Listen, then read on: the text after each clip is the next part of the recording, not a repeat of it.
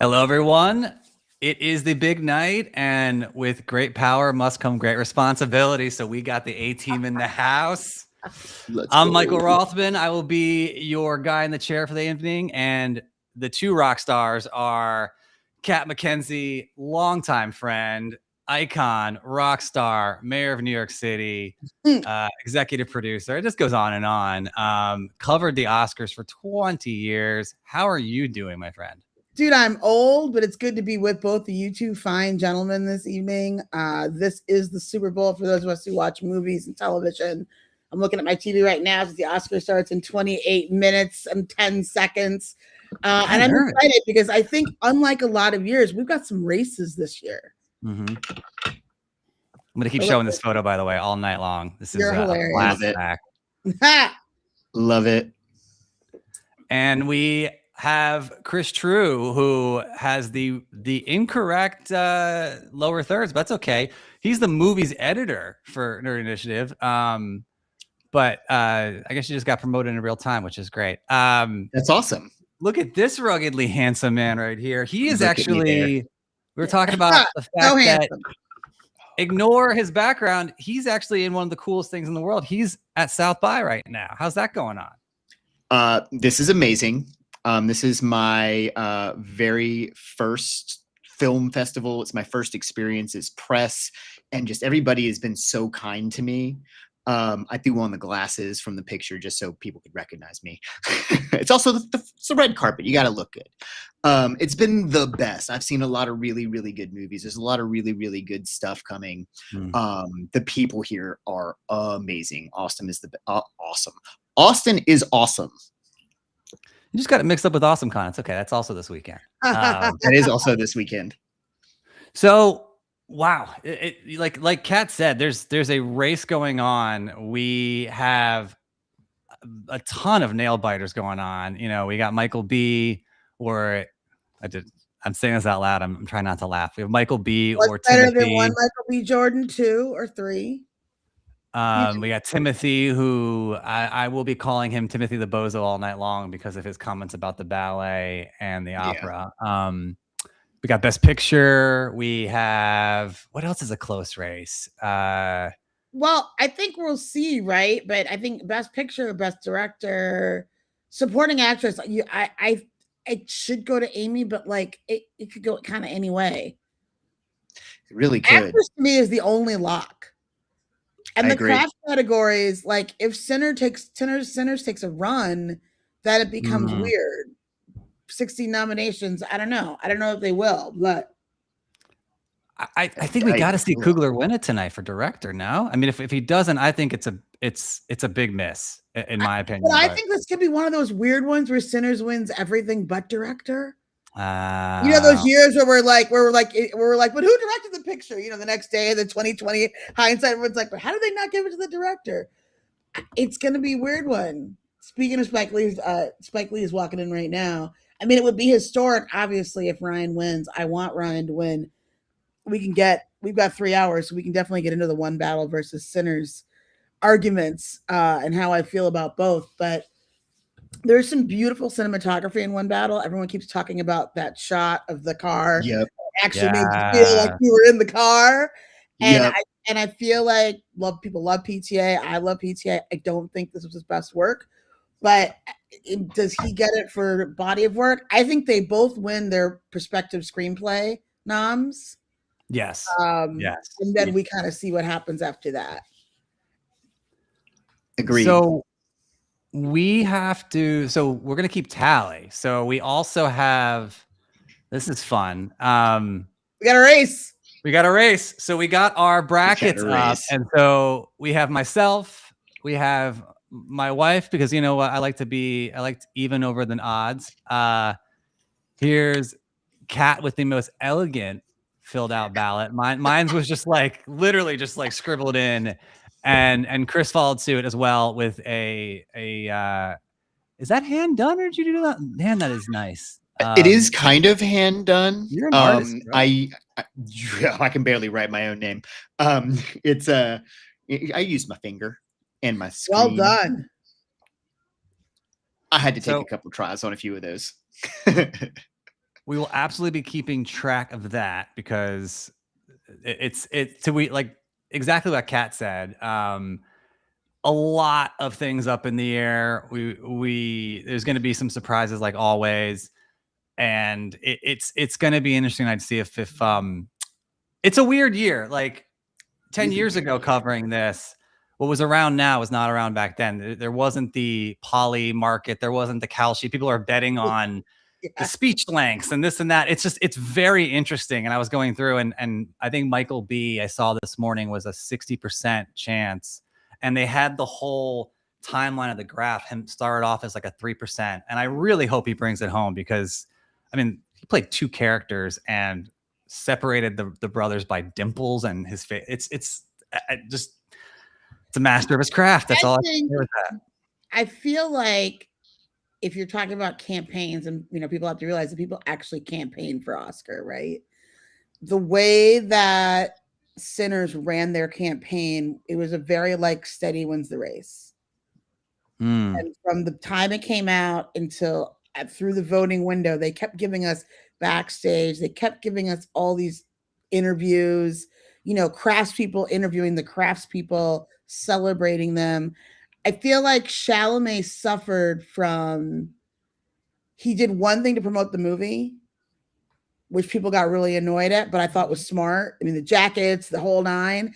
And then it started bleeding into his campaign for Best Actor before the comments. And so I think it's going to be interesting because if you look at the two of them running the race, and then we can't forget that the BAFTAs and that international thing, it could go to Wagner Moura. The vote could be split, and we could see a real surprise tonight, which is probably my other favorite male performance of the year. Yeah, he was fantastic. It's a good one. That was a good movie. And I agree with you on Michael B. Jordan. I think, and it's very, very going to be very, very close.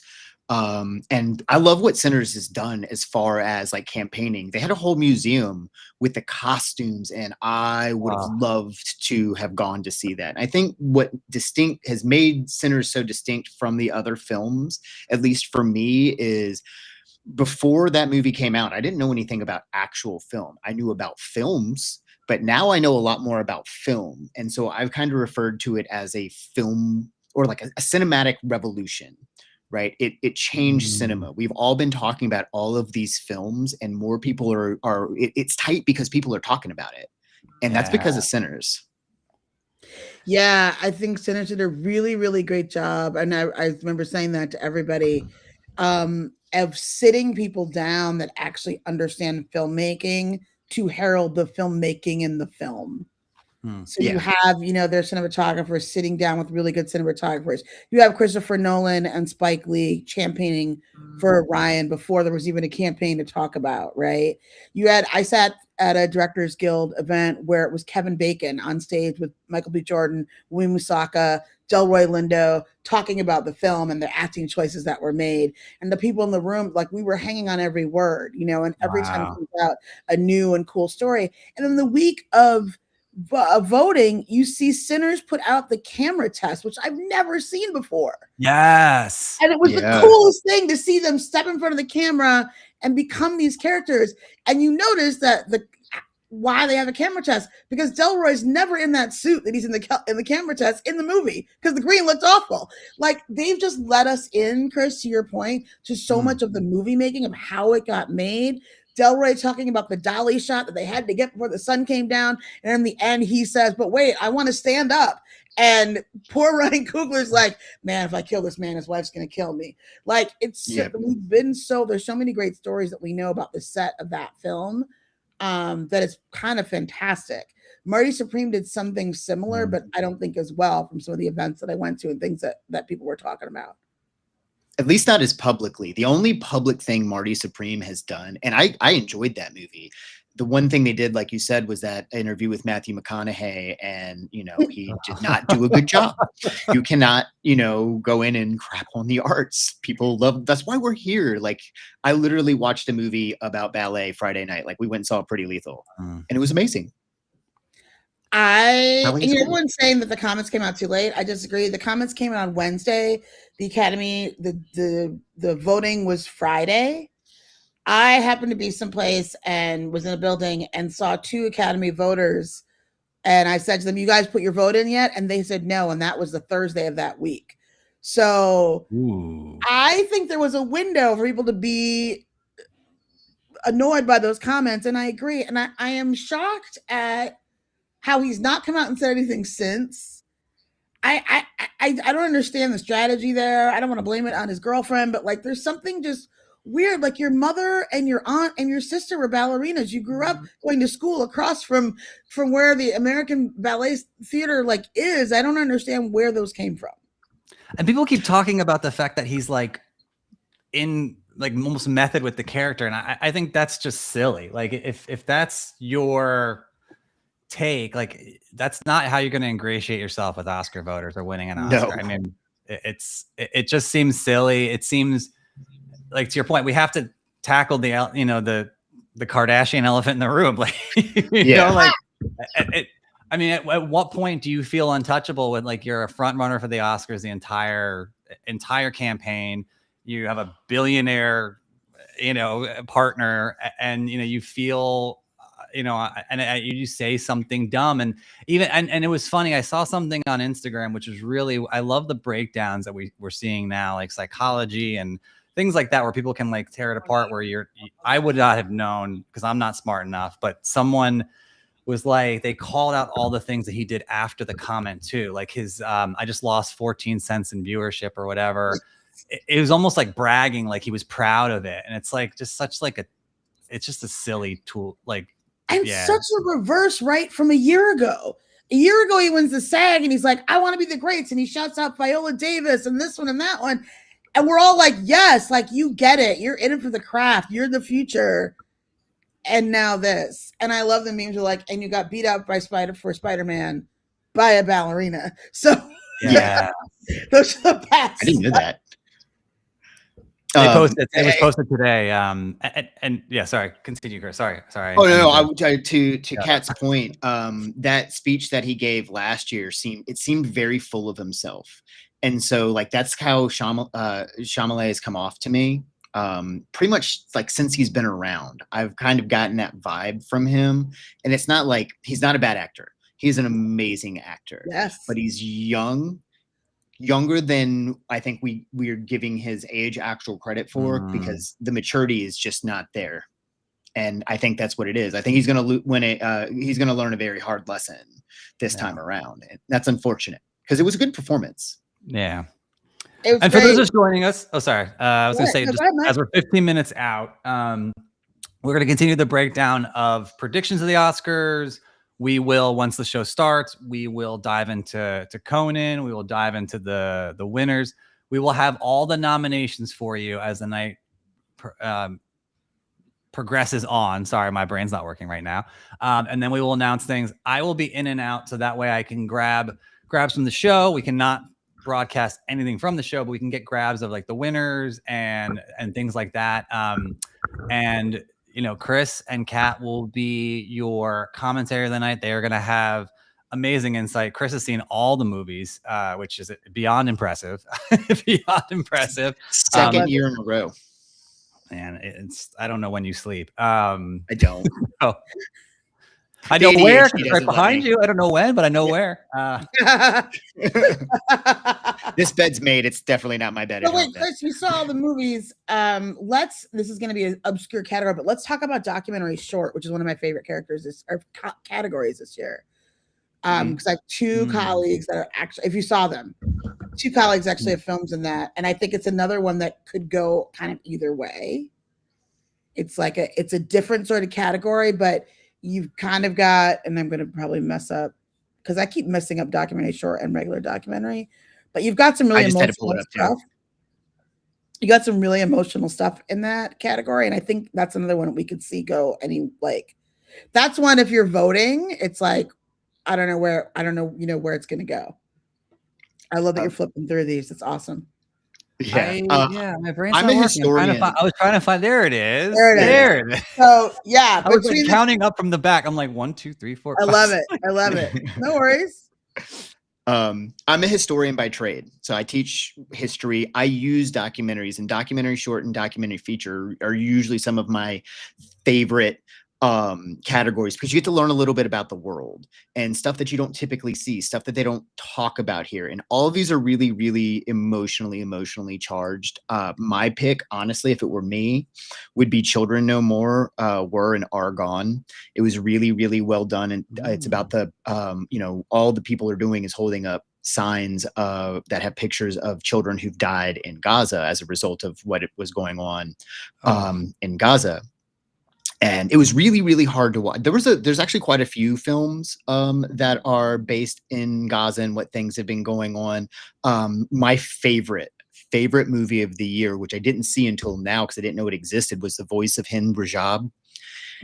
Don't watch that movie at 10 o'clock at night. That I didn't know anything about it. It was the last film I watched, and it stuck with me.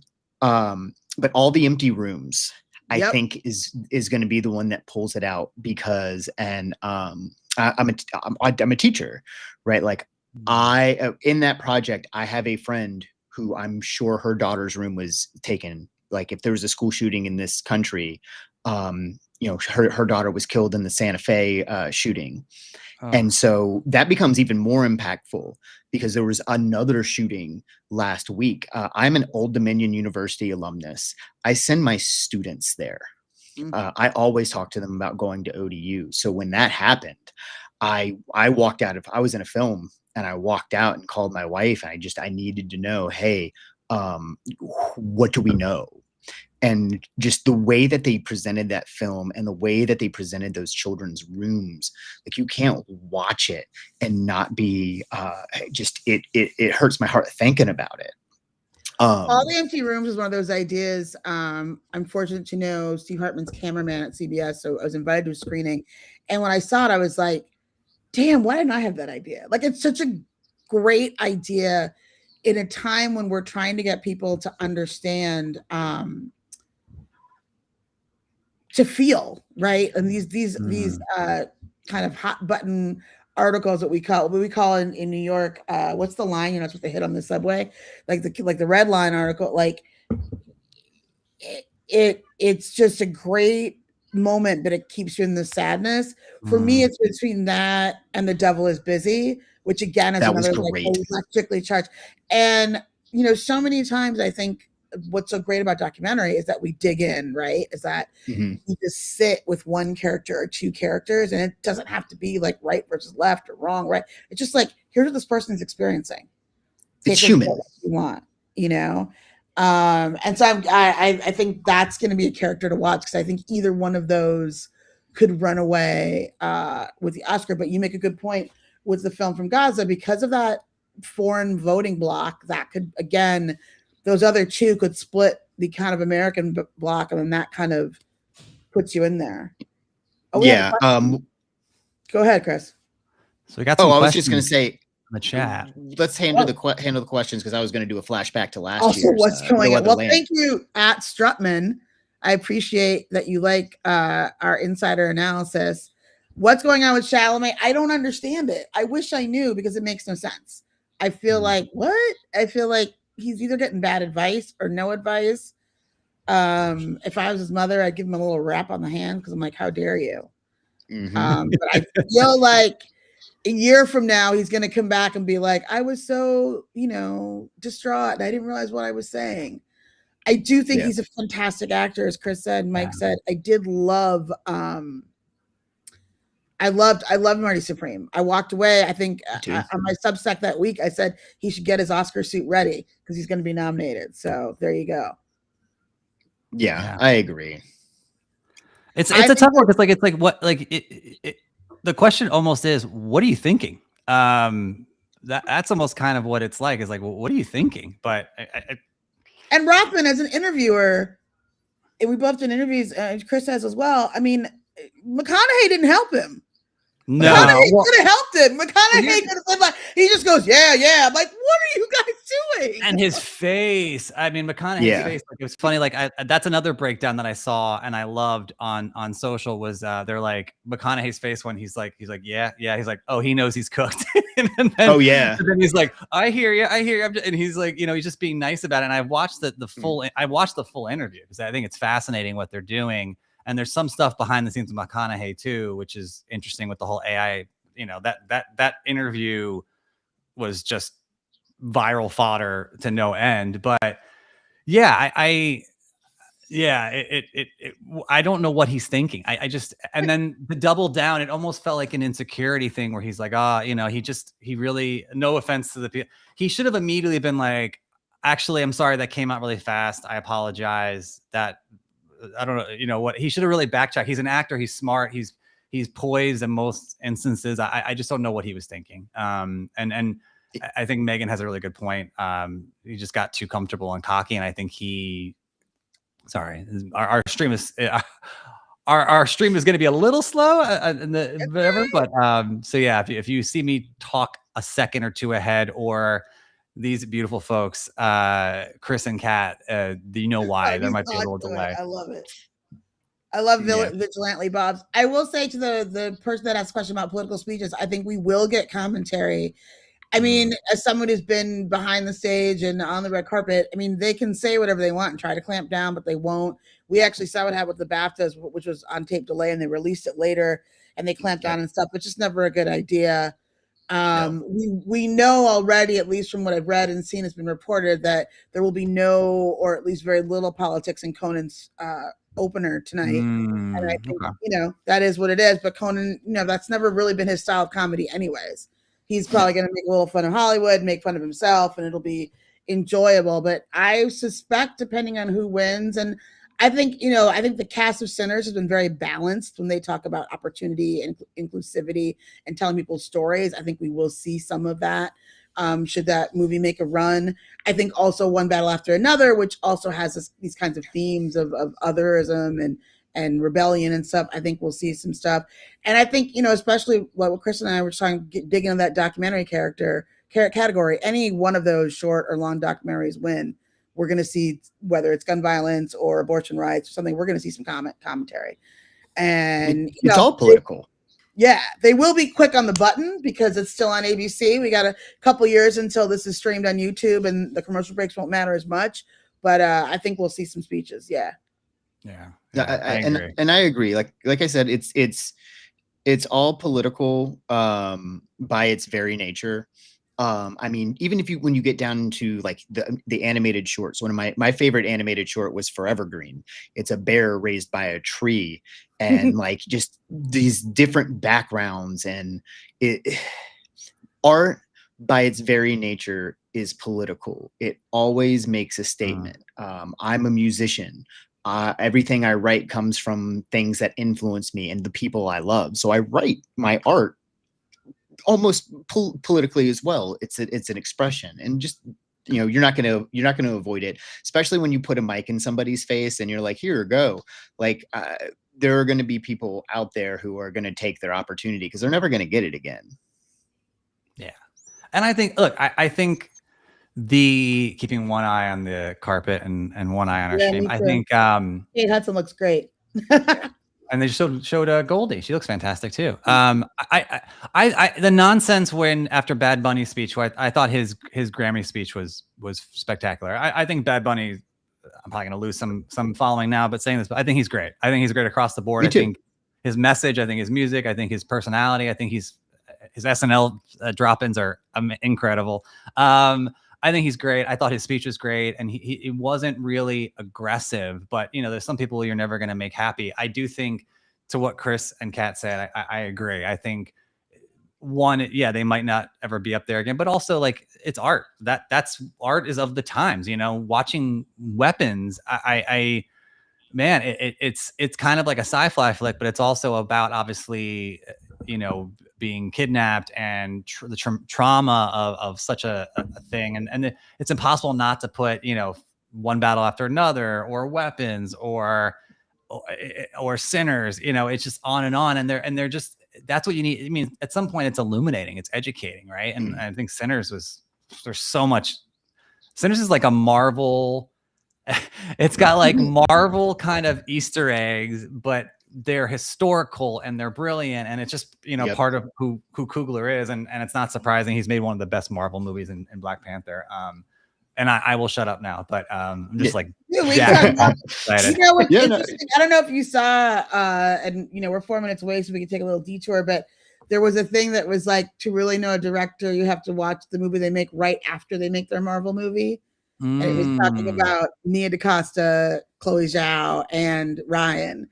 Ryan having the most successful Marvel movie of the three of them, but Chloe Zhao, right after that goes and makes Hamnet, which gets her in great company. And Nia DaCosta makes Hedda, and then what was the last horror that she just did? 28 years later, Bone Temple. Yes, 28 years later. Was amazing. I didn't see it, but because I'm not a horror girl, but I hear it was fantastic. Oh, it was amazing. It was so well done. It was so well done. Well shot. The scene with the fire that was supposed to be like the devil satanic thing. It was so good. Ralph Fiennes was amazing. That whole cast was good. And Nia DaCosta did an amazing job. And that's like following up a film like 28 years later with 28 years later, The Bone Temple. It's not an easy job. That's not an easy task. That's like following up Star Wars with Empire. Yeah. I went back and watched the Eternals. And I was like, you can actually see now, seeing kind of Chloe Zhao's work, the fight she was having with the studio. You can see how she's trying to have her vision come through, and how the studio is like, nah, man, it's a Marvel movie. We got to do X, Y, and Z. And some directors probably don't need to be doing blockbusters. Like, it's just not their, and that's cool, I agree. Just like it's not their thing. Sorry. It's a corporate machine, right? It's it used to be, has to make $1 billion. Now they, it's very hard to cross $1 billion, but it's just a machine, right? And it has to be broad to audiences, and it can't be, that being said, I will be first in line for the next Avengers movie. Don't worry. Me too. And I think all three of us will be. Drops of what are going to happen. I love those. Oh. I want to. Can I go back to the Bad Bunny thing real quick? And I'll make it fast. Please. Because I am the big complaints about that were, I don't understand what he says. I'm a deathcore singer. All I do is scream, and people never have an issue with it. No, my bandmates, I've had to read my lyrics to, because they don't know what I say. I do. My wife does now, but like, to have this, it's very clear what the issue was. Yeah, it's pretty obvious. And even the halftime show, I thought it was very positive, and the Super Bowl halftime show was very good, very positive. I thought there was, again, little hidden gems in there. The young boy, gems as an Afro-Latino, everything that was in there. The kid falling asleep at the wedding, like, I've been that kid. My parents have pictures of me of that kid. Like, it was so great. I always say foreshadowing. I think it was in coming out of the pandemic, I saw Lady Gaga and Bad Bunny back to back at Fenway, thanks to our friend Dr. Jen, Mike Rothman. And literally, we were there when we saw Bad Bunny walk into Lady Gaga's set, and the next night we saw Bad Bunny come to Lady Gaga, the flip. And I was like, when I saw her pop up, I was not surprised. I was like, oh, this makes perfect sense. Like, they've all, and he's talked about how her music helped him. So I thought it was such a great inclusivity, and the whole line, he says in Spanish, like, this is what you want. And then you have her singing in English. Like, the Easter eggs were like all over that thing. It was great. It was fantastic. It was beautiful. It was like that, the scene in Sinners, with from I Lied to You, is which beautiful. We're gonna get live tonight. I can't wait. I'm so excited for it. And can we talk about just the irony of Misty Copeland being in it, but she was also one of the people that wore one of the Marty Supreme jackets? I mean, like, the in your face of it all to poor Timmy is going to be pretty funny to me. I agree. Woman's coming after just having hip surgery, it is like, nope, I got to show up for this. So it should be great. Yeah, but he did it to him. Like, he made that bed, so he's got to lie in it. And I hope it's a learning experience. Like I said earlier, I really, really hope it is. I'm joking. We are in the opening of the show, just for those who are second screening. So yeah, so if you guys see me down here watching, it is because for people that are watching right now, I am watching the feed and I'm watching Conan take on Amy Madigan's character right now. And I can't screenshot this fast enough because it is probably it's amazing. See, I'm on a. I think I'm. Why is that like that? I'm Mike, on a is he running out of the delay, house right now? I wanted to see if we're somewhat in sync. Or Chris? He is doing a weapons. Yeah. It's amazing. And I'm missing it. I think this is. Nope, that says 2020. I'll find it. Oh, well, I'm gonna have to also pivot because I just realized that Hulu will not let you screenshot. So apologies. We will not be breaking any rules tonight. I promise people at ABC and Hulu. Now he's in the thing. Now he's playing ping pong. I'm missing all the good stuff. I had the red carpet and I was watching it, and then it went away. Well, the show has started. Are you able to watch? There we go. No? You got it. I got it. He's playing ping pong. So essentially, it's a montage through all the nominated best pictures. There's Hamnet. Oh no. Hamnet was a good movie too. It was such a beautiful movie. Like when we watched that film, nobody moved at the end. Everybody sat there. I thought Hamnet was fantastic. Yeah. And Jessie Buckley. All praise Jessie Buckley. Yeah, she's all praise. Was insane. It was so good. And if you haven't seen The Bride, I did not like that movie, but I did like her performance. There is one scene where she's speaking in her her actual accent, and she sneezes and goes, "Bless me," or something like that. And then she continues back into it because she kicks into that like 1930s accent. And it's so quick. It's incredible. She is a great actress. I love it. What was the wasn't there some Jessie Buckley drama that was happening as well?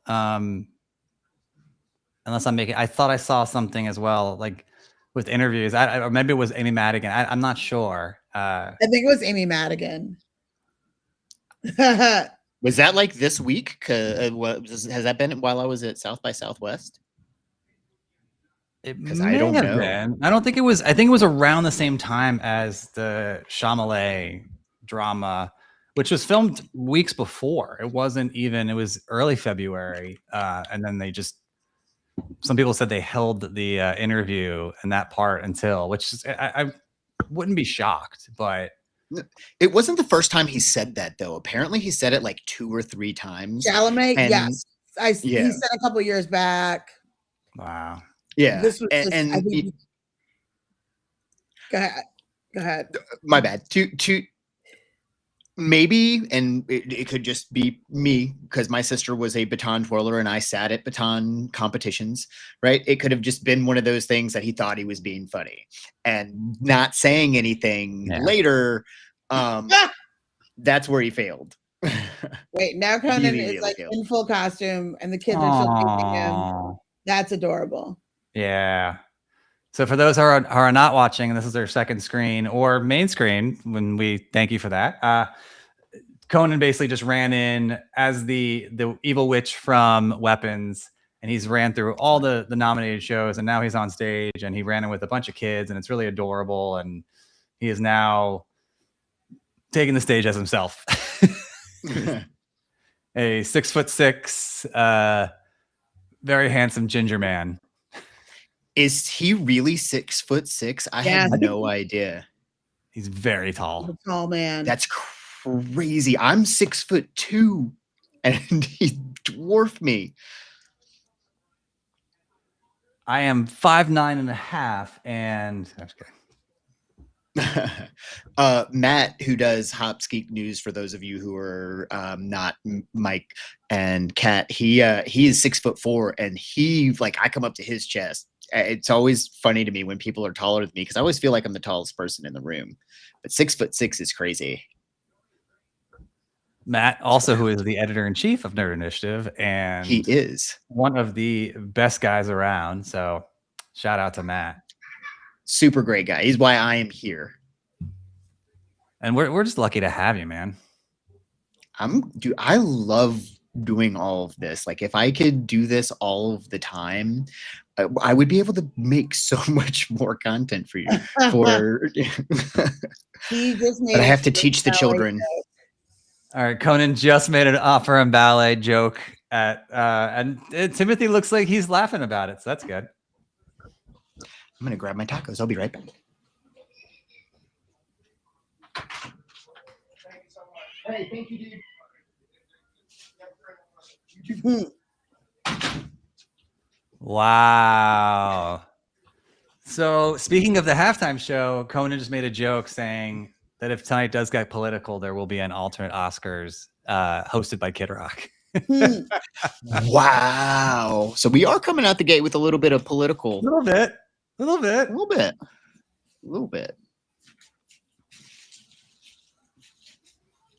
I was going with the sound off. I cut the sound off because y'all kept laughing. I was like, I want to hear what he's saying too.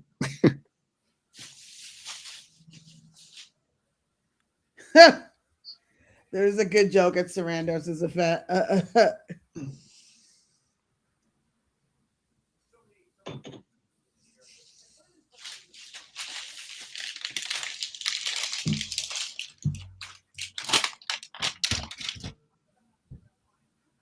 This was a really good year for film. Like I've been doing a what I call the Nerd Initiative Oscar rundown, where I've gone through every single category and discussed every nominee, and I felt like I was saying any of these could win in every category.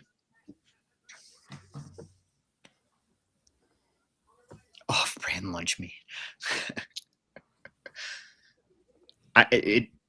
It didn't occur to me that begonia was a flower until much later, and I was like, oh, that makes so much sense now.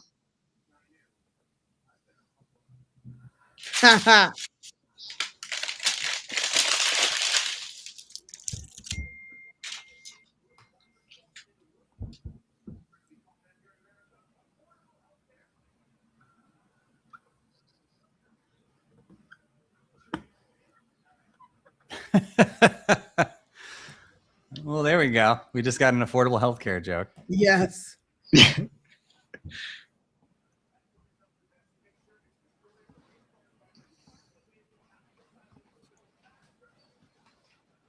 F1 was really good. It was really, really good. I don't think it was Best Picture worthy, honestly, in my opinion, but it was really good.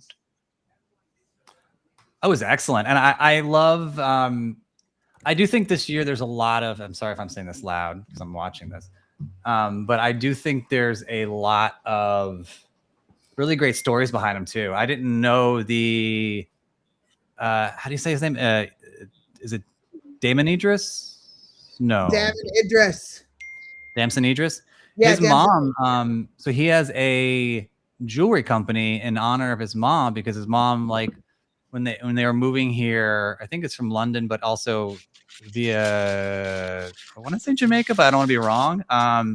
She was buying and selling gold to get to the States. And so he, in her honor, I just, that kind of stuff, like, I love that. And then obviously, you know, Ryan Coogler's story about being a football player and being, you know, a mentor telling him like, no, you should be writing movies, like for college professor, and on and on. And Michael B. Jordan had a great one at the Actor Awards where he talked about, you know, honoring his mom. And I just love this stuff. And I think there's some really, really great backstories from these artists. Well, that's, you know, people say I'm not cynical enough, but those are the stories that I love. And that's why I love, you know, nomination day and then Oscar day, because you see people, especially some of the crafts people, some of the below the line people that they really should be called above the line people in my world.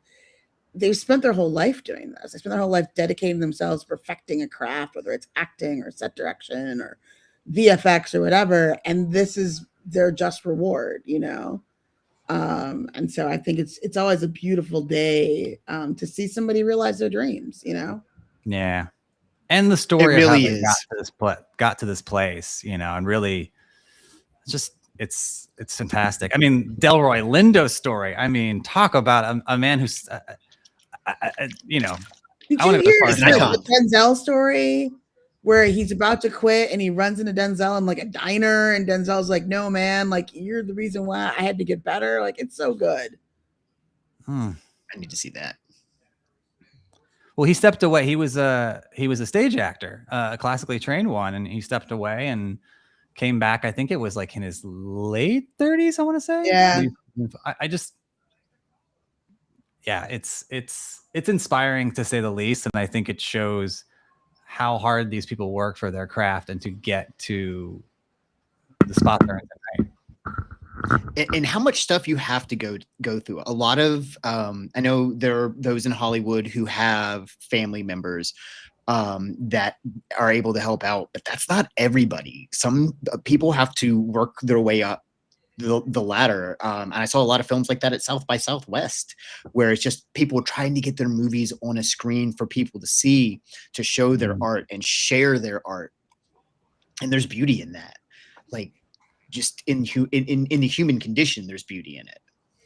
Oh, I think so. I saw a lot of the same things at Sundance. And you think about, you know, both Chloe Zhao and Ryan Coogler are what they call Sundance babies, right? Like, their films are at Sundance. There's a great line that I think Chloe Zhao talks about when she won some award this year about teaching Ryan Coogler how to make a fire in his cabin at Sundance, and how they were together, you know, in these very formative parts of their careers, and now look at where they are now. So it's not easy. I mean, those of us who try to make films, those of us who cover films, we know. I mean, you know, even to get a grant, it's not easy. I mean, the process is so long, and you're just trying to, you know, make a dream come true. So it's very reminiscent of like Scorsese and Lucas and Spielberg, all those guys coming up together and kind of championing each other. And I think it's a beautiful thing to see, because community, one of the things that I preach in my classroom, when you come into my class, when you cross my threshold, we're a community. We work together.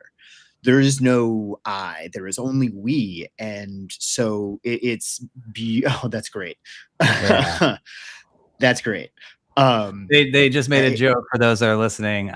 Conan basically all the seat fillers will be Michael B. Jordan in homage of obviously him playing two roles. Michael B. Jordan's like waving. It's really cute. It's a really good opening monologue. It's fantastic. Conan's great. Conan is so good. I would expect nothing less from one of the greatest writers from The Simpsons. Well, it's really funny because in the past, sorry, go ahead. No, I was just saying true facts. Like, he's really funny. I don't think I ever gave him as much credit as I should have until last year watching him do the Oscars, because he always came up as like that show that all the guys in college watch late at night, you know. But he's very funny. Yep. I think he's very funny.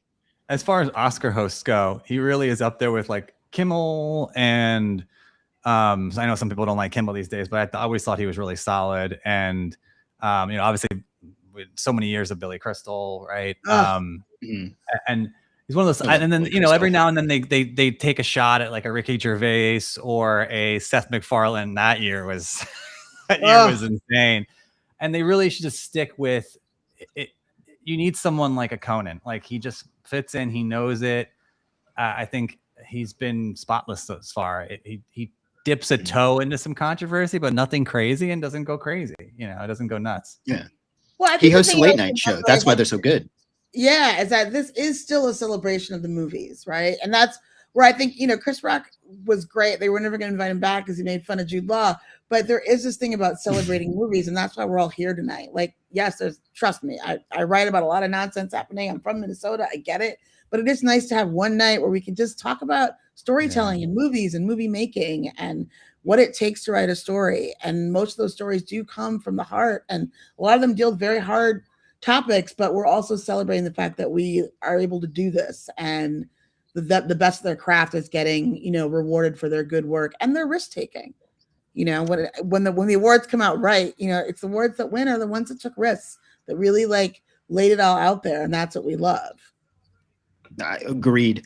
A movie like Sinners is a massive risk.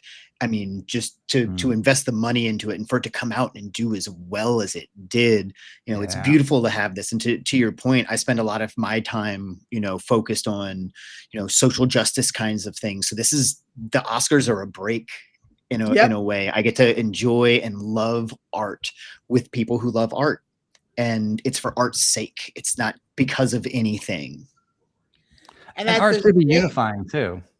Oh, it should be. A great soundbite from Will Smith where he talks about when he first got into the business and he was in a room with Arnold Schwarzenegger and I think it was Sylvester Stallone. It's a party and he walks up to them and he's like, you know, what do I have to do to be you guys? Like, what do I have to do to be a global superstar? And they say, you have to do the work. So there's so many people who put out, and that's not just putting out the movie.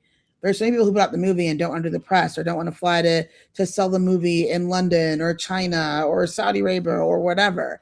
And Will's like, I learned from them. And one of the things that I thought that Michael B. and Ryan and the whole cast of Sinners did was they went everywhere. Haley was talking at Cosmopolitan. They did it. Michael B. was on ESPN. Like they were everywhere selling that movie. And that's kind of what you have to do. Like forget about awards. Just get people's butts in the theaters. To your point earlier, Chris, Ryan explaining why you had to see it in IMAX. Yeah. You know, made you want to buy a ticket.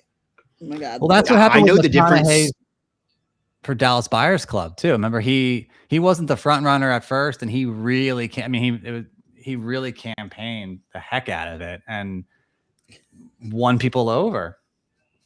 And sometimes that's what it takes. Like I said, I know 15 proof film, 5 proof film, and everybody was it was a conversation. It wasn't just like the cinema people who are like me, like I love everything. My favorite movie is Whiplash, right? How many other, like, which fun fact is really, really popular with young people. They love it. I talk about it with my high schoolers all the time. Yes. Right. But they were talking about these kinds of things, and it created conversation, and people went and saw it because of word of mouth. And when you have word of mouth like that, it does really, really, really well. The Prestige was like that. My aunt's like best friend, who doesn't go to a lot of movies, saw that movie in theaters twice and her word of mouth got me in a seat, and it did it so beautifully. I can't tell you anything about any other production, but I can tell you everything about the Sinners production. That's the difference. Wow. All right, here we come to our first award, guys. Supporting actress, right? Yes, ma'am. Zoe looks fantastic. I think she usually hails from the House of Chanel. What I loved about every single performance nominated for supporting actress was the sheer scope of contrast. Of course. So for those watching, my control deck has frozen. Hopefully it will kick back in a second, and so I can show you the nominees and then the winner. Well, we're seeing the nominees now, so you're good. Oh, so maybe it's just on my end then. Yeah. So you see. Yeah, I see your graphic. It's great. Okay. Yeah. That's so weird. You're the problem, Mike. It's me. I'm the problem. This film was so good too. Sentimental Value. It doesn't quite get talked about enough. It was a great film. I'm gonna have to watch this. Sentimental Value was amazing. I've already pre-ordered the Criterion edition of it. I think this one wins a lot of awards, truthfully.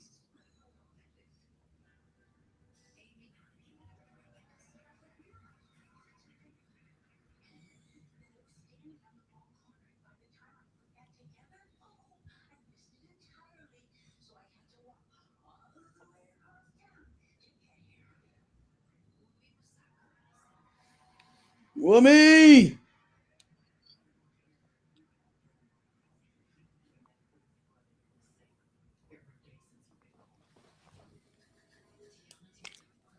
We are about to find out the first I'm kind of nervous.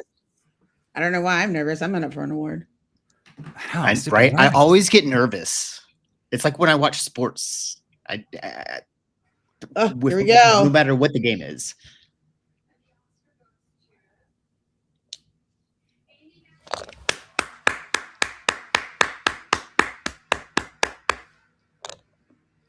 Big response from Tiana Taylor jumping up, which is always nice to see. Ooh, there it is. Amy Madigan. Amy Madigan. Love. I appreciate that. Not surprised. Agreed.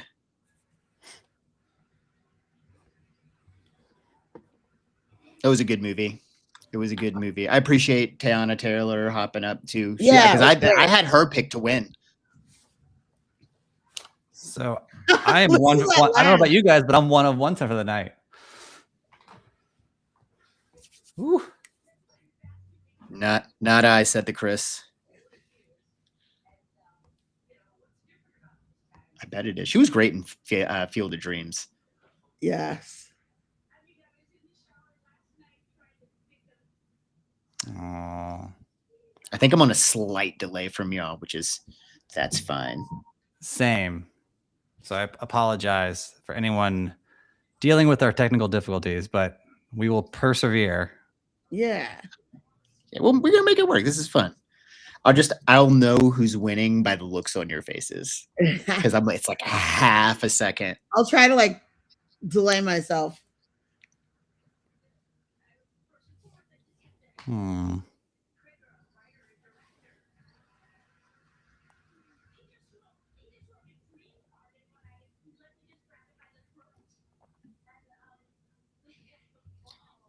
That guy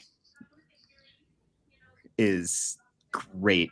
How do you go from The Whitest Kid You Know to writing Weapons and Barbarian?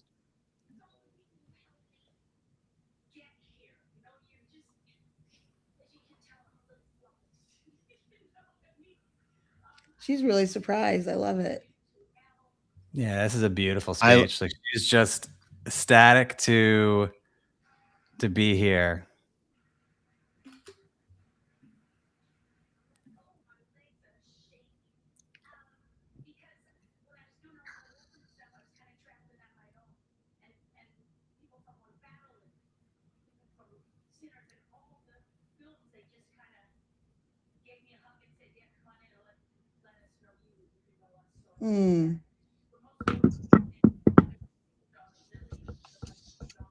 Sorry, everybody at home. You got to deal with me eating my my queso.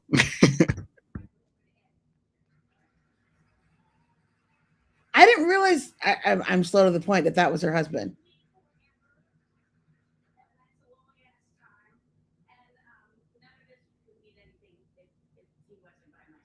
Ed Harris is also good in everything. Yes. Welcome to The Rock. Nice win. Nice win. Good speech. I love it. It had all the parts of a good speech. The surprising that I've been doing this for a long time. She honored her fellow folks. Thank you to her man at the end. We like that. No one was left out. I love it. Good. Simple. Poor Mike's like, my Wi-Fi went down. Coming back. All good. Our first commercial break. We made it. Yeah. How's your queso, Chris? It's delicious. I have been to Texas twice ever. The last time I was in Texas, I didn't get any Tex-Mex. So I've gone twice since I've been here. And this is the best cheese dip ever. Queso Blanco, I think it was. It really is. It's been very welcoming. I had been to Dallas, but not really too into Dallas. We were in the suburbs and only there for a couple days. But Austin is beautiful, and the people are great. Everybody's been nice. Standing in lines, I've made a lot of friends who, people who are just there to see movies, people who are members of the press. I love that. It's been a great experience. It's been a dream of mine to go to South by Southwest since I was 17, 18 years old. And it was just one of those things that I never thought would be a thing that I'd be able to do. And so to go at 40 and go and press and do interviews with some of these cast members and do things that like I have dreamed of. I made a young man very, very, very happy, and that's who I do the kinds of things I do. It's why I do what I do. It also it gives my students a good example because we talk about it and they know what I do, and I tell them all the time. If you want to do something, if you have a dream, you fight for that dream and you go for it. Doesn't matter how long it takes you to get there. You go and you do it. And so I see myself as an example. You just got to fight for what you want. Cool J said, dreams don't have deadlines. No, they don't. My favorite LL Cool J quote. I use it all the time. That's a great one. I use DDP became a professional wrestler at 35 years old. In 1994 or something like that. It can happen to anybody. Doesn't matter how old you are. Totally. We are getting ready for animated feature when we get the commercials back here. Which should be a bit of a, Zootopia versus Demon Hunters, right? Mm-hmm. The Demon Hunters like really just took off. It's so good.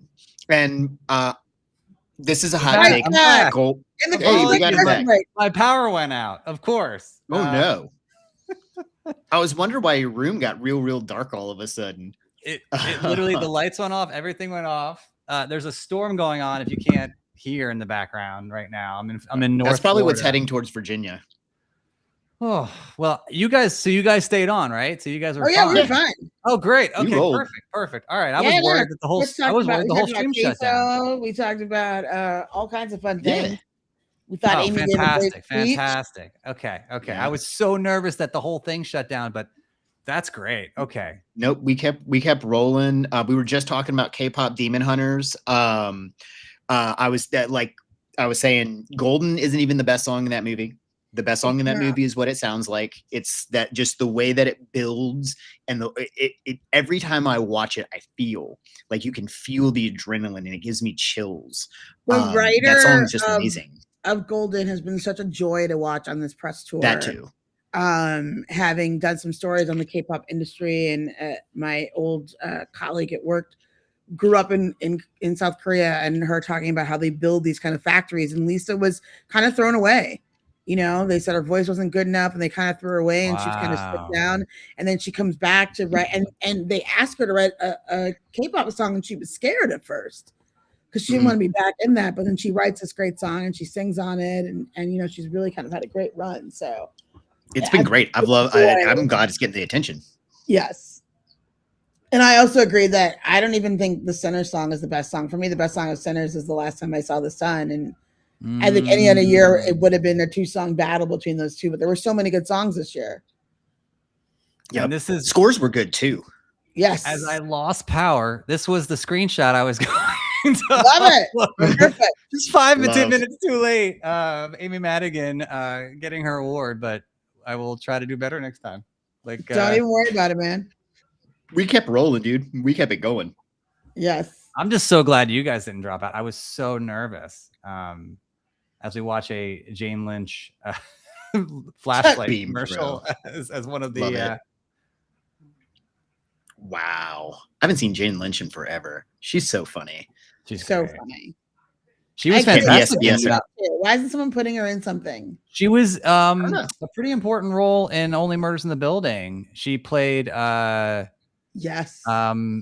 Steve Martin's stunt double and she sadly was murdered in the show. Sorry, no spoiler. It's like a year-old show, but she was murdered in one of the seasons, and she was the murder they had to solve, and just fantastic. This animated feature? Yes. Yep. And here are Will and Channing. Channing looking very dapper as always. Will Arnett is also pretty tall, as I recall. Is he? I didn't know that. Sorry, what was that? I love that. I didn't know he was tall. Look. Yeah. Oh no. See, I think the best movie that was animated was Little Amelie, or the character of Rain. Yes. But it's going to be. You guys know that we know that Will Arnett was Lego Batman. Yep. Do you know who Channing Tatum was the voice of? No, you got to remind me. Chris did the honors. Oh, I don't know. Oh, Superman. Yes. Oh, was he? Yes. I don't know. I don't know how I didn't know that. my brain kept that information in there, but he was the voice of Superman in the Lego Batman film. I love that. I love Channing Tatum. Channing Tatum in This Is the End. Like when they went to approach him and they were like, "There's no way he goes for this," and he was like, "Yeah, I want to do that. I'm cool with it." Right. Sometimes he's very quick to make fun of himself. Roofman was so good. So good. Didn't get the love it deserved, I felt. I agree. That was a good movie. Man, animation is just, it's like there's so many different types now. It's just beautiful to kind of see. I mean, is it you see a wide variety in shorts. Right. Is it even a question of who's going to win for feature? I mean, it could be K-pop in a landslide, K-pop right? or Utopia. You never know where the audience is going to go, but K-pop was such a huge swing. It's gotta be K-pop. I already pre-ordered that Criterion edition too. Let's see. You guys called it right. Boom. K-pop Demon Hunters. Let's go. Boom. They are golden.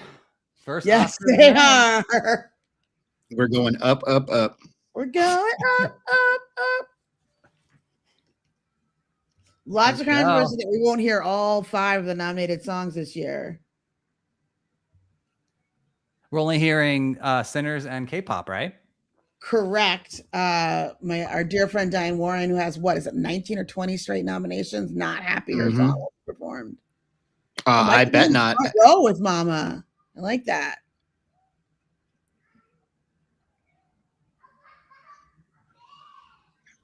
I watched the Diane Warren documentary, and I bet she was not happy. Oh, they look happy. We already have some tears. Good for them. Yeah, seriously. Good for them. Great movie, great soundtrack. I mean, we have a part 2 coming. I think they announced a couple days ago. Yep, they've announced a part 2.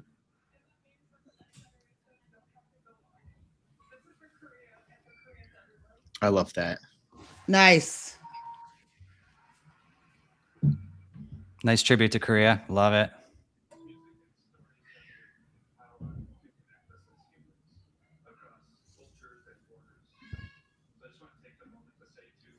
I love how in the background I can hear a 2.5-year-old screaming, "Daddy," outside my door. Oh my God, that's so cute. Gotta love kids, man. They really do. They just have like the most innocent way. Oh, let her speak. Oh no.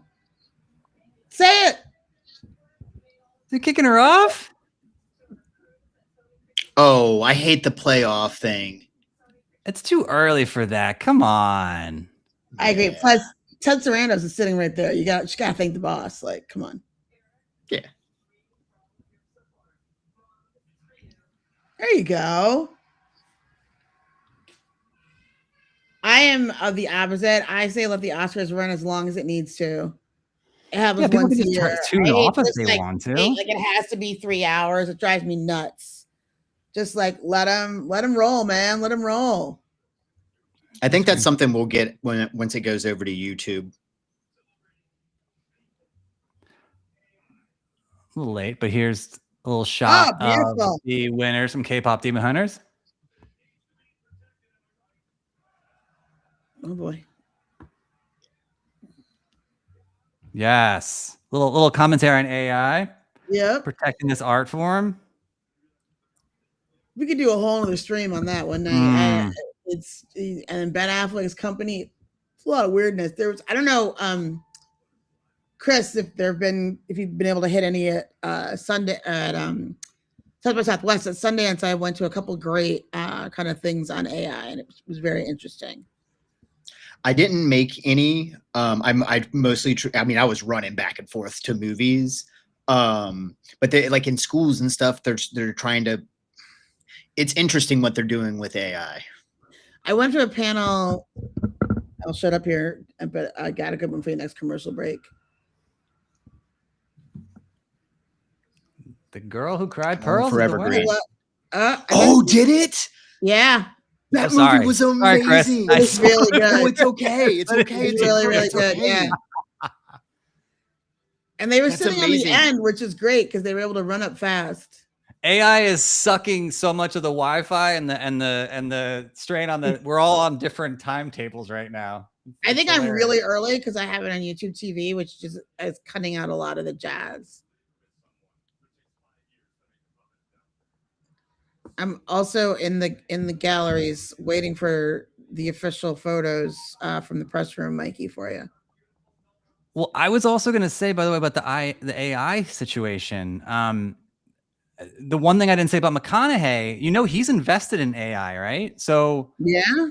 people were, oh yeah. So they were saying there's a it's called Perfect Union. I follow on Instagram. They have really great insight into what's going on in the country and just in general insight on tech and what's going on.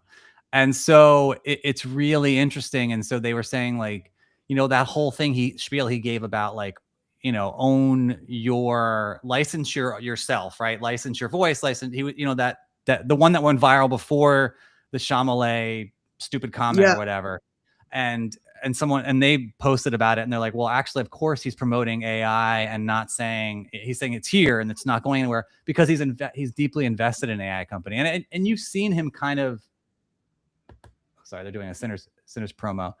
You can see it where his commercials have been a lot about data and AI. And I forgot Salesforce he did a commercial for. And so he's definitely, and again, like, I don't think Ryan's talking right now. I don't think nothing like look, it isn't going anywhere. And here's a look at the winners from the short. But even though it's not going anywhere, it doesn't mean you can't come out and say like, look, like this is an issue when it comes to creativity, much like Spielberg said. Like Spielberg, I think took the Oh stance. wow, they're doing this early, guys. Yeah. Oh wow, This we're is a getting performance. I'm performance. sorry, I'll shut up now. No, it just started. We're getting Raphael Sadiq, one of the writers. wow. The song was composed in about 3 hours. Here we go. When inspiration hits, ooh, like guitar.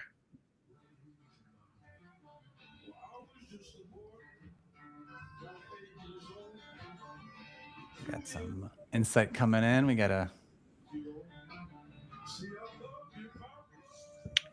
So Megan had a nice suggestion for us. She hit me on Discord when your power went out.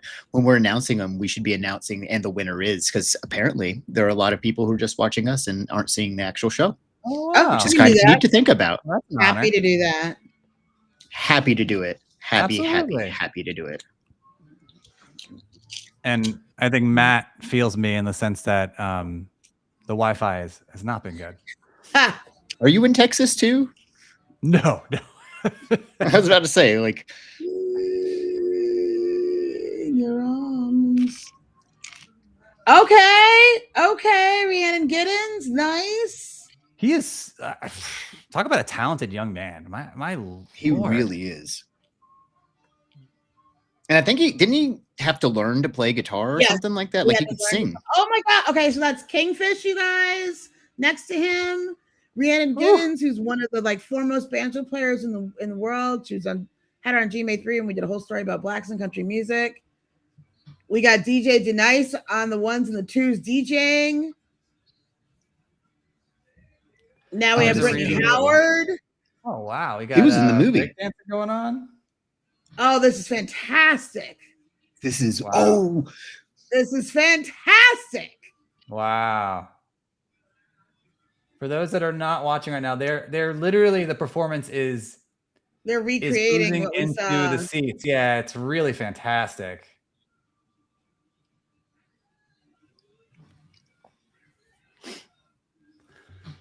I mean, I would you feel uncomfortable with the actors who played the vampires in the movie walking around up and down the aisles? I would kind of probably lean over a little bit and feel like don't come near me. I'm sorry.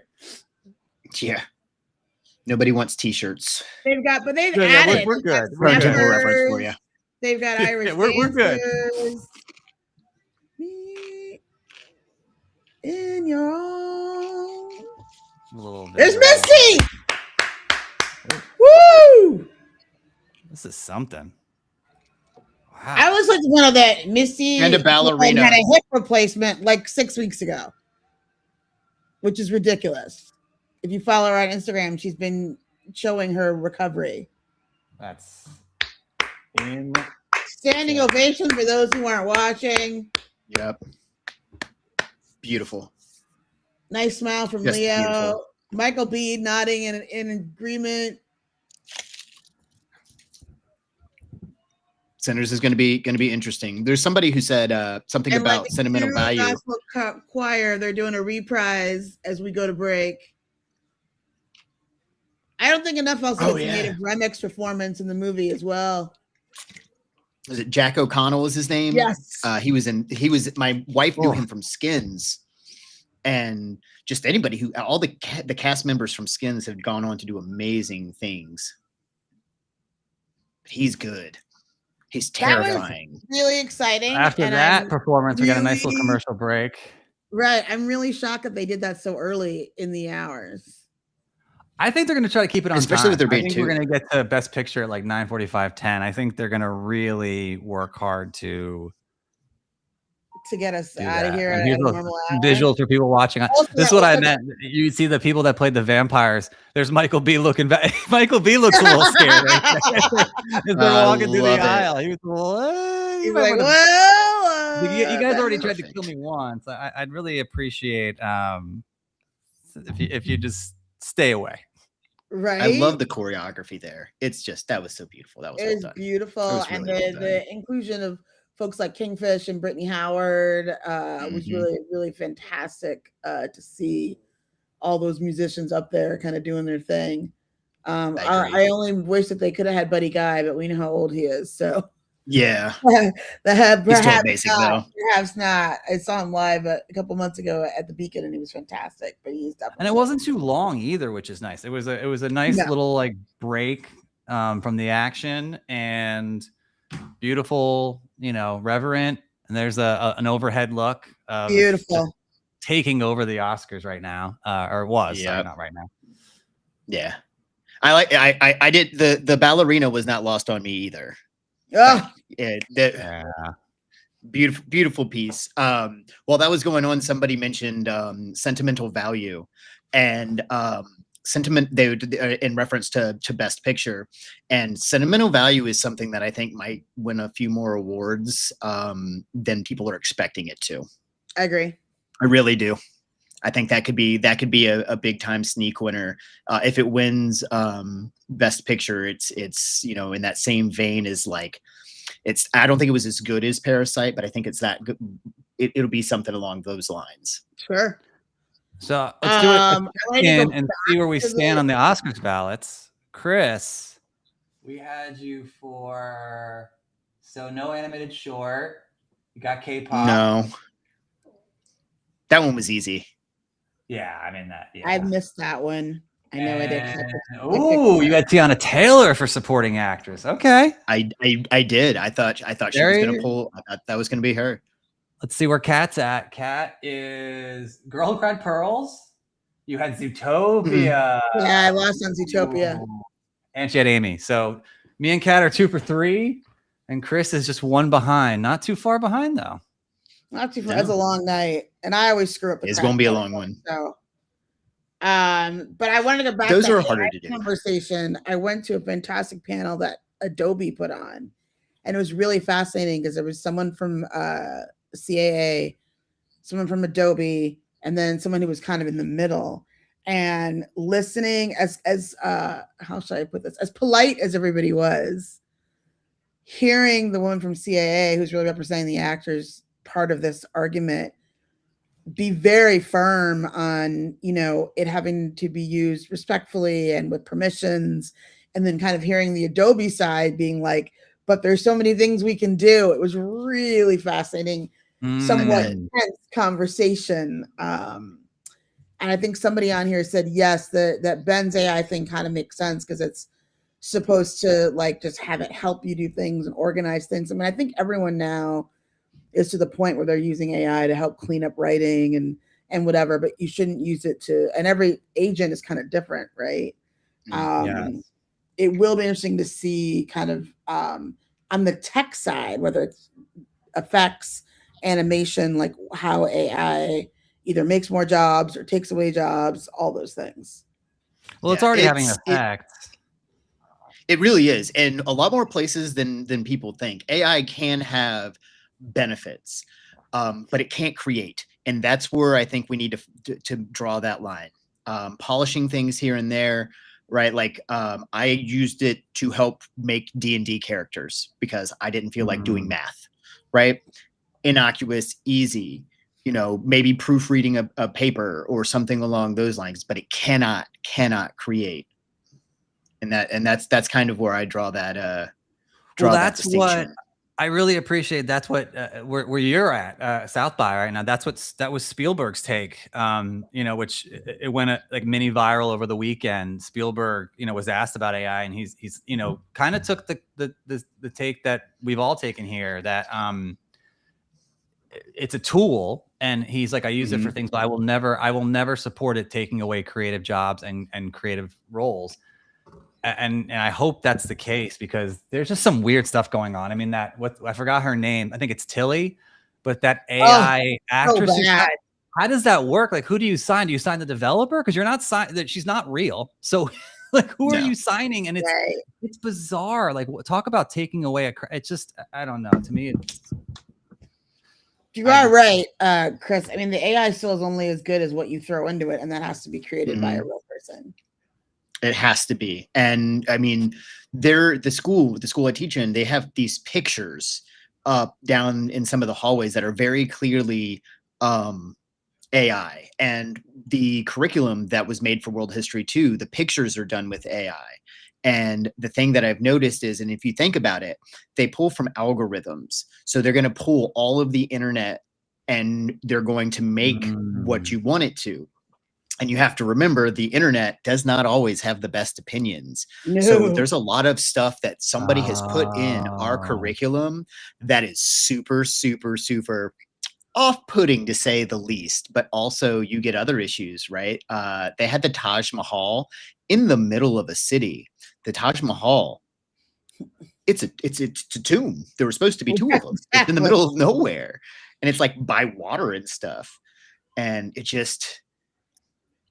I was talking to a playwright that I know that's a lot older, and someone I work with, and they just started using AI, and they were shocked at how it actually, for someone over the age of 70, how it didn't actually speed up their process, because there were so many mistakes. You know, you have to go back and fix things. She was like, it led me on a wild goose chase, and I was like, yeah, you got to be careful. You got to know what you're putting in. You got to kind of know what you want out of it. Yep. Agreed. Right. Because the internet is an awful, awful place. Very soon. I like this shot. This overhead behind the. Oh, that's cool. Okay, Anne Hathaway. Oh, with Anna Wintour, that makes perfect sense. Oh. Devil Wears Prada 2 coming your way. I have an amazing story about this. By the way, if I'm allowed to share it after they do their thing. Are they very curious. The same necklace? Not very exactly the same, but it's very close. So this is costume design is up with Anne Hathaway and Anna Wintour. As we're about a little over a month away from the Met Gala. So if I'm allowed to tell the story, and I guess I'm locked into it now anyway, so it's fine. There's no backing out. Because my wife works for a company called Fashion File, and she works in VIP and luxury sales. And the bags that were used in the movie were all on loan from Fashion File. Oh, nice! Which is really cool. That's she cool. found it out recently. Yeah, and a lot of them were sold. So there's some lucky buyers out there who have bags that were probably worn by Anne Hathaway, and they didn't really make a big deal of it because it's not what they're about. But pretty amazing. I Very thought that cool. was really cool. Yeah. I'm curious about the Avatar one. And some people have made some really good points on some of the videos because just a lot of it is animation, and the real people. That one kind of perplexed me.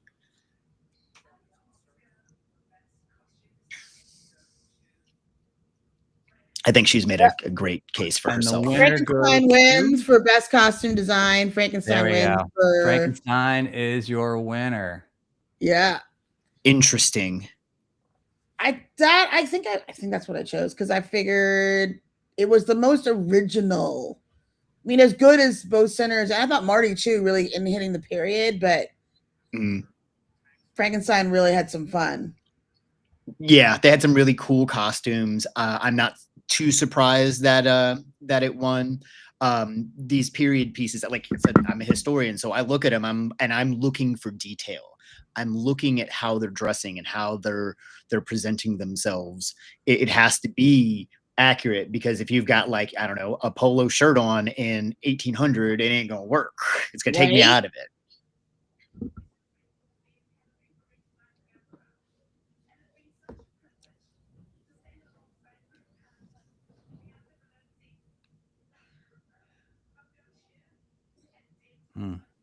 This is a great speech. Yes.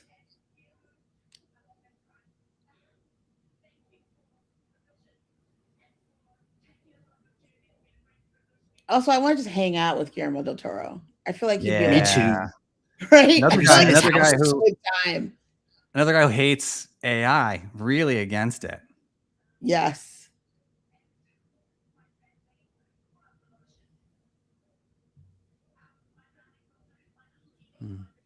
Did she just swear? Yeah. Okay. They dubbed it on my end. You have to have a feed ahead of mine because I heard the bleep. I didn't catch her swearing. But hey, if you're gonna swear, that's the time to do it. I was like, I think. Oh, I love that background too. Okay, set designer for the Oscars, whoever you are. Nice job. Okay, so I can take this down. Oh, they're back. How it's also weird to see Anna Wintour without her glasses. I mean, she put them on towards the end of that bit there. Now they're off again. You rarely see her without the sunglasses. So now we are on to. Oh, Anna Wintour with a Devil Wears Prada joke. Mm-hmm. So now we are on to makeup and hairstyling. Apologies. I think Frankenstein. That's where I think that goes. I think so too. But that Kakuho was just the makeup in that was incredible. Smashing Machine, did not really get a lot of love for The Rock, which I thought it might.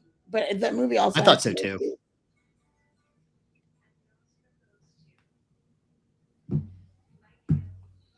That one was an interesting ride. Frankenstein again. Wow, Frankenstein. Yeah. The work they did on Elordi is amazing. I mean, yes, to make a hot guy look not so hot is difficult. And he still looked hot. Yeah, I true. usually attracted to him as the creature. But he was. Then he got more hair. You heard it here first. You heard it here first. Chris is in love with Frankenstein. That's fine. Listen, love he's is just love. a man looking for love. Love is love. It is. Love is love is love. That's all I'm gonna say. Oh, this guy's speech is stuck in his breast pocket. Oh, what's stuck? The glasses?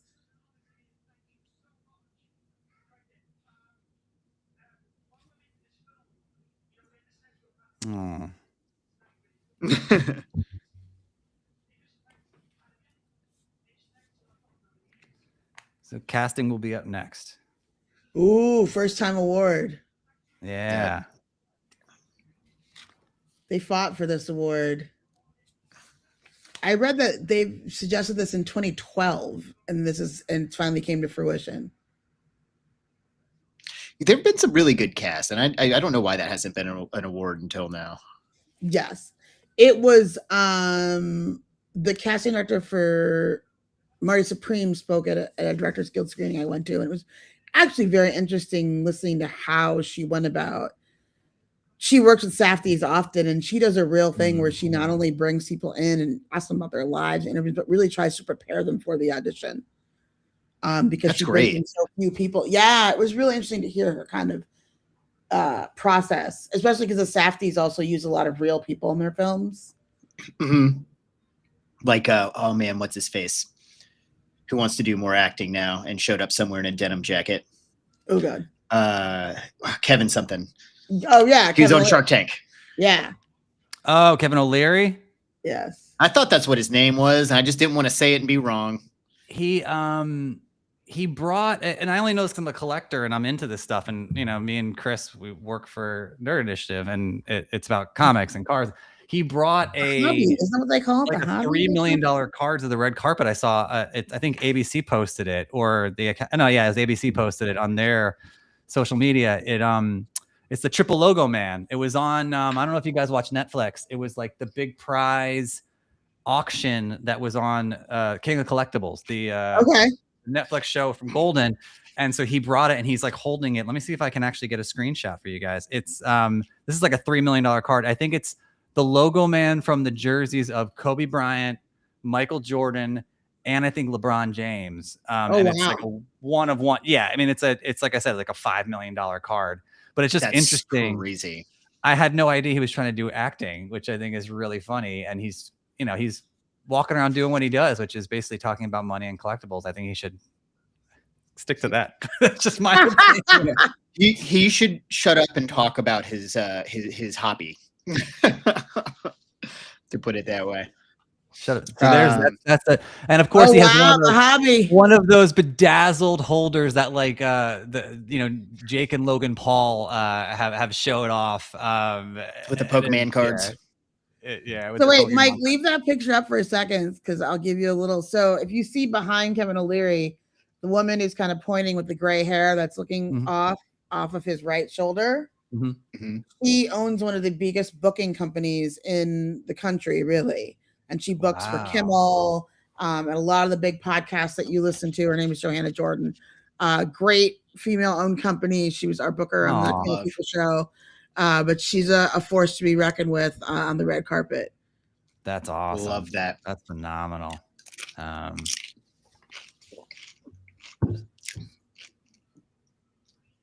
That's kind of been a theme of South by Southwest too, is like women empowerment. And I've loved it. Like Pretty Lethal, all female cast, just women doing action movies. Ready or Not too, with Samara Weaving. It's been great to see. I love it. I think that little boy should have been nominated. I am really enjoying this set this year. It's like a garden that keeps opening into new places. Very relaxing, isn't it? I feel like I usually am like it's beautiful. What are these? I'm kind of antsy during these things. This has been a really nice, very calming. Yeah, it might be also the company I'm with you two lovely folks. But there's Delroy. Love me some Delroy Lindo. Me too.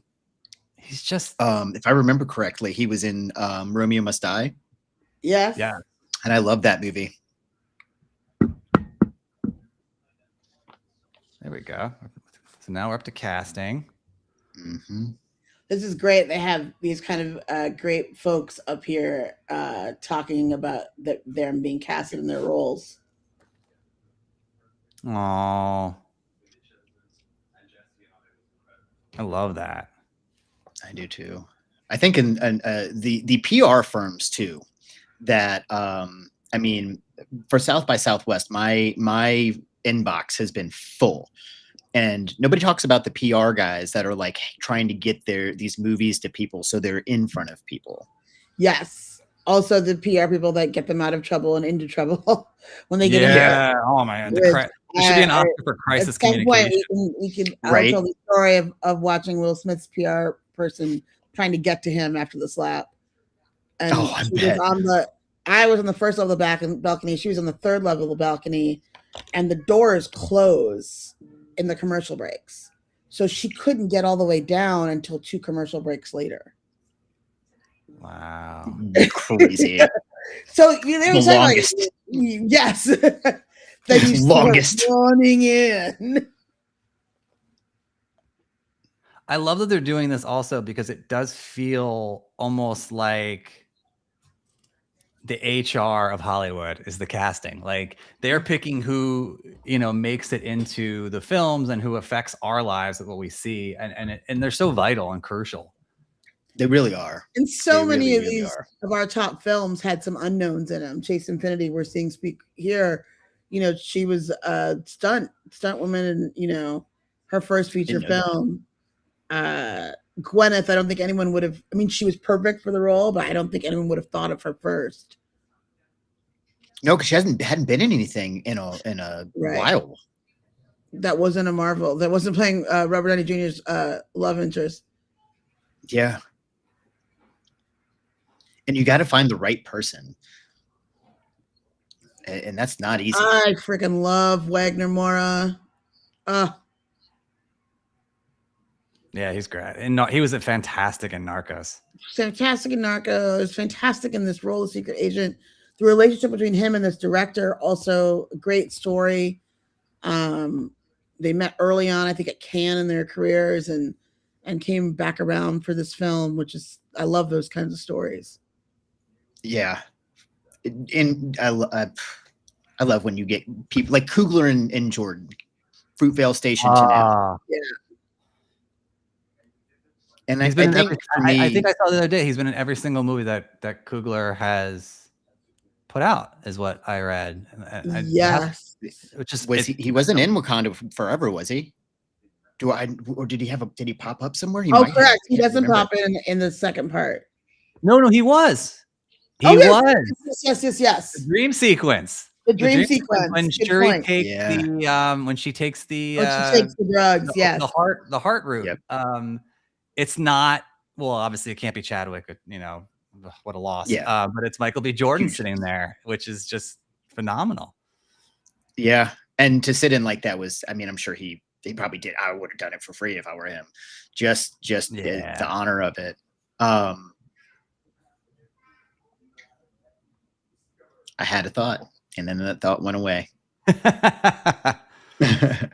Well, it's like stuff like this and them talking about casting and being here and all of that. I've always loved film. What really got me back into like really writing about film and to where I am sitting now was The Fabelmans.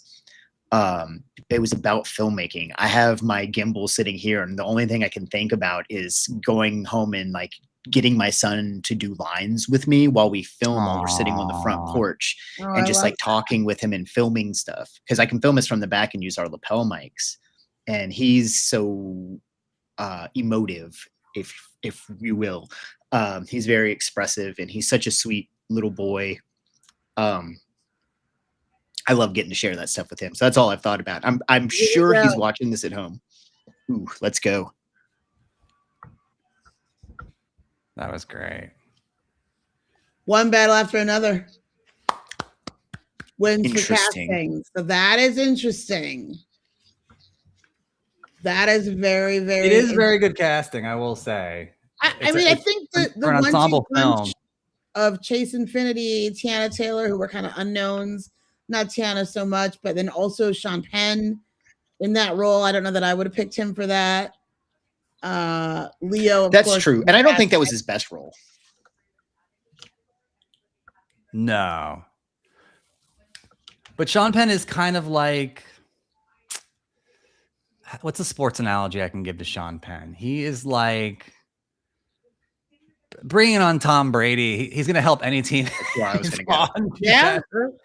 And he always gets like a nod or a nomination, or it just brings, and it was a very interesting role for him, but his range is just like, he really is kind of it's crazy. It's nuts. Range. He was one of the most unlikable, weird, obscure characters ever in that film. Yeah.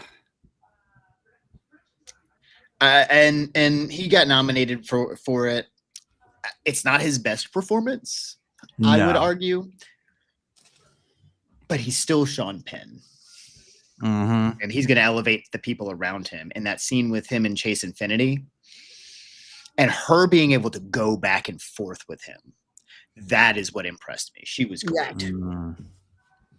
That's another great casting. You know, obviously, you know, just these somewhat unknowns that are just fantastic. So yeah, I had Sinners down, but I mean, I basically put down Sinners. I think I had Sinners down for anything that was available. So, but I will say Black Twitter is a little hot right now. Sinners has gone 0 for 4. They're a little hot. They're nervous. That's a really good question. I don't think it will be, but the Black Twitter on the phone is blowing up, as are some of my text messages. But I want to caution everybody out there who are Sinners lovers that 16 nominations, there's 12 left, 0 for 4. I did not have Sinners winning costume or makeup on my ballot. I don't think, can't remember, but I'm not. Where we at, Mike? Casting a little bit surprised me. I thought it might have gone to Sinners, but I understand giving it to one battle, especially as we sit here and talk about it. But I will say that the natives are getting restless. Yeah, I haven't checked in on Threads yet, and I bet it's a fire right now because that I don't. Yeah, I I'm that Kev on stage. Oscars is finna to piss me off. Guys, it's a long night. It's a very long night. Very long night. I think it's a very long night. I don't believe Sinners will go 0 for 16.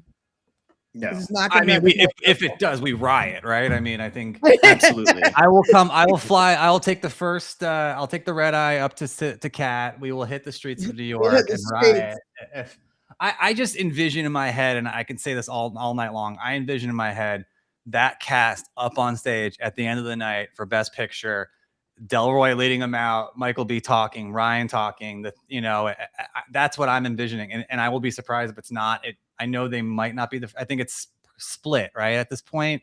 It could go either way, but so I see them taking home the biggest prize of the night. But I have been wrong before, and we'll be wrong again, and we'll see. But I have as well, but we're gonna see what happens. Don't mind me while I plug my computer back in here. Sorry, guys, not leaving it. There we go. I will say the Academy is starting to share these beautiful images. I'm going to share it with you guys as well and put it on of the winners. And this might be what Kat's seeing as well. And it's really, really nice. I don't have them. Let me see. We keep forgetting to do the and the winner is. Oh yeah, that's true. I say we're getting there. We're getting a commercial that had Al Pacino's monologue from Any Given Sunday in the background. I might, be in the minority here, but one of the greatest monologues. And it's up there. I don't even know what the commercial was about. I think the Jets play that monologue when you're at a game. Really? Going into the fourth quarter. At least the last time I was there, they did. The Jets do a lot of things that don't. The Jets have been historically bad. They were bad when I lived in Jersey. AMC. So the Academy, if you guys are on Instagram watching, that's fantastic. Check out the Academy's Instagram if you guys are on. Everyone watching, they are posting these beautiful portraits of the winners, and there's some from K-pop Demon Hunters coming up, and it's really, really beautiful. It's a nice a nice addition to almost like a secondhand screen of getting another layer of this stuff. It's really nice.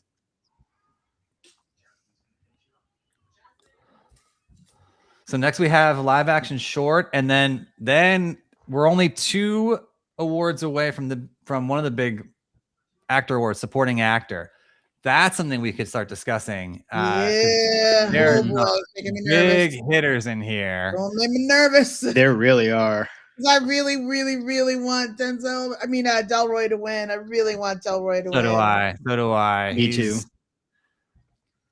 I don't. ESPNW on Instagram has a great close up of Misty Copeland on the stage.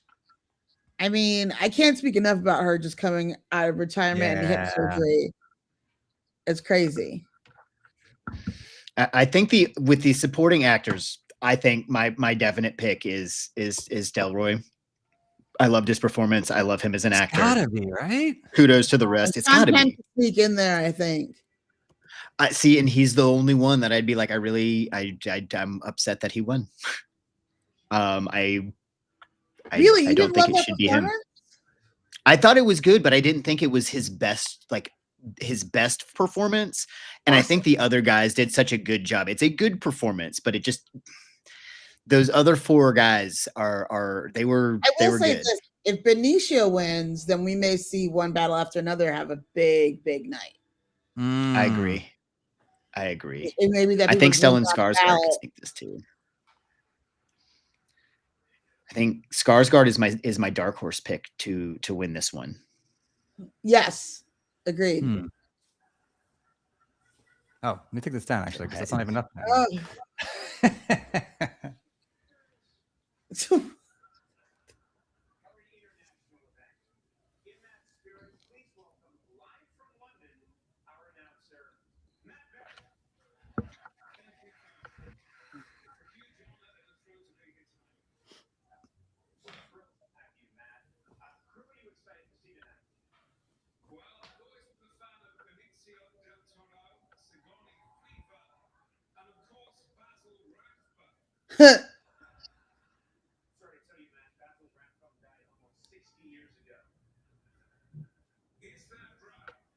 Basil Rathbone.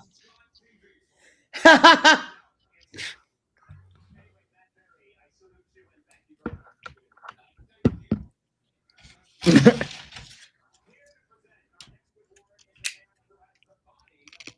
Next up is live action short. Okay. Yes. Ooh.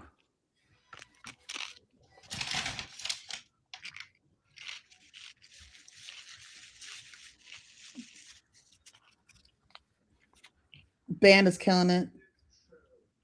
Yep.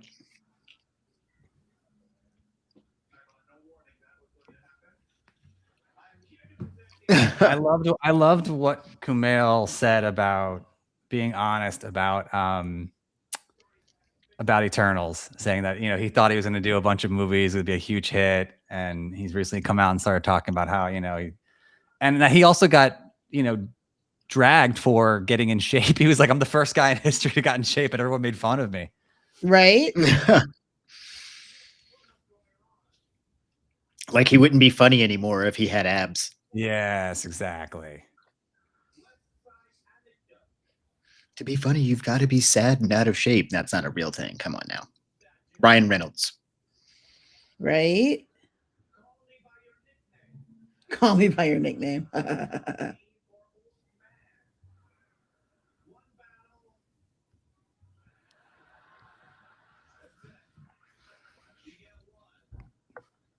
Can you all still see me and hear me? Yes. Okay, I had something pop up on that. See me and hear me? Yeah, I had something that popped up and said reload. Me too. But it was just on the chat. Let me just get out of the chat box. Yeah, weird. Wait, something on the chat said that people can't hear us? No. It just said to reload, but you guys can still hear me. So I don't know. Oh, okay, good. A friend of Dorothy was amazing. All of these short films were great. Jane Austen's period drama is hilarious. Yes.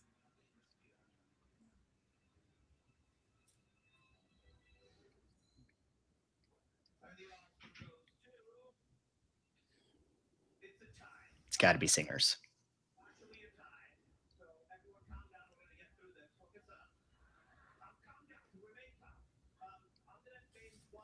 Wow, there's a tie. Yeah. Holy shit. I mean, holy shoot. Way to go, Kamal. That's what I picked. And the first winner is The Singers. So when I picked, that was amazing. That's what I picked too. So we have one winner so far, the singers. But what's the second one? Maybe the pure. We have to wait for the. Maybe. Mike, you want to do? One of us got to do a search. When was the last time there was a tie? Let me I feel like we yeah. were working. Well, I don't think La La Land and Moonlight count. Wow. 2013, with Zero Dark 30 and Skyfall tied for best sound editing. Correct. Wow. And before 2013, it looks like 1969, we had the tie for best actress. Wow. Katharine Hepburn and Barbara Streisand. Interesting. My the guy I work with does animation, and if Chris Fredericks is amazing. He's come out and filmed a bunch of our shows and stuff, and he knows a few of these guys. He knows a few of the guys that did Singers, and he really talked this up before I ever saw it. And this one is one that I think Thomas, who's at Nerd Initiative with us, would love. The second winner coming up. Two People Exchanging Saliva is the second winner. So interesting. Recap: we have our first tie in 13 years, and the winners are the Singers and Two People Exchanging Saliva. Incredible. That's.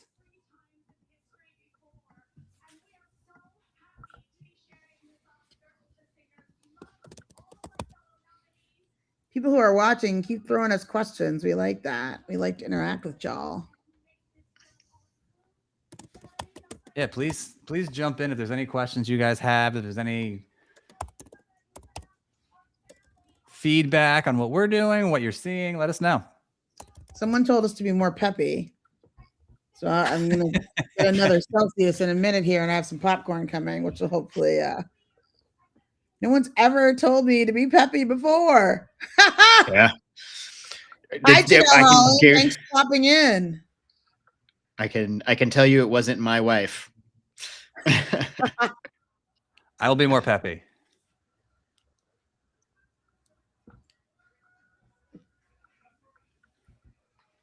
Now what's happening? This is also throwing, as a producer, their timing way off. Oh, no one budgeted for two winners. Much less this guy introducing everybody.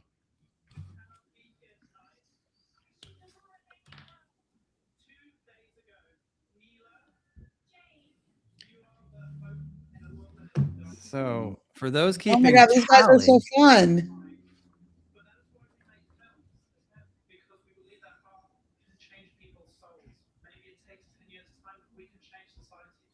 Chris, is what you were talking about earlier, the speech. Art can change people's souls. Mm.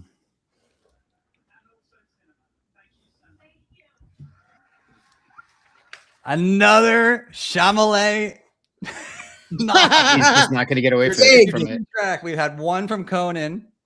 We've had a ballet and theater joke from Conan, and now we just got it during the speeches for Two People Exchanging Saliva. There was a ballerina during Sinners. I don't know if that was something that was in the movie that I missed. No, it was not. It was not. It was. It was. There was a ballerina. I'm pretty sure I'm wrong. I'm sorry. Yeah, there was, but it was because I remember noticing that it wasn't Misty because she just retired. But I think there was. So I am a big Kieran Culkin fan. So here we go, supporting actor. This I think is another one that is kind of anybody's game. We were talking about it earlier. I'd love to see Delroy take this home, though. I really want to see Delroy take this home. I think he's been, his role in Malcolm X, role in The Five Bloods.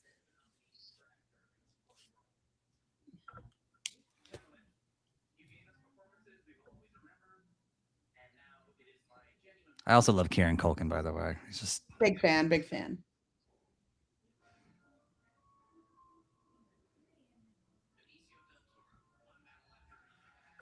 He's so good in this role.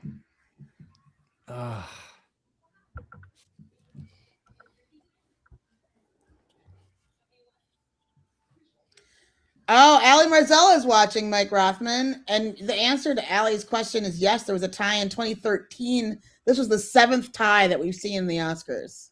The last one was in 2013 with Zero Dark 30 and Skyfall tying for best sound editing. Yes. And that's the only tie, the only other tie to occur in the 21st century. Which is crazy. Crazy. Good to see you, Ali Mars. I love seeing people we know. Me too.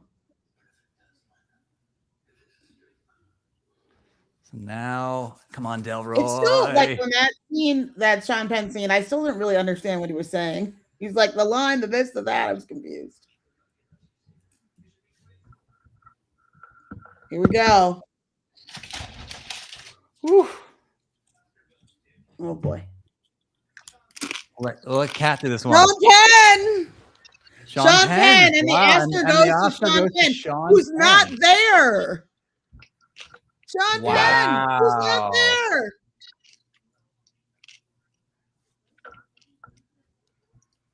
Sean Penn wasn't at the SAG Awards either. All right, wait.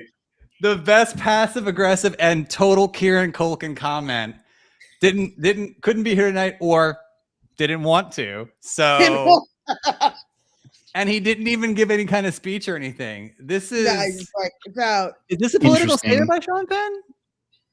Are we thinking something else? He's not his thing. He wasn't at the SAG Awards either. I don't understand this.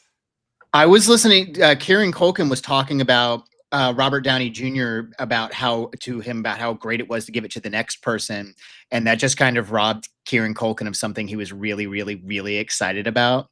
So he's probably pissed. Probably. Mikey, our buddy Clayton Sandell is on the chat. Hi, Clayton. Ooh, Clayton. Hi, Clayton. I don't know. We love you, Clayton. We got some ABC newsers in the house. Yeah, I love seeing that. Our old colleagues. Oh, the Devil Wears Prada 2. I know Ali Marzella is very excited about the Devil Wears Prada 2. And so is Clayton Sandell. Clayton has not stopped talking about he calls it DVP2. Oh no, DWP2, sorry. It's way easier to say. May 1st. I was wanting that date. May 1st. Oh, this is fun. L'Oreal jumping on the theme, but using a Jenner. For those of you who also like to comment on the commercials. So to recap so far, if you guys are just joining us or not watching or just watching, live action short, we had 2 winners. First tie in 13 years with The Singers and Two People Changing Saliva. Frankenstein won both costume and makeup and hairstyling. We have Amy Madigan, who won for supporting actress. K-pop Demon Hunters, of course, won animated feature film. And what else am I missing? Oh, and then we just had an absentee Sean Penn winning best supporting actor. Which I'm a little disappointed about. I'm not gonna lie. It would have been nice if we'd been there. We've also had a couple hits at Chalamet.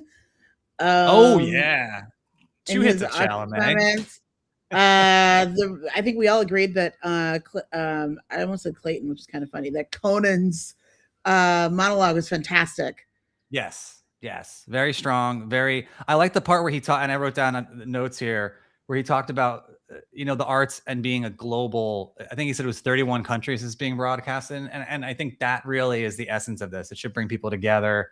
I know the Oscars has somewhat fallen out of fashion in recent years, and I'm saying a lot. I realize that, but I do think it's Chris. I think Chris said this earlier. It really is something that can bring us all together. Just sit back and enjoy it, and enjoy the movies and the cinema that we've seen in the past year.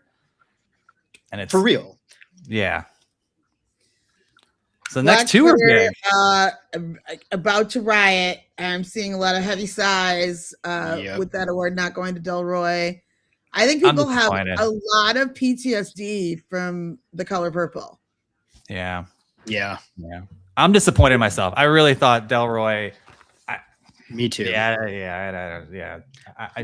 was the tie? 0 Dark 30 and what? 0 Dark 30 and Skyfall for best sound editing. So, and you said, Kat, it was 69 where we had a best actress or supporting actress. 69. Wow. Katharine Hepburn and Barbara Streisand tie. Katharine Hepburn for The Lion and the Winner, and Barbara Streisand for Funny Girl. Wow. Well, okay. So more importantly, the most important thing about this tie is what does that mean for our Oscars ballots? Do we still, I mean, because I had two people exchanging saliva, even though I couldn't say it earlier. So I am 5-3 right now. If you got one of the two, it counts as one. Okay. Just making sure. Also, Allie asked us other casting categories. I actually think they should do a best stunt ensemble category. I think that's sorely missing. Kat had the singer. I agree.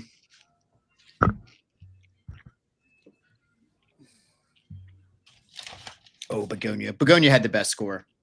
I'll die on that hill. Is that what's next? I don't know. I got so many. It's what's on the screen. Is it me or Emma Stone plays some of the most unique roles in this phase of her career?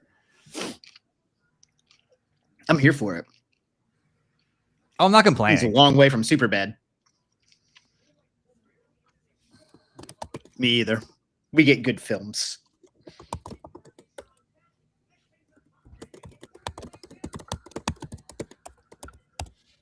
Wow, really is shocking. A tie is shocking.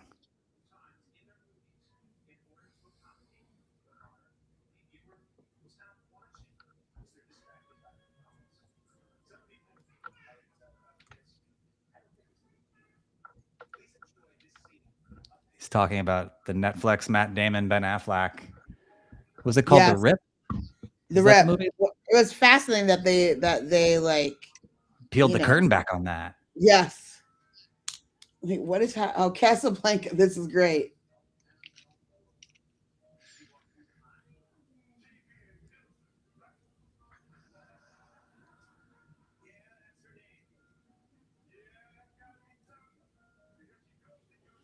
Mm-hmm. This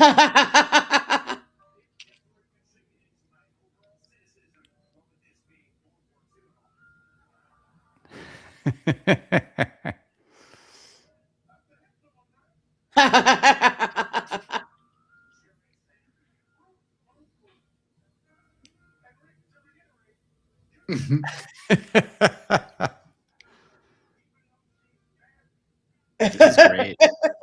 This is so funny. Just a reminder. This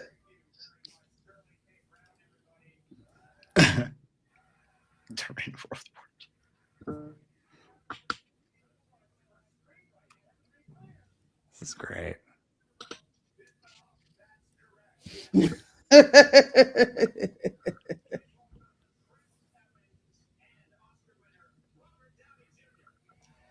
It's a nice pairing.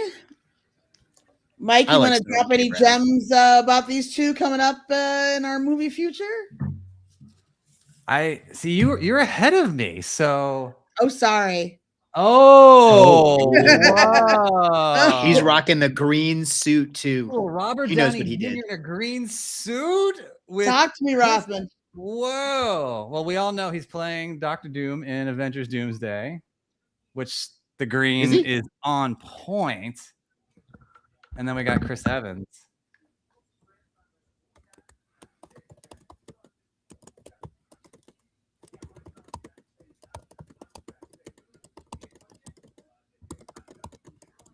Okay.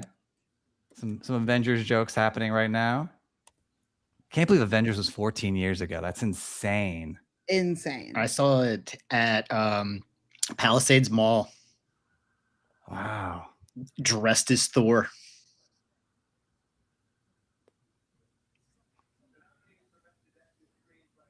I can't believe he's wearing a green suit. I mean, I can, but this is pretty We all fantastic. agree that this award probably goes to one battle, right? Yeah, PTA is going to take this one. I think it's gonna be one battle, and then we're gonna see Sinners, right? I think Sinners. If Sinners does not win Sinners- original screenplay, there will be a revolt and a riot. Yes. Riot and a revolt. So we are on adapted screenplay at the moment.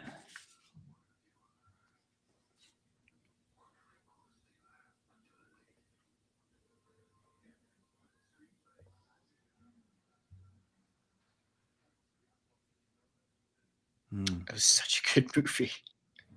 Yeah. You know, Hamnet could sneak this one away too. That was it's a good film.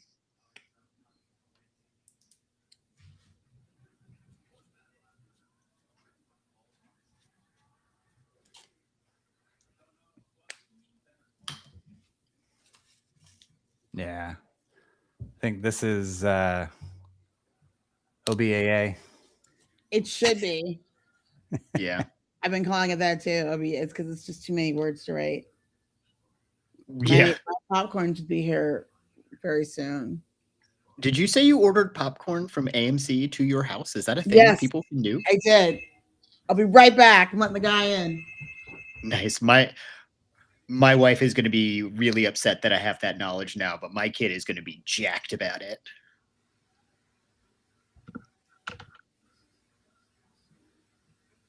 Yep. There we go. One battle after another is the winner for Best Adapted Screenplay. And if you're just joining us, the night has so far belonged to One Battle After Another, with Sean Penn winning Best Supporting Actor, and now they've won Adapted Screenplay as well, and casting too, right? Yeah. That casting one was interesting. Our ballots of much like March Madness, our ballots are blown. Speak for yourself, my friend. I'm doing pretty well. Are you? I don't know where I'm at right now. I've been To be letting you fair, keep though, I've score. gone with all the favorites, so I can't say that I've gone on a limb with anything, except for a few Sinners that I'm pretty disappointed that. Delroy. Yeah, I'm still disappointed about Delroy. Yeah, that one's that one's gonna bug me for a while. Mm-hmm. I have returned.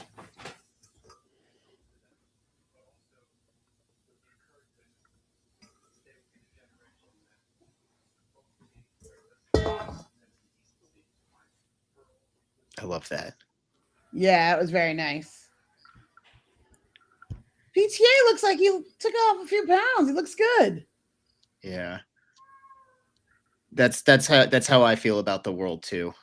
Like I'm trying my best to hand these kids off something.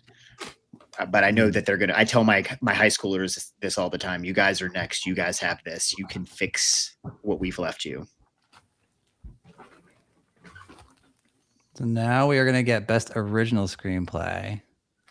So for those of you who are wondering, yes, the AMC popcorn comes like this, and it comes with movie theater butter, No, That's amazing. Oh, That is I'm gonna amazing. be divorced. and they deliver it.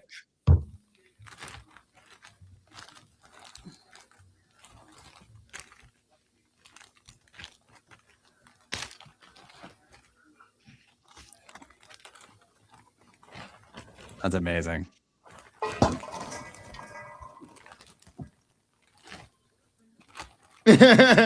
Oh my Next, God. next I year we love gotta this. get AMC to sponsor us. I will watch all 50 movies for that again forever.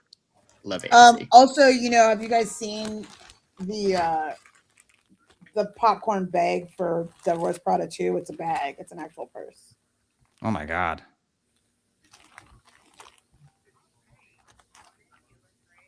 That was a good movie.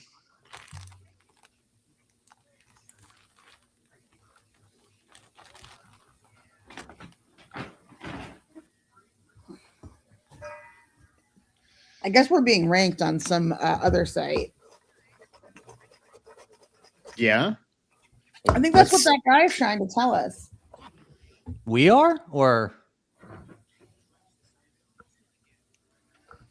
well, now if we're being ranked, I have to be number 1. I'm about to really the same put it. guy that told us to pep up said he was watching live streams, I believe.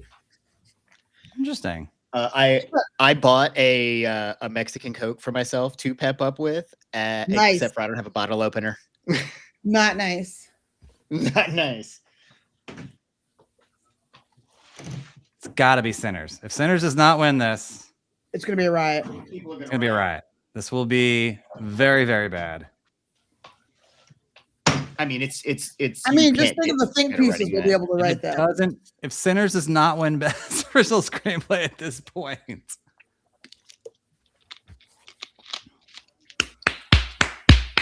Sinners. Ryan Coogler, let's go. Let's go. Sinners first win of the night. Let's go. Finally, there we go. There we go. Ryan Coogler. Big hug from Ryan and Delroy there. Big hug with his boy Michael B. With Michael B's mom looking on. Let's go, Ryan. I am here for it, and honestly, him being the first one to pull it in, I'm while I'm mad about the other ones, I'm happy for him to be the first of that, and let's hope this just turns it on, and we're done with nonsense giving Sinners awards. No more nonsense. I mean, that's why you know it's a beautiful. Look at the standing ovation right now.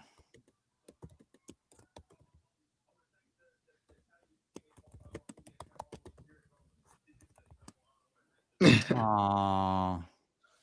Buddy, you say whatever you want. They're just giving you background music.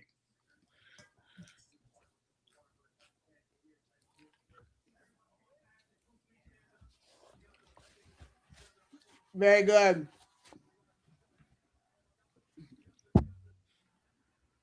Yes. Yeah.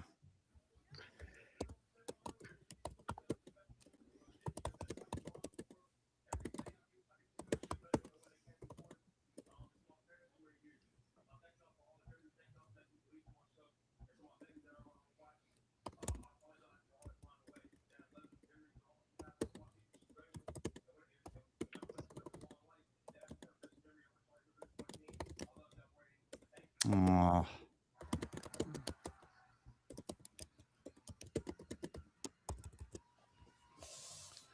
Ryan, come on. Come on, man. I'm trying to. I've been away from my kid. Doing? I've been away from my kid for 4 days. Beautiful speech. Beautiful speech. Wow. I wanted enthusiasm. You got real tears. Yes. Wow. Jeez. Love. So, all right. So to recap for all of those watching in the cheap seats, number 32, let's go. Here we go. A friend of mine who's in the room, the way we all just stood up in celebration for Cougs. Aww. Oh, yeah. Good. So here's a rundown real quick. Sean Penn for Best Supporting Actor. We have Amy Madigan, Best Supporting Actress. K-Pop Demon Hunters, Slam Dunk, Animated Feature Film. The Girl Who Cried Pearls was Animated Short. Sorry, circling that for later. Casting went to One Battle After Another. Sorry. Costume design, Frankenstein. Makeup and hairstyling, Frankenstein. Live action short, the first tie in 13 years since 2013, goes to Singers and goes to Two People Exchanging Saliva. I'll never be able to say that well. And then we have screenplays, adapted, One Battle After Another, and original Sinners finally gets its first award of the night. And what am I feel like I'm missing one. Was a documentary short? Maybe. We see that yet or no? Maybe I did miss anything. Okay. Okay, got them all, yeah. Wow, that is couple Timothy Chalamet jokes so far. Ryan Coogler with beautiful speech, and what a tribute to his kids. When I'm long and gone, don't do it to me. Can I call him Cougs? Don't do it to me, Cougs. And then RDJ coming out in green, a nod to Dr. Doom and the destruction he's about to cause later on this year. I'm saying, Michael, how excited are you for the next Marvel installment?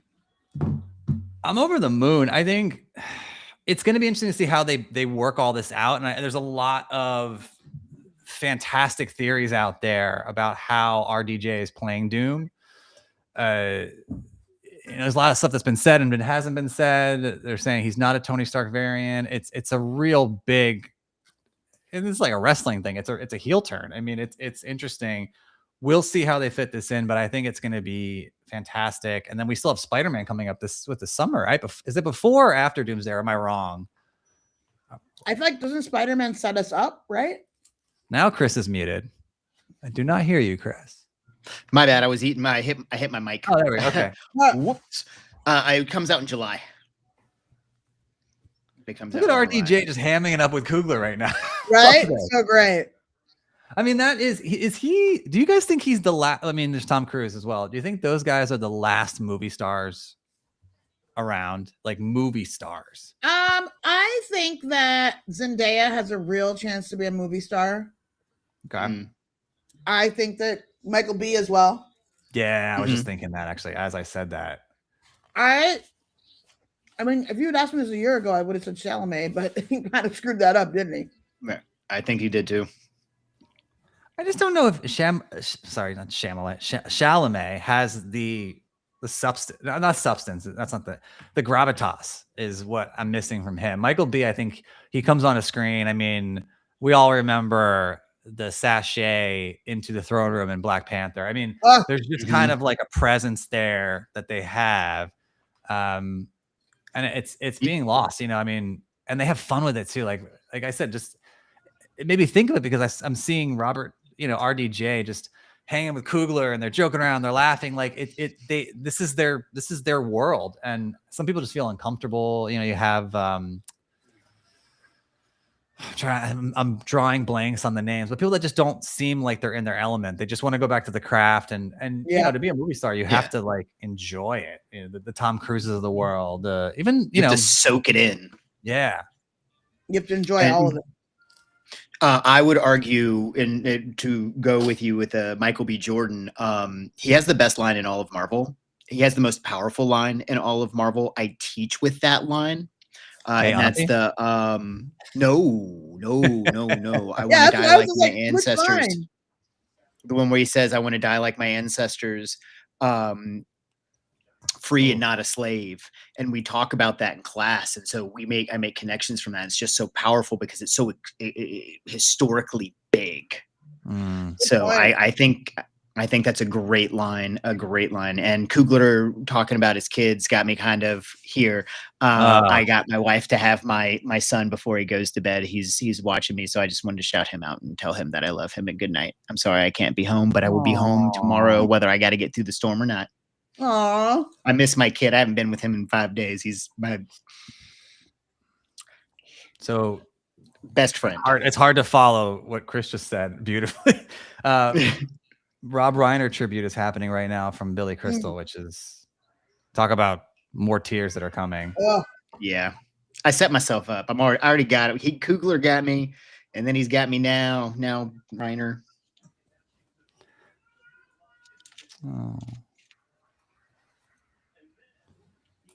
Oh, speaking of which, I just lost my train of thought because Chris got me with the dedication to his son, and I'm hearing outside my door as my son's going to sleep, which is around 9 o'clock, and I just hear dada, and like, oh, my wife's killing me because she's telling me that he's crying now.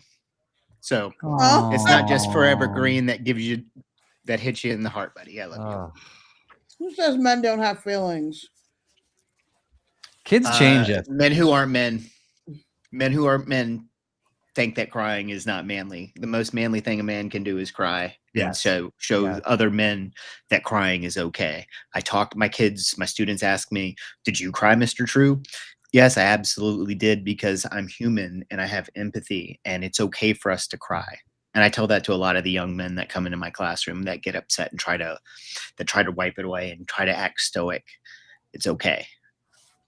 I feel like I want to go take one of Chris's classes. Oh, it's something. I'm producing a whole lot of little activists, I think. I love it. I think who is it that said it really well? And it's an aspect of crying. It's not like just crying in general, because there's sad crying, there's happy tears. Like I had a moment the other day that we have story time every night with my son, and I just look at that little 2.5-year-old face, and he's like just staring. There's like a light projector that we do with like, it has Berenstain Bears and it has corduroy, and like it goes on the it has all these amazing old books, and we read to him, and he's just like, his focus, like, and I just started kind of bawling. I was like, this is just a beautiful thing. But then I loved what Andrew Garfield said a few years ago. I'm sure you guys have seen it. I think he was on Jimmy Kimmel, where he talked about his mom, because he lost his mom a few years ago. Yes. And he said, it's on Colbert. Okay. Yep. And he was saying, grief is all the love that you just didn't get to express, and you never get to express it enough, right? You can say it a million times, it's just never enough. And I thought that was beautiful too. And then again, like, and he choked up talking about his mom, and I think that's how.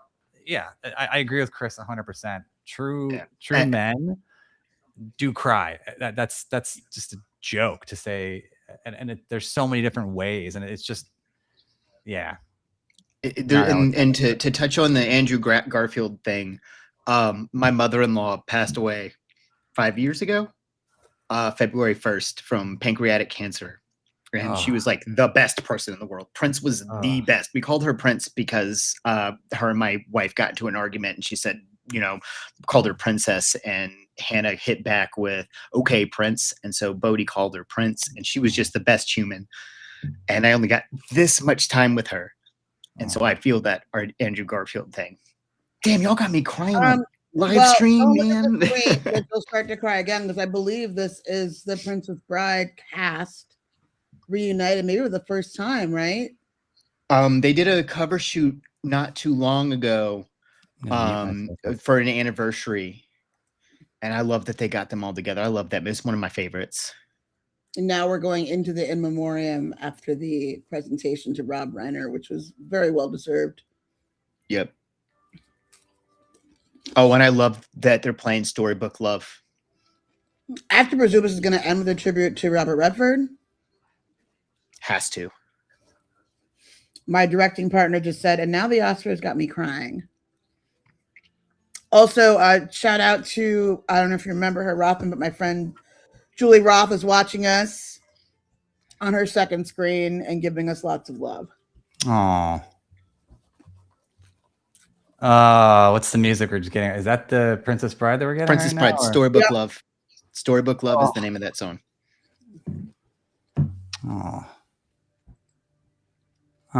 Julie Mary.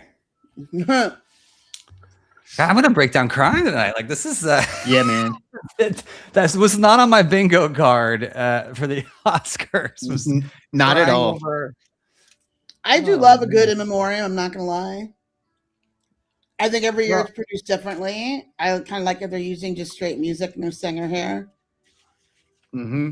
Well, the actor award and the perfect got a lot song of praise for the way they really was straightforward. It was all about the people that came out into the music on the backside. Yeah, I like that too.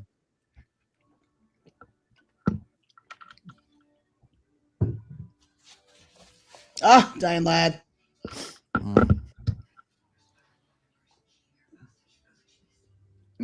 Movies mean something to people, and I think that's why the Oscars are so important. It's why we're all so upset watching this.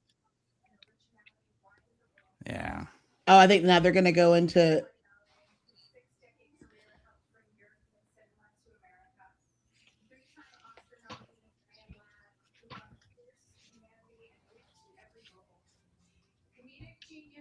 Impressive. I did not expect a Diane Ladd tribute. Oh, and now it's going to go right into That Makes Sense.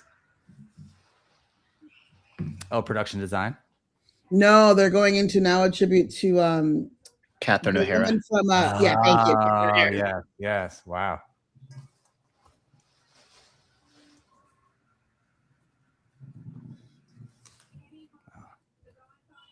Oh, I forgot we lost Diane Keaton this year too. Mm-hmm.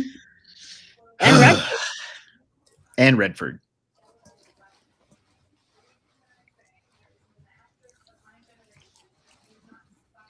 Wow. Everybody talks about everybody in The Godfather, but Diane Keaton stole every scene she was in. She's so good. And like from there to everything else, like what? Baby Boom. Her range is crazy. I didn't know she was in The Godfather until I was a little bit older because I knew her from like Baby Boom. I just thought she was a comedic actress.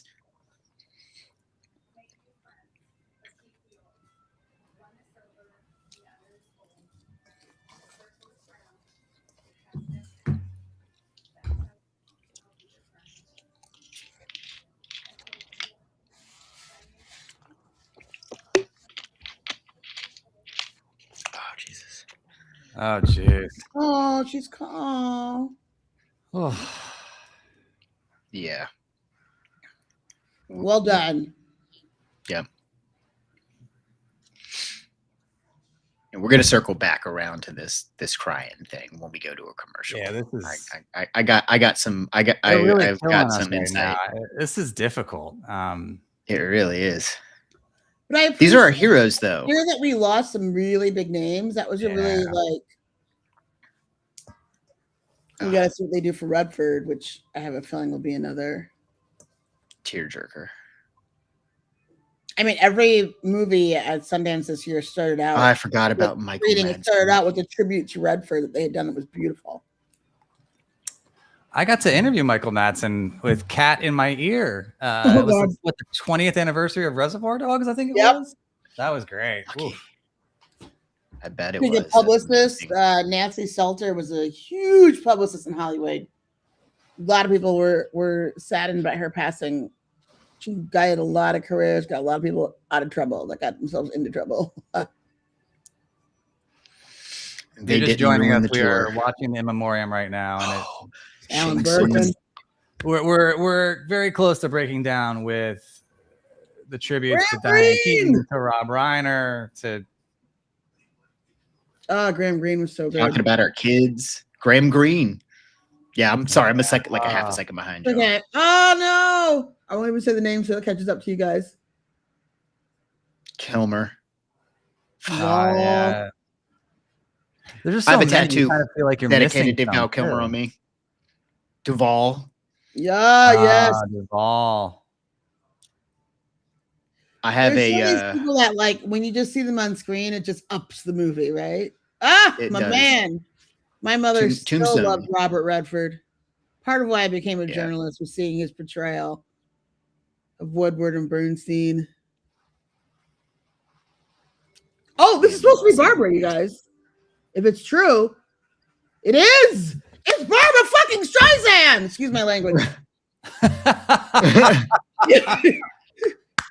It's okay. I said we got our first F-bomb. Oh, Barbara.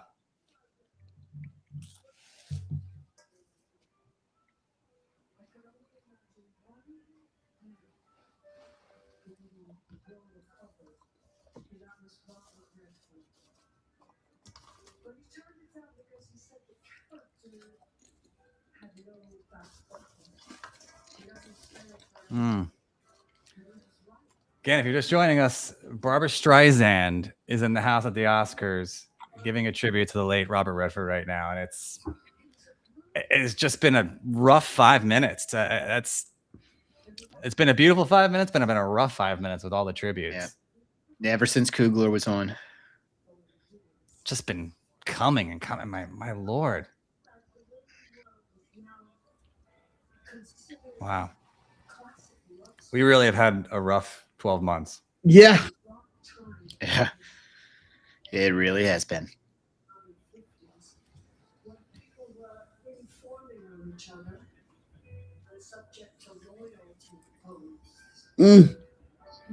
Barbara Streisand getting a little political here. Yep. Ordinary people.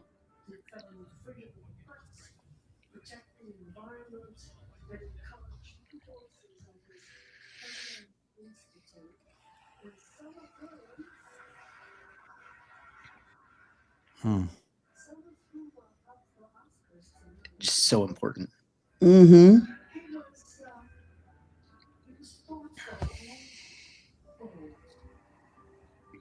I called him an intellectual cowboy Mm-hmm. who blazed his own trail and won the Academy Award for Best Director. And I miss him now more than ever. The best thing I ever heard about Robert Redford was, I forgot who said it, but someone said he's the kind of guy that will steal your girlfriend or your wife and you kind of won't care. He's just that like talented and charming and yeah. Yeah, you can. It's okay. Then I can see Right. that. You're like, it's Robert Redford. It's fine. If nothing else, he definitely has more money than me.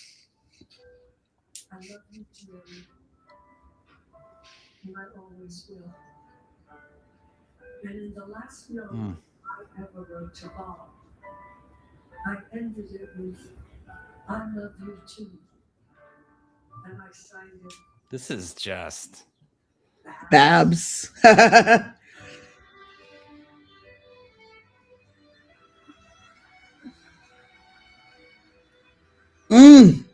Barbara Streisand talking about the last conversation she ever had with Robert Redford. She's singing. Come on. My heart. Ah. What is happening right now? Listen to her. She sounds great.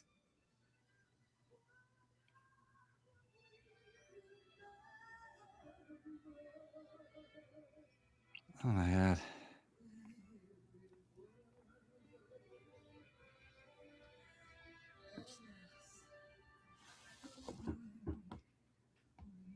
Oh, the way we were. Stop it. Oh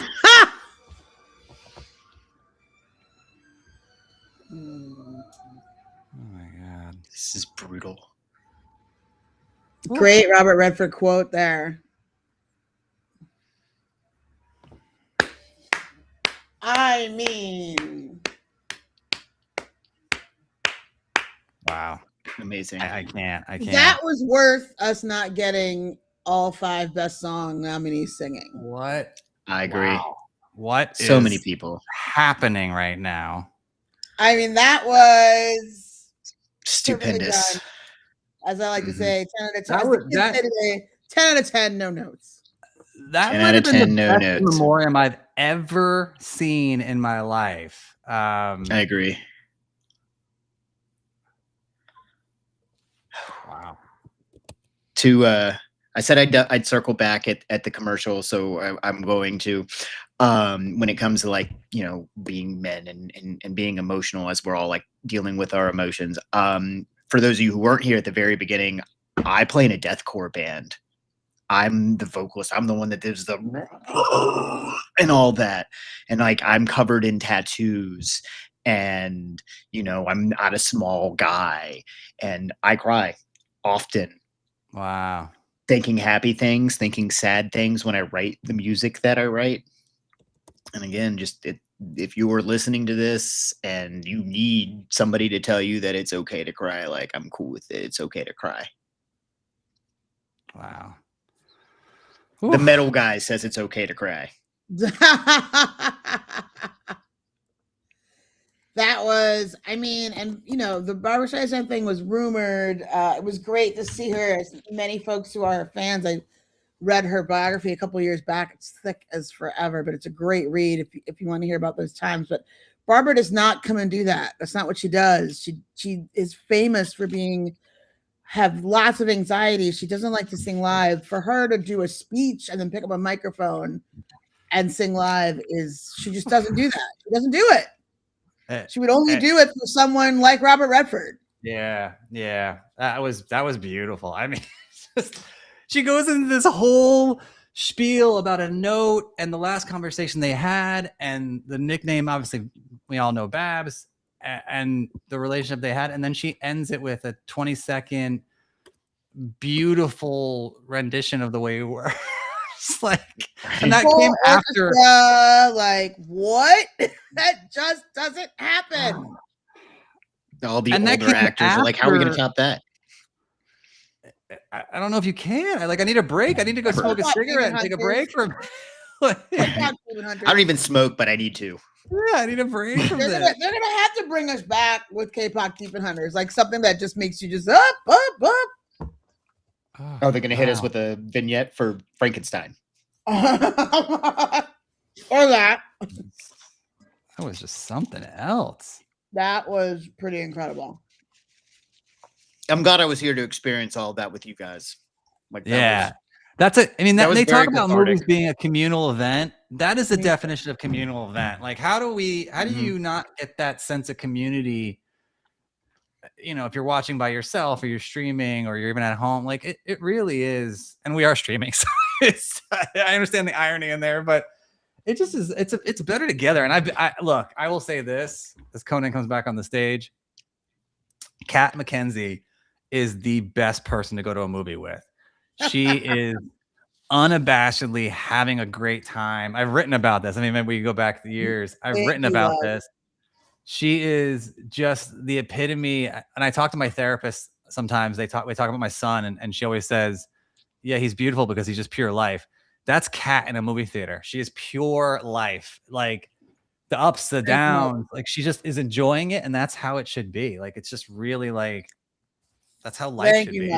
I can be a little excited. It's funny. I saw Sinners for like a second time, and the person sitting next to me was like, is this the first time you've seen it? And I'm like, no, I'm still like, when Corin goes out, I'm like, don't go out and go to the bathroom. What the fuck's wrong with you, dude? Like no. Why would you do that? Don't do that. That's a bad idea. Was that Pedro? It is. Because they're going to be in The Mandalorian, which I'm so excited for. Right.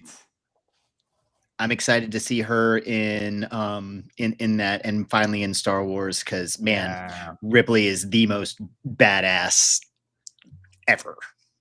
There's one thing Sigourney Weaver knows how to do is be a badass on screen. She also has not aged. I mean, how old is Sigourney Weaver? Because she does not look. It's insane. She's been around for.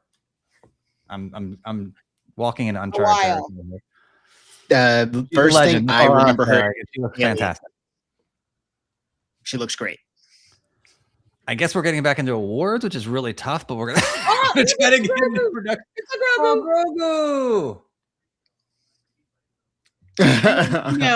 We're also getting this because this show is on ABC, which is owned by Disney, and they're getting us ready. There was a movie that's popping up on Hulu, and it begins with a song from Oliver and Company, and I was like, oh yeah, this is definitely a Disney thing, because they added words to it, and those were naughty words.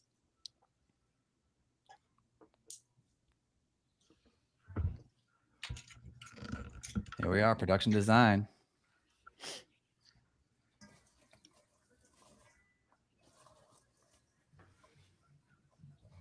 I forgot about the old production design category.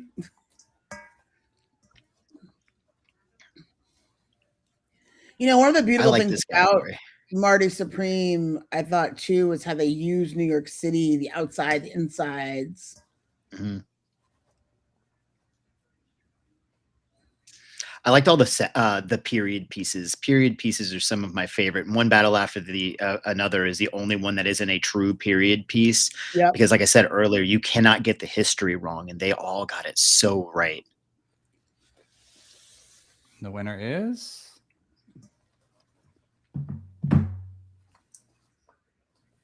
interesting. Frankenstein again. Interesting. Frankenstein is winning all the technical awards. Interesting. So Del Toro, it makes sense. Was Frankenstein, and that's their third Oscar of the night, including costume and makeup and hairstyling. Yeah, it makes sense that they've Yeah. won off these awards for those things. Ooh, I'm on a roll, guys.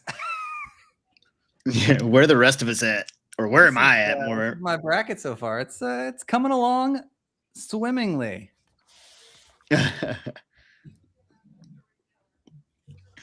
like I was saying, when it comes to period pieces, I pay attention to everything, and a big part of what I studied was the English Reformation, which is right when Shakespeare exists. So I was looking at everything, and when you can get stuff by me on that, and like it's not like I studied the buildings, but like I've seen enough footage and not footage, pictures, like drawings and like the histories of stuff, to have an idea of what it looks like, and they did a good job with that. Frankenstein was pretty spot on too.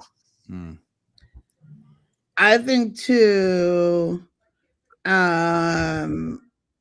these kinds of craft awards too, sometimes you have to be nominated a couple times before you win.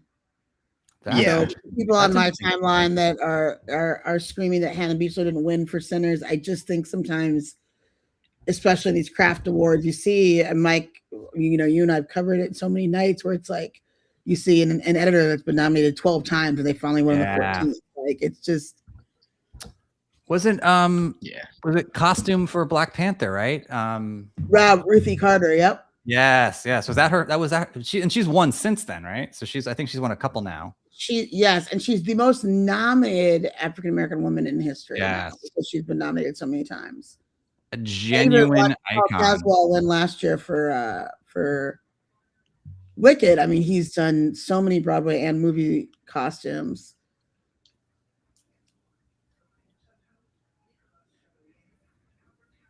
And now we are on to visual effects. I mean, this one's another Avatar. Are they opposite? Yeah. They just screwed that up, right? Would they say? I think maybe not. It could be just that my closed captioning was behind. I mean, we're gonna get if it's not Avatar, I can't imagine it.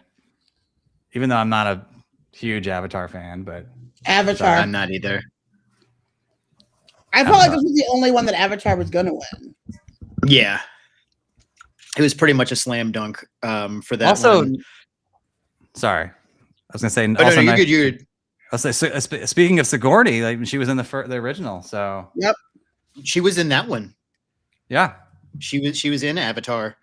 And I buy Avatar winning that one. They found a way to make like the Una Chaplin, like she's not Na'vi. And I can't remember what that other tribe was. Like she was extremely attractive for somebody who's blue and like super tall. They did a great job. I can buy them winning this one. I agree. And that's how everybody finds out I'm attracted to blue people. I loved the Smurfs as a kid, guys. Smurfette for life.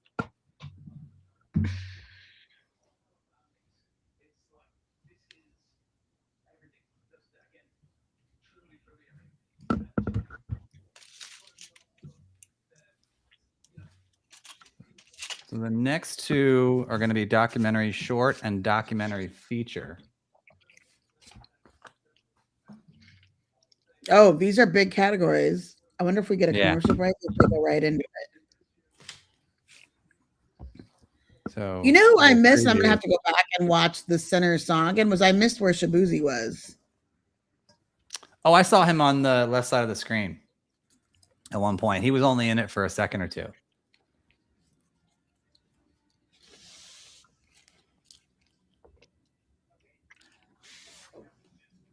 Right. If they started playing music while I was speaking at an award show where I might only get one of something, you're just giving me background music at that point. I'm loud enough. I can do it.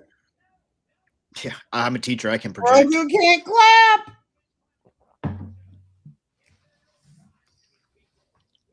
Oh.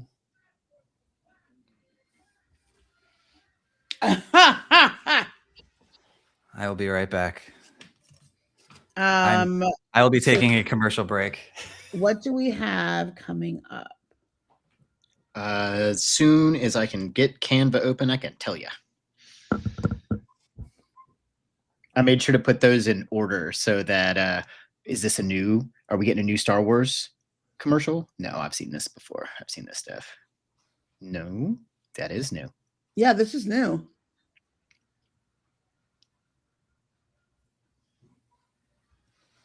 Oh yeah.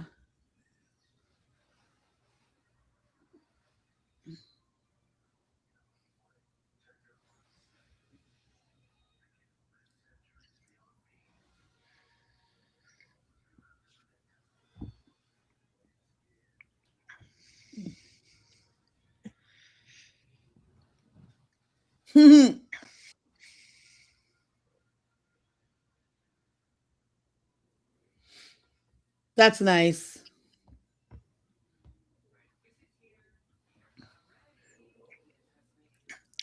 I feel like Kristen Sariano is one of the few people that started on a reality show that has done the perfect mix afterwards of the craft and the marketing and the fun.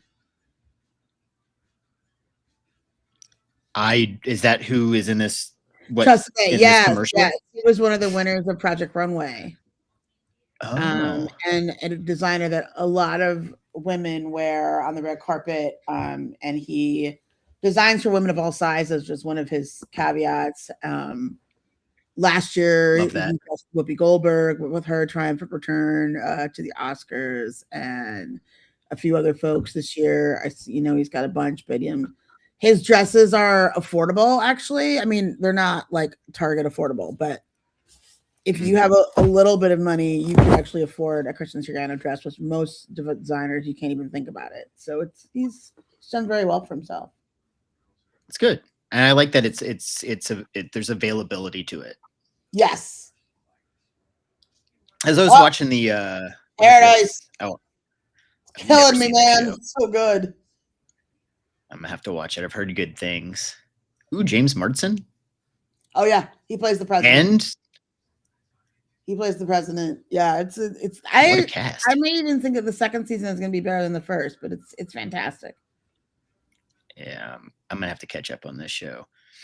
As that Star Wars commercial was running, it made me think about like the movie communities and like the people who show up for films, specifically like Star Wars, and just that communal experience of watching it in a theater with other people, right? You don't get the reaction. You can't buy it.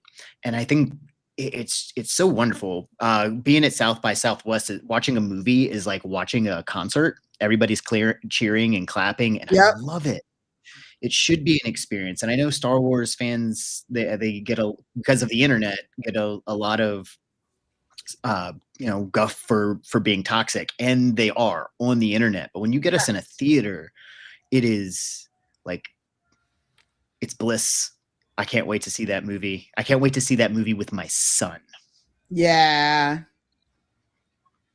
Yeah, there is nothing. Is this Kimmel? Nothing like it. Boy, here we go. I love it. His background is books. Like rocks. Oh, I'm sorry. I hadn't gotten to the books yet. Pretending that he's still hosting.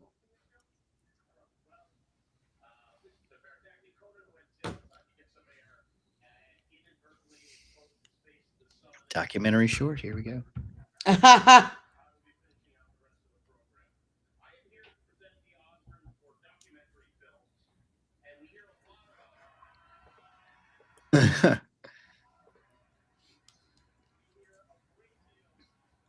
Apparently, there are documentary fans in the audience. It's documentary fans right here. Right, or something going on. Or are they just cheering for him?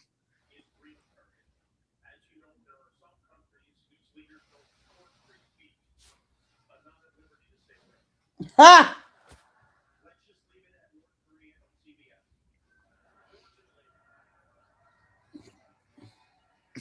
There you go.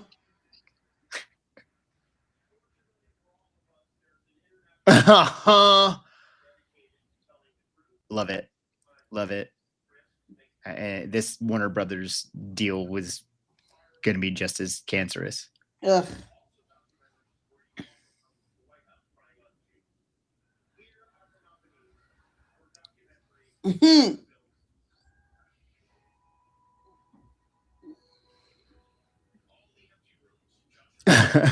So good. Love that. Walk around the White House trying on shoes. Yeah. I wasn't ready for that one that soon.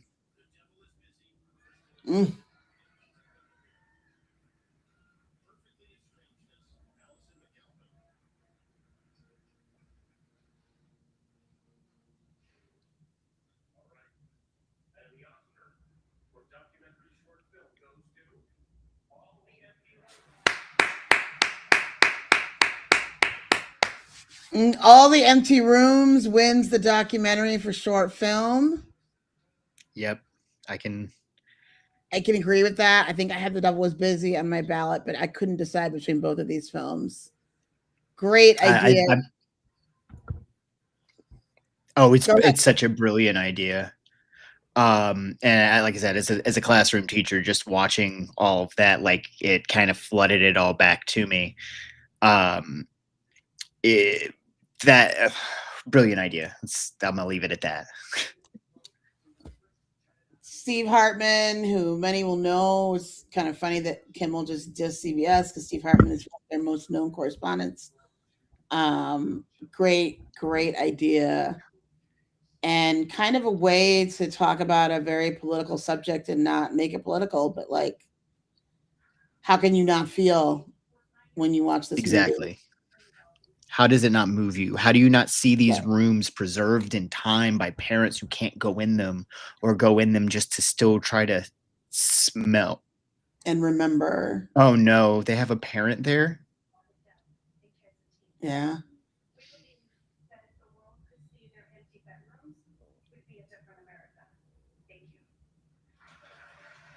That was beautiful. Oh.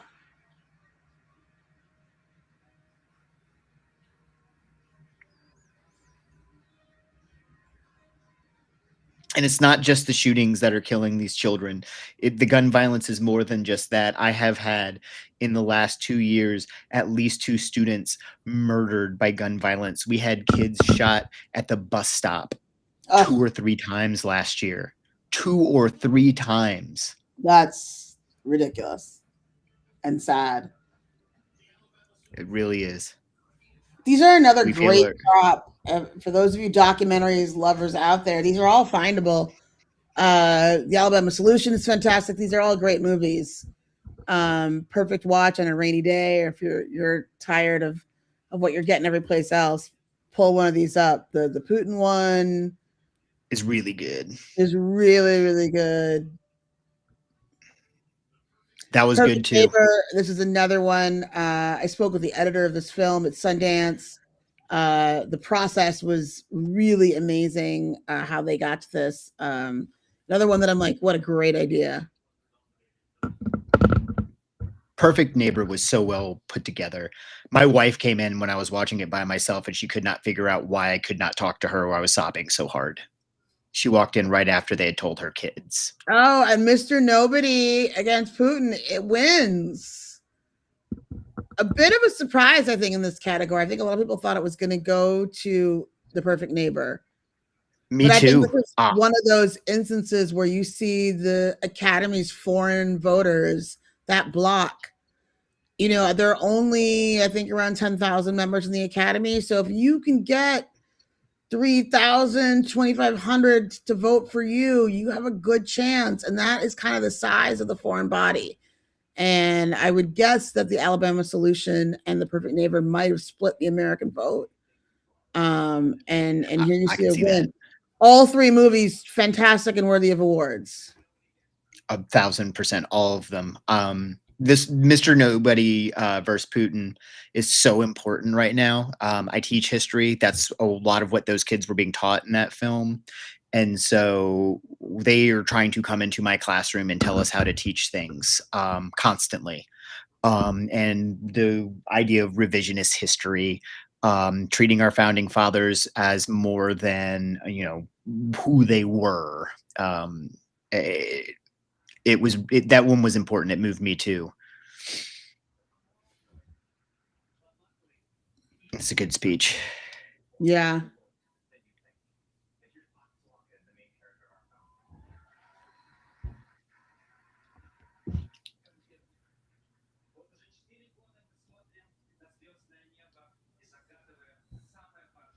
Oh, he had to escape to be there. Yeah. Amazing. Wait, do you speak Russian, Chris? No.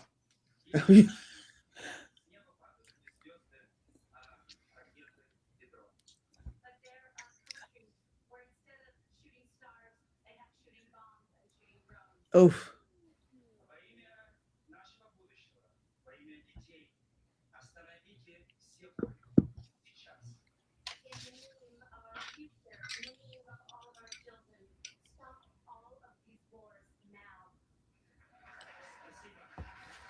Spasiba means thank you. That's all I remember from Russian class, but that was a great speech. It's hard to say political when you're just talking about not killing the children. Exactly. And I think what the Oscars has done well this year, as opposed to last year, is, they've taken that big subject and they focused it where they can really hit people. No Other Land won last year. And I had to watch that I watched it broadcasted on my TV while I was like subtitling on my phone. It was the only way to watch that film. But it was mostly about like adults, and it's easy to say, well, we're just not going to show this here, but do that when it comes to kids. Mm-hmm. Do that when it comes to kids. That's why the voice of Hind Rajab is so important. It's the child is the focal point, and it's all real. All of that is real audio. We are Children No More. Same thing. How do you see that and think, oh yeah, no, it's totally cool to just bomb the holy shit out of people? Yeah. Indiscriminately. Came back on a high note, I think. Well, you did. The documentary awards, which the first one Chris had rightly predicted went to No Empty Rooms, or All the Empty Rooms, excuse me. And they had one of the mothers of one of the children shot in school violence speak. Oh. And then for feature documentary, we saw the one on Mr. Putin. And as Chris rightfully pointed out, the winner that spoke in Russian had to escape Russia just to be there tonight. Wow. And his speech was very powerful. Chris, to your point earlier, I do think, yes, the Academy did really good job. I think it was even maybe a month ago they put out where you could see every single nominated film, whether it was streaming or in a theater, and you could just click and you could get into it. I think the more of that they can do, the better, because so often we get to this point and people are like, I didn't see the film, or I couldn't see the film. And the fact that they're really trying to make films available once they've been released in theaters so people can actually see them, I think is very good. I agree. And I was going to keep forgetting to bring this up, but the Canopy had a lot of these. And for those of you who do not know what Canopy is, Canopy comes through your local public library.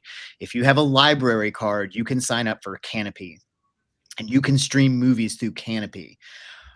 Our libraries are more than just books, which is equally important. You should be going to your local library and checking out books and reading as much as possible. Yeah. But it also has other things and other pieces of information like movies and documentaries that you're not going to see anywhere else. And having something like Canopy made it so I could see all 50 films. By the way, audience, that's Canopy with a K as I look it up. Yes, that's so cool. How did I never hear of this? This is amazing. I hadn't heard of it either until this year because of I'm in a Reddit group that's Oscar Death Race, and I do the Death Race every year, or at least try to, and that's how I find these movies, is through that group. And Canopy had Jane Austen's period drama, which is a stupendous takedown of men's inability to be able to even talk about women's functions, like any of that, like getting periods, and most men can't say the word vagina without like, oh, I grew up with all women. My dad worked all the time. I was raised by my mom. I grew up with my sister, and my grandmother. I almost had to sit to pee just to fit in, to steal a Dane Cook joke from like 30 years ago. But which he probably stole from somebody else. So just to be fair, which he probably stole from somebody else. But I'm not a professional comedian, so I can steal your joke and it's okay. Yeah. I'm not Carlos Mencia. Anyway, Carlos Mencia. So I think, a barb from decades ago. But like, you know, I like that they're making these movies that should make us more comfortable with things that people historically aren't. And movies like Jane Austen's period drama, like I think somebody's name was like Mr. Labia. And I was like, oh, that's great. So all of those are body parts YouTube, by the way, before you flag us. Oh, yes. If you are... Did I miss Did I miss the Conan O'Brien Trump joke about the Epstein files? I must have been focused. I think I missed it. We were probably talking. I missed that too. Very quick jab saying, oh, he said it basically, at least the British arrest their pedophiles. That's basically what he said. So not getting which is political, true. Which is very true. Now, not always. Yes. The other thing I was going to say, for those doing the math, we have 10 awards to go. They've been like, so you should be able to do 10 awards in an hour and still we'll be getting off at 11:15. You know this. Maybe not. There is supposed to be a Bachelorette preview or something. Here's your bridesmaids reunion, everybody. The ladies look fantastic.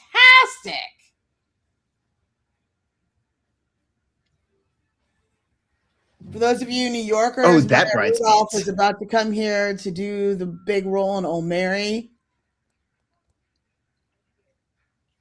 Maya Rudolph, also the wife of Paul Thomas Anderson, or partner. I don't know if they're officially married, but they do have children.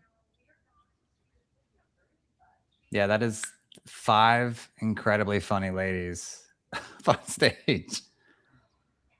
Yeah.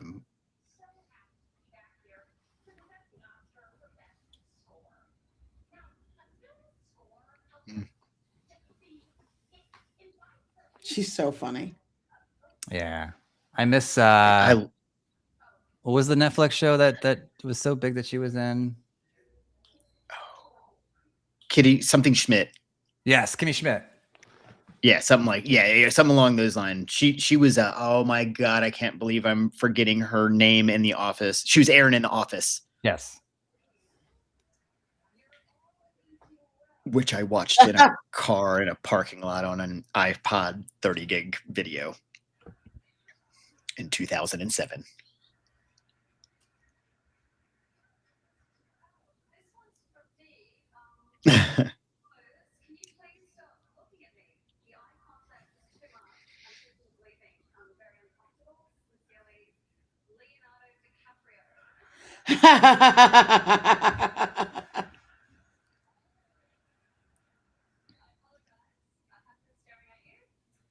This is great.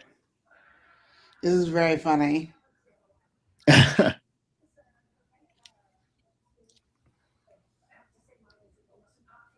It's the mustache.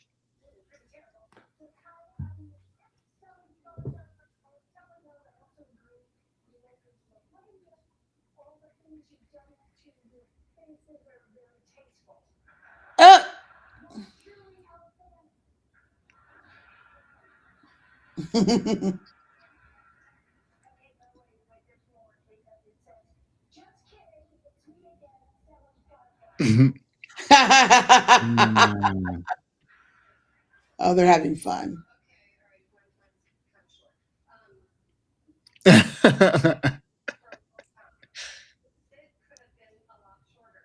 We needed to bring the show back up after the in memoriam. Yes. Yeah. The producer and me probably would have put on K-pop Golden Hunters already, but because now you're probably going to separate score and best song. Yeah. It's probably the next thing. I might have come back, We haven't seen the live performance of K-pop. That's what I was just saying. No. Yeah.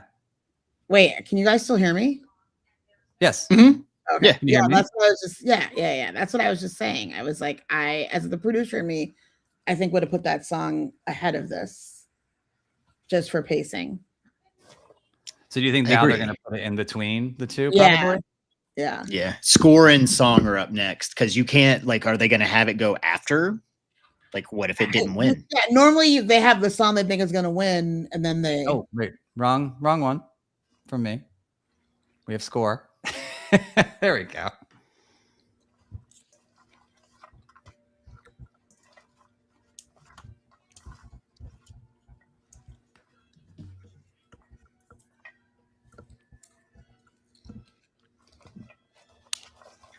Okay, orchestra, digging in. I loved this. I listened to the score to Begonia when I drive to band practice. It's awesome. I gotta see. I admittedly have not seen Begonia yet. My father-in-law accidentally watched it. He was like, "It was so good." That Begonia? man exclusively watches like, yeah, he exclusively watches like 1950s World War II movies. Like he's 1,000 years old. He's not 1,000 years old. This is a great ring for Sinners, guys. Ludwig Göransson. Sinners gets a second award. There we go. Let's go. Most people know that Ryan Coogler and Ludwig were classmates at USC, so they first met. Ludwig is just fantastic. I've interviewed him a few times. When they did Black Panther 2, Ludwig went all the way to Africa to get some of the sounds, and then went all the way to Mexico to get some of the songs for that. He's someone who really, really gets into whatever he has to write about. For his writing in jazz, he spent a lot of time, down in the bayou. When him and Raphael Sadiq wrote the song that everybody loves, "Would I Lie to You," they really had about 3.5 hours, and they just wrote it. And Raphael talks about like, "Oh, you want it today?" It's very funny. Wow. I said when you're writing, sometimes it just flows. Yeah. Well, and it had to. And I think they wrote it, and 3 days later they shot it. That's crazy. I didn't know that. Yeah. That's a big difference. That's a way different experience. But Sadiq talks about how he walks into the studio and Ludwig had like every kind of guitar imaginable in the room, and would just like pick up and play and have fun. Different sounds, different guitars, hollow body, partial, like just different guitars, different wood, all of that produces a different sound. Right. And they are going to do sound. I am shocked. Oh no, they're doing sound and not song.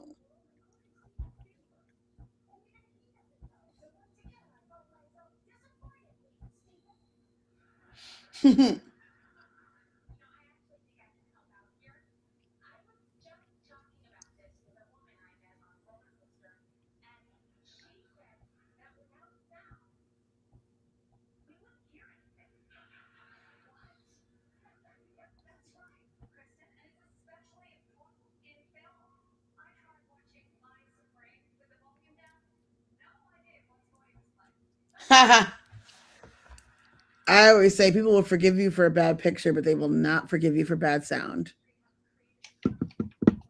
No.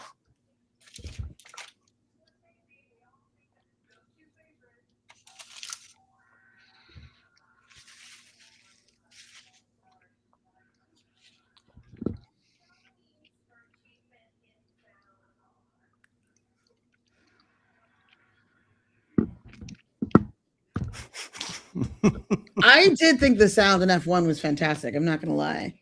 It felt that like was my pick. You felt like you were in those cars. Yep, that was my pick. I figured if anything that F1 would win this. Yeah.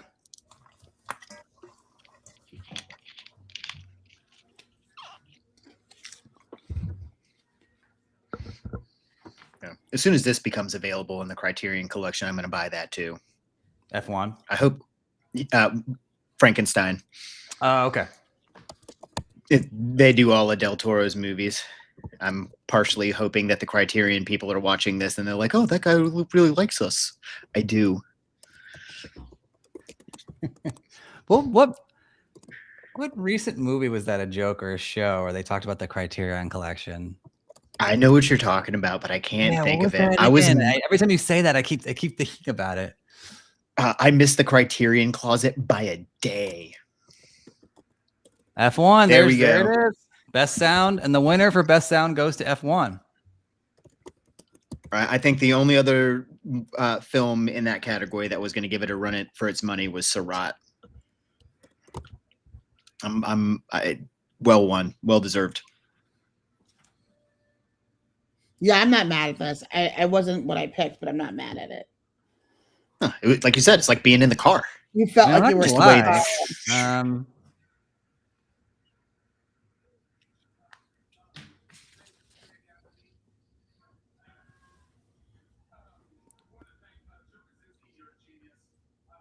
It's looking pretty good for me. I'm not going to lie about this.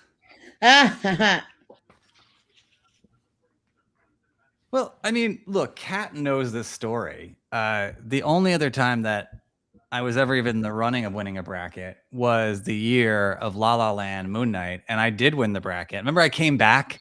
Yes. I was down the entire night. I came back, and I was coming down to the live. So if the old ABC News, the live video set is on the 3rd floor, and the 5th floor is like the digital reporters, and they're kind of like the newsroom and whatnot. And I was getting ready to put my jacket on and go in and kind of all my glory of winning nothing, but winning the bracket. And then we're like, all of a sudden, like, what just happened with Best Picture? And my night just got a whole lot longer when Warren Beatty decided to say La La Land won instead of Moon Knight. And that's how did that happen? I mean, we one day we're gonna have to dig into that, but it'd be worth a dig into, or a documentary about it. Like, how does that happen? But because La La Land and Moonlight are two different words. Yes, they are. And Moonlight absolutely deserved to win that year. I mean, Mike, that was the last year we did something like this. Oh, wow. We did the live stream. Oh, that's so sad. You and Amna and Will and LZ. Yeah, that was a blast. Oh, I miss those days. Jimmy the Greek. Yeah. Howard Cosell. Howard Cosell. I don't even know who Jimmy. Marlee Matlin. Another icon. I love that you guys know a lot, like you know so much about a lot of these other people that I don't. So I'm learning as we go through. Oh. I would love. I think we all bring something different to the table, right? And that's what makes this kind of stuff beautiful. Is like we all have different backgrounds. Wow, we could make this a nice little TED talk. We all have different backgrounds and experiences, and it's just amazing to much like watching the arts. You just learn and listen to each other. And you know, Chris talking about his son, and Kat's got all the great stories. Like I said, the mayor of New York. Mayor of New York. I miss New York City. As we talk about like inclusion, I would love to see someone write another great part from Marlee Matlin. Like Children of a Lesser God feels like it was so long ago. Like just a really great part that because she's a fantastic actress. I'll be thinking of what that role will be all night probably. But like, was she in Coda? She was in Coda, right? Yes. Yes. I, to this day, have not watched Coda, and I have for no good reason. I just keep forgetting about it because we keep moving forward. But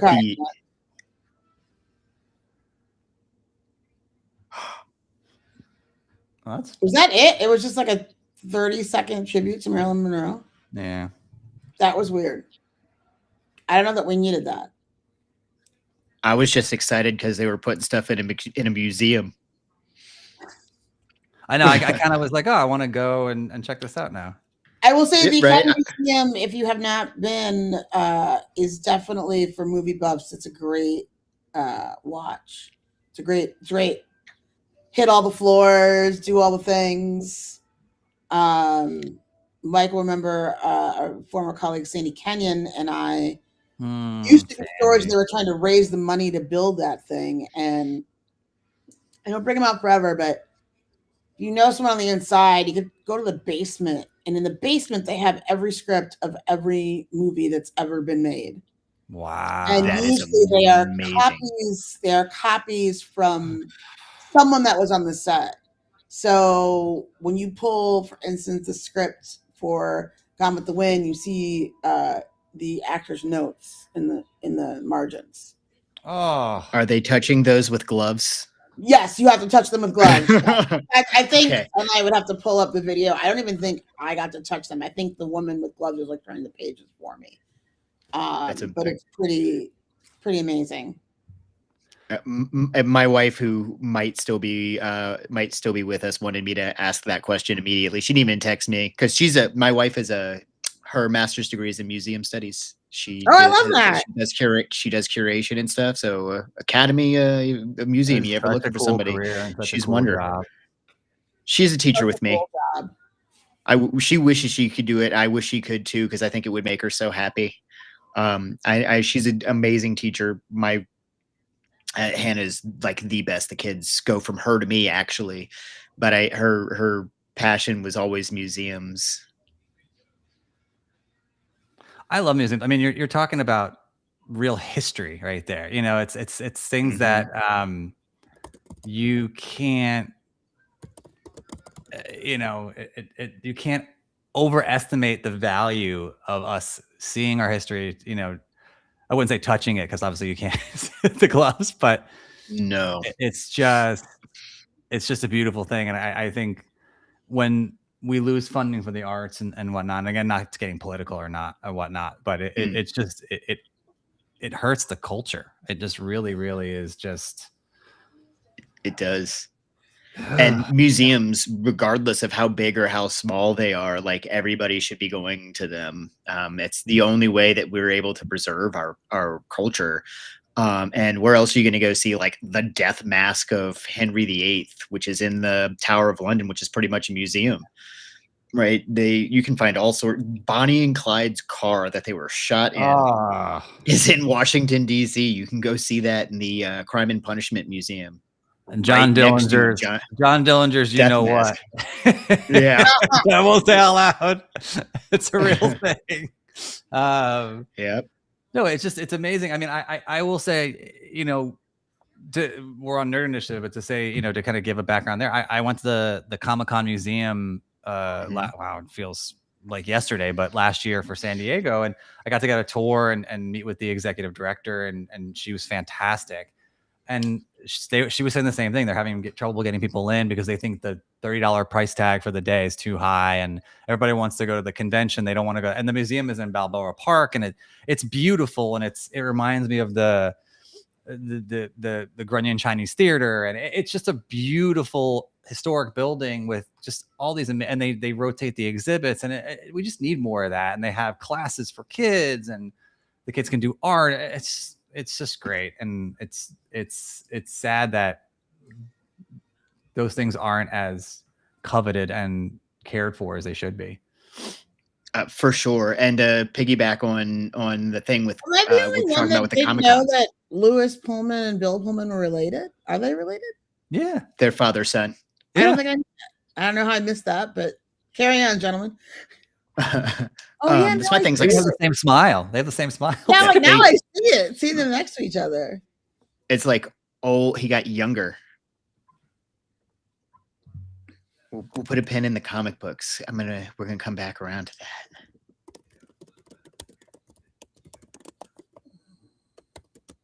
that.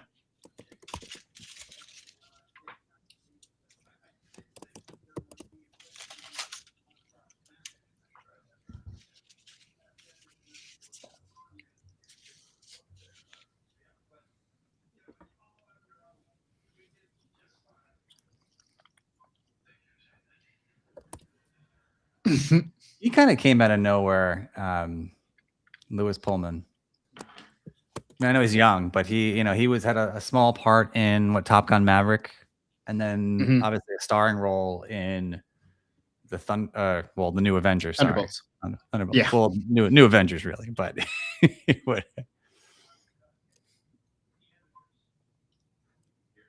See, we brought it right back to comic books. yeah. Always.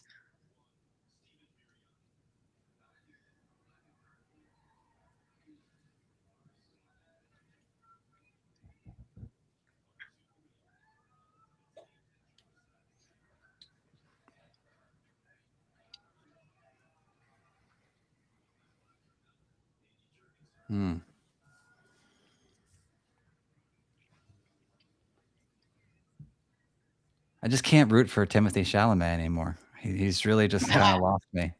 He really has lost me. That movie also was 20 minutes too long, as much as I liked it. I can agree with that too.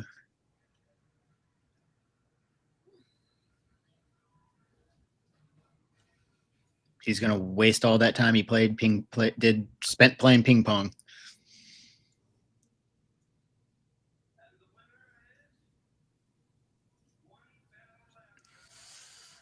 Oh, the people.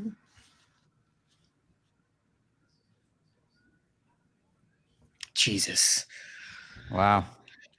I am not surprised. I'm not either. I think in a lot of the craft categories I shouldn't say a lot. In some of the craft categories, One Battle and Sinners were really equal. I just think the storyline of Sinners, One Battle After Another, has a lot of problems. A lot of problems. Yeah. Yeah, it's Very one of those glaring. movies that I've seen it and I respect the movie. It's not the incredible movie that everyone said. I didn't love it. I didn't think it was. No, I agree. I think when it came out, though, like if you think about what's happening in America at the time, and just being factual, when it came out was right after the siege, the ICE siege in Los Angeles. So you have a lot of Hollywood types. When they saw that movie, when I first started, before I'd even seen it, we were like, "Oh my god, it's great! It speaks to the times, revolution." Da, da, da. And when I finally saw it, I was like, "No, it doesn't." I was like, No, just not at all. because you put the border in a movie does not mean it speaks to the times. Yeah.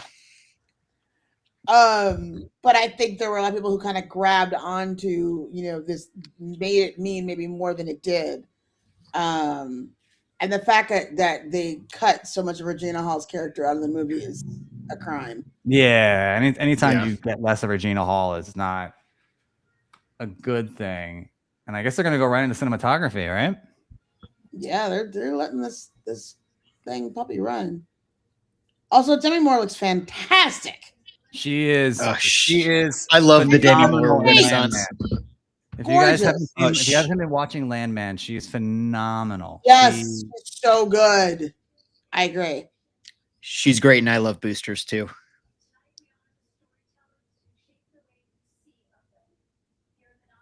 I mean, I loved her in The Substance. I think she was robbed last year. I agree. That was a good movie. Last year. Yeah.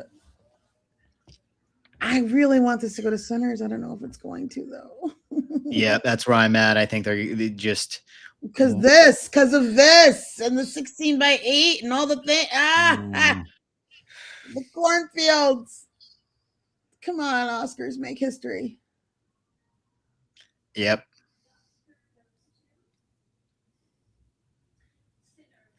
Yes!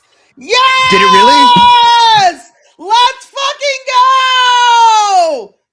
Woo! Autumn. There you go. Second of the night for Sinners. Woo! Let's go. Third of the night for Sinners. And the Oscar goes to Sinners for cinematography. Third of the night one, Mike. Third. Third? Yeah.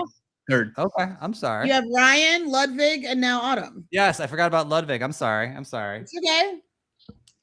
Amazing. Big And she's I the, forget with that gorgeous Mama flowing Jordan hair. got a hug and a kiss on that one. I liked it. she's the first female to win cinematography. Yes. Let's love it. Well deserved, though. Obviously, well deserved. Well deserved. Very well deserved. That was a gorgeous movie. Standing O.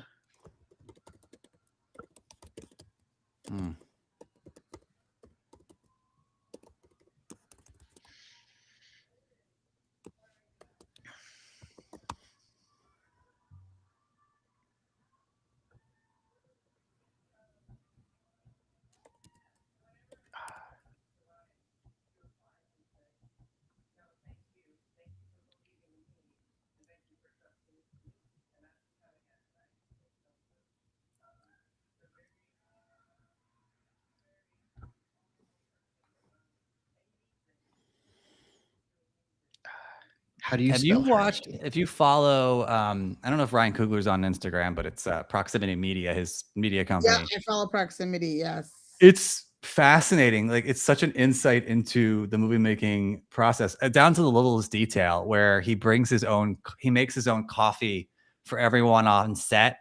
And I watched him for Michael B, and they were talking about it, and he brings like a special press, and it's just really, that's art. That is just, you get to know the creators behind it. It's really fascinating, and you just kind of feel like you know them. I love it. It's access that we don't typically get. Yeah, I think that's beautiful. And in a fun way too, right? It's not thrown down your throat. It's not anything that's on a high horse or anything. It's fun and accessible. Like you said, accessible. And everybody likes to learn things. Mm-hmm. I think that's something that gets lost in the sauces a lot.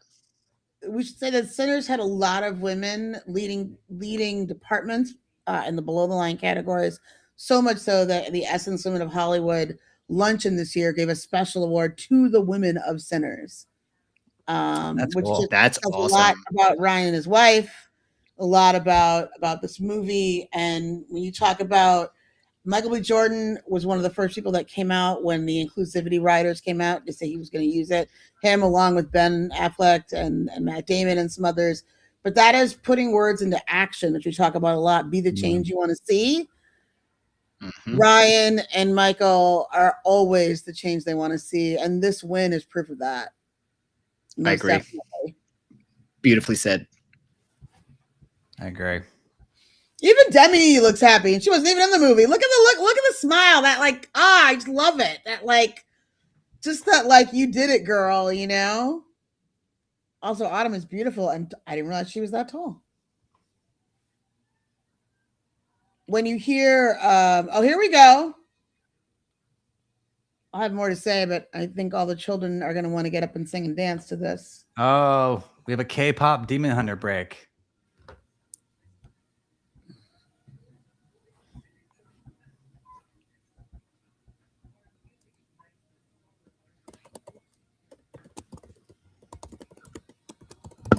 It was such a good movie, and I love just it went to everybody, and everybody who saw K-pop has really, really enjoyed it that I've talked to. But I love that little girls are getting like heroes like this. It's awesome. Inclusivity matters.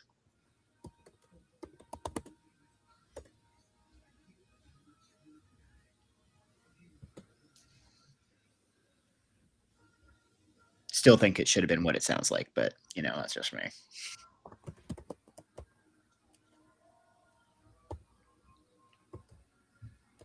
Well, here we go. But that intro riff, baby. Yep. It's money.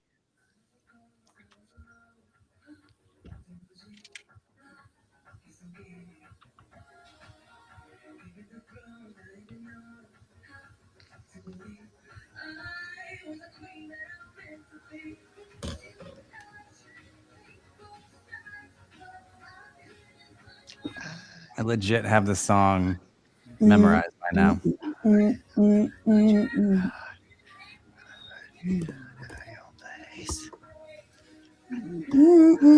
I went wild.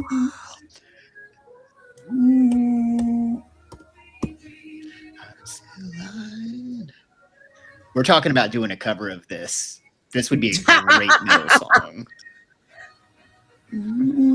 Just hit it with the.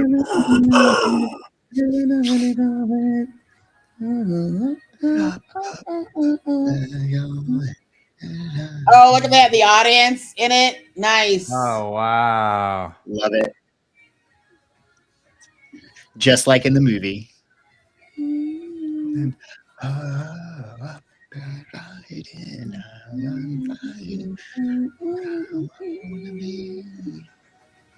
It is a really catchy song. It's so catchy. It's Jennifer so catchy. Hudson did a great interview with Lisa, where Lisa talks about how when she was in K-pop school, they used to sing the Jennifer Hudson version of "And I'm Telling You," and she goes into a little bit, and J Hud goes, "You better sing," and you can see the tears come to her eyes that like she's waited for this for so long. Again, it's we're gonna talk about this a lot tonight, but it's perseverance, it's believing in a dream. When they said she couldn't be the perfect K-pop star, she became a writer and never thought she'd be like front of stage, and there we see her tonight. Yep, I agree. And dude, I will tell you, like I tell everybody, if somebody tells you you can't do something, the first thing you do is fucking do it, and then you tell them about it loudly. Yeah, I'll throw a little personal story into that. I have a master's degree now. I graduated with a 3.52, graduated from ODU with 3.5. Go Monarchs, Monarch strong, all that good stuff. Go Monarchs. Go Monarchs. Love my ODU, man. But it wasn't always easy for me.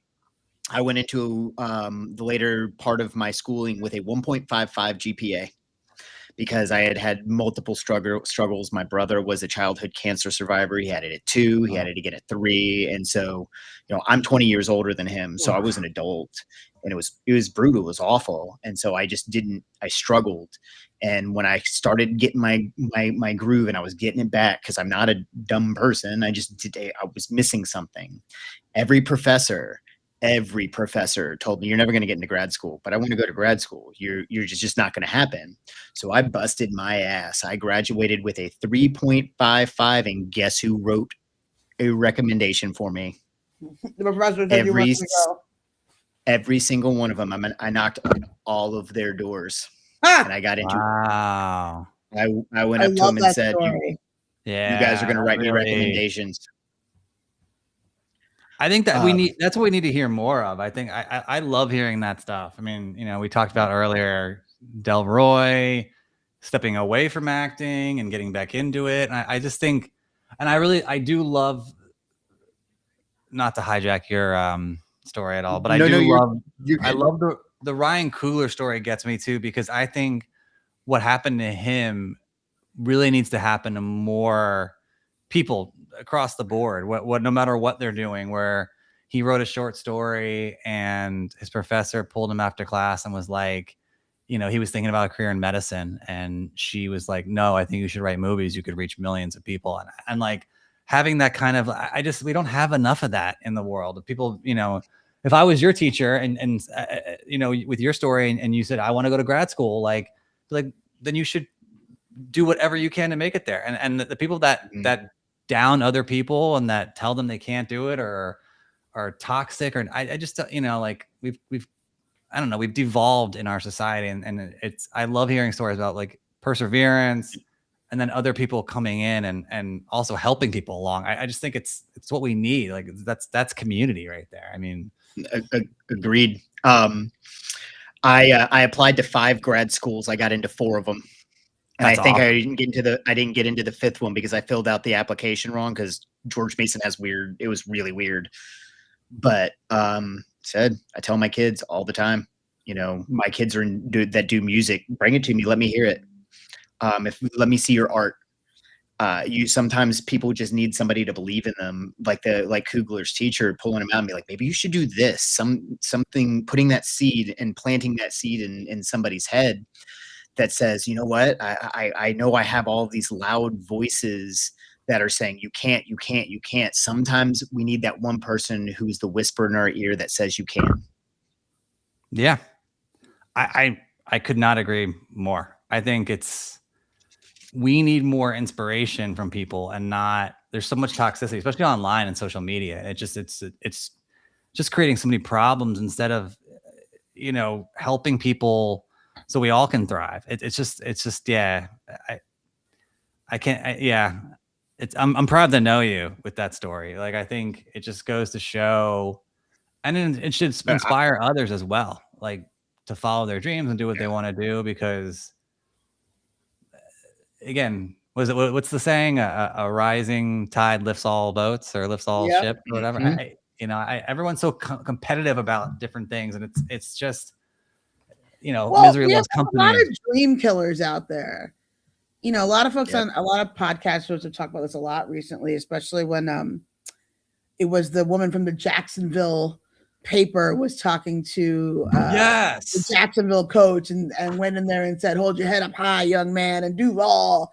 And everybody, half people were praising, half people went, "Oh my God, why did she have a credential, and why is she in there? And you're not supposed to this and that." And it's like, shut up. You don't know her, but like, especially sports, which like I think you can be as impartial as you want as a sports journalist, but you can also be a fan if you cover a local team and that's your thing. Like, you can do that. But like, the guy was near tears, and she just got up there and said, "You know what? Like, you did a great job. First year of coach. No one thought you were going to be here.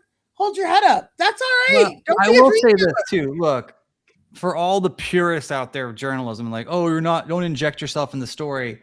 I'm sorry. If you're not a modern, and I know there's a lot of older sports reporters and things like that are used to the way things used to be. And that's a job that you stick around for like 30, 40 years. Right. So I can only imagine some of the people in that room, but I will say this, like, I'd be sitting there the second that happened. I'd be like, that's my story. Right. She just fired this coach, and there's the story. That's the front page the next day. Like, despite loss, like, and oh, she kind of injected herself, but like, come on, like, we need more of that in this world, and not like, I'm so glad you brought that up, because I remember getting so annoyed that I live here. I went to that game because I'm a Bills fan, and the Bills won and beat them, and it was a fantastic game. But sorry, I lost my. No, I mean, you're. Go ahead. Sorry. I was gonna say, there's just so much hate out there, and a lot of it's hate for clicks. Because at the end of the day, a lot of the people that were criticizing that lovely lady weren't even in the room. Yeah. And people get so loud, and soccer's the World Cup's going to be here this year. And our women's team has historically been better than the men's, and they do not get as much credit as the men do. And, they're good. Those ladies are good. And women's sports should get more recognition. In general. And while we wait for the winner of international feature film, I will say also to the same sports reporters that were criticizing her for, and his name's Liam Cohen, the coach of the Jaguars, who had a fantastic first season. And I think if you looked at video from the combine, because I do cover sports still, and I love it, and I'm back in it, and I just enjoy covering. There's things from the combine that were great. The Casey Concepcion, who has the stutter.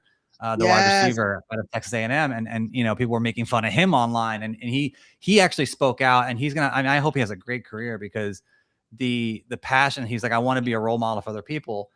But on top of things like that, you also they had video of what it's like to interview, you have these top guys that, Fernando Mendoza, they're lining up, and then there's other people that there's no one there.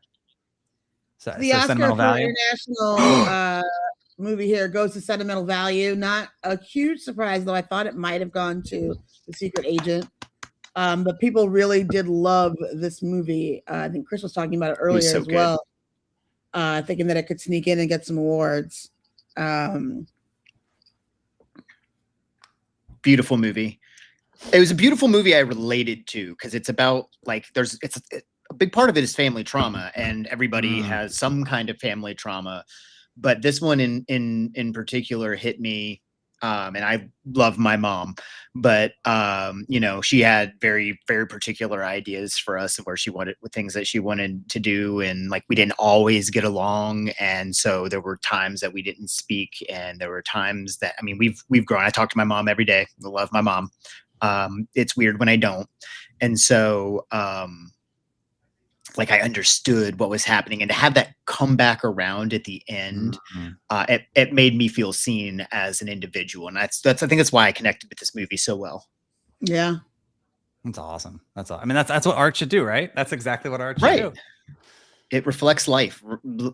Art is the reflection of the lives that we live every day, whether it's a cartoon or not. There's something in there. I keep saying cartoon is, animated and all of that stuff, but I grew up a 90s kid. I like cartoons. I mean, and watching Weapons. I finally got around to watching it last week. And the Josh Brolin character, and not because he's Thanos, but the Josh Brolin character really resonated with me in the fact that him sleeping in his son's bed, and I can't imagine and just sitting there and just he could not let it. Obviously he shouldn't let it go, and he couldn't let it go, and just trying to find his son and missing his son and just losing his mind. And you think about those kinds of things and you're like, I can't imagine. Well, I don't know what I would do in that situation. And I think that's the whole point of art. It's supposed to reflect life.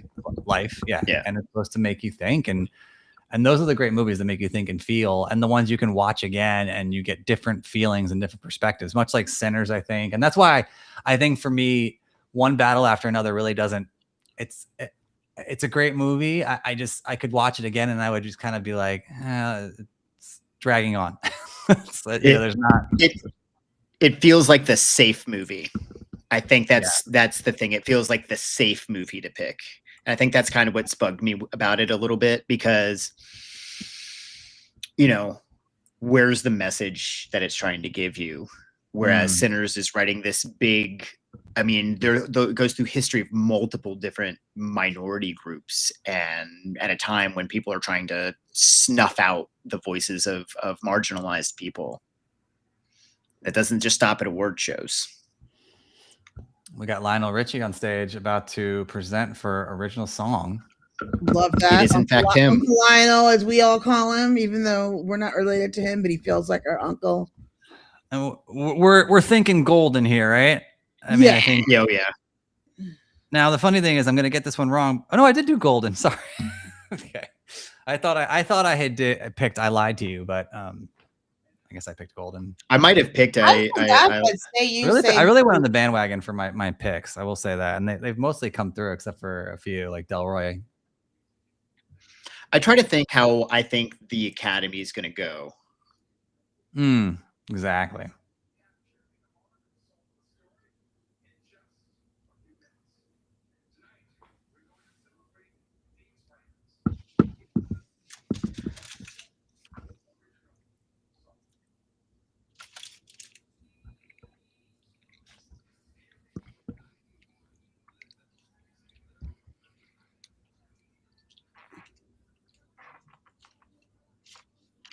It's kind of incredible that Diane Warren's had like I'm gonna forget the number, but I think it's like 19 or 20 years in a row.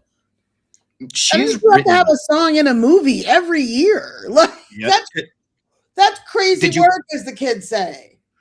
Did you watch that doc? I did. She's written like every major song forever. Yeah, I mean, she's incredible. Well, I've had the pleasure of spending time with her and interviewing her, and she's also very generous. Around Oscar time, she'll get up early in the morning. She does the thing, and she loves talking about music. And I really thought last year was going to be her year. Sadly, I don't think this year is going to be her year, but we need her to win one of these times. I agree. Did you guys see Viva Verde? Because I loved that movie. Yes. I did not watch the end because I didn't want to know if any of them passed away since all of this, because they were just so sweet, and I loved that. I just loved all of that. So, because we like facts, she has had 17 Diane Warren, 17 nominations for Oscar, including this year. Wow. And never won. And you can see it on her face when she loses.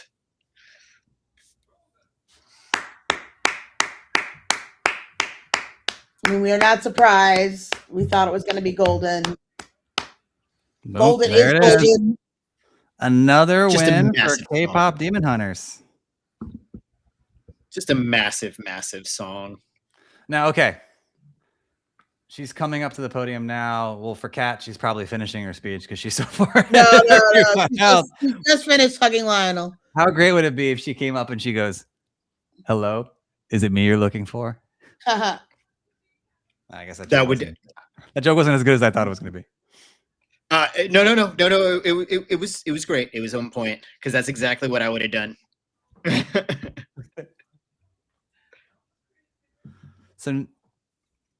So we have 4 more, and we have, for those just joining us now, we have actor, actress, director, and best picture. We have 4 biggies coming up, and it's moving pretty fast. It's 10:11, so we should finish this by 11 o'clock, which is nice. Definitely by 11.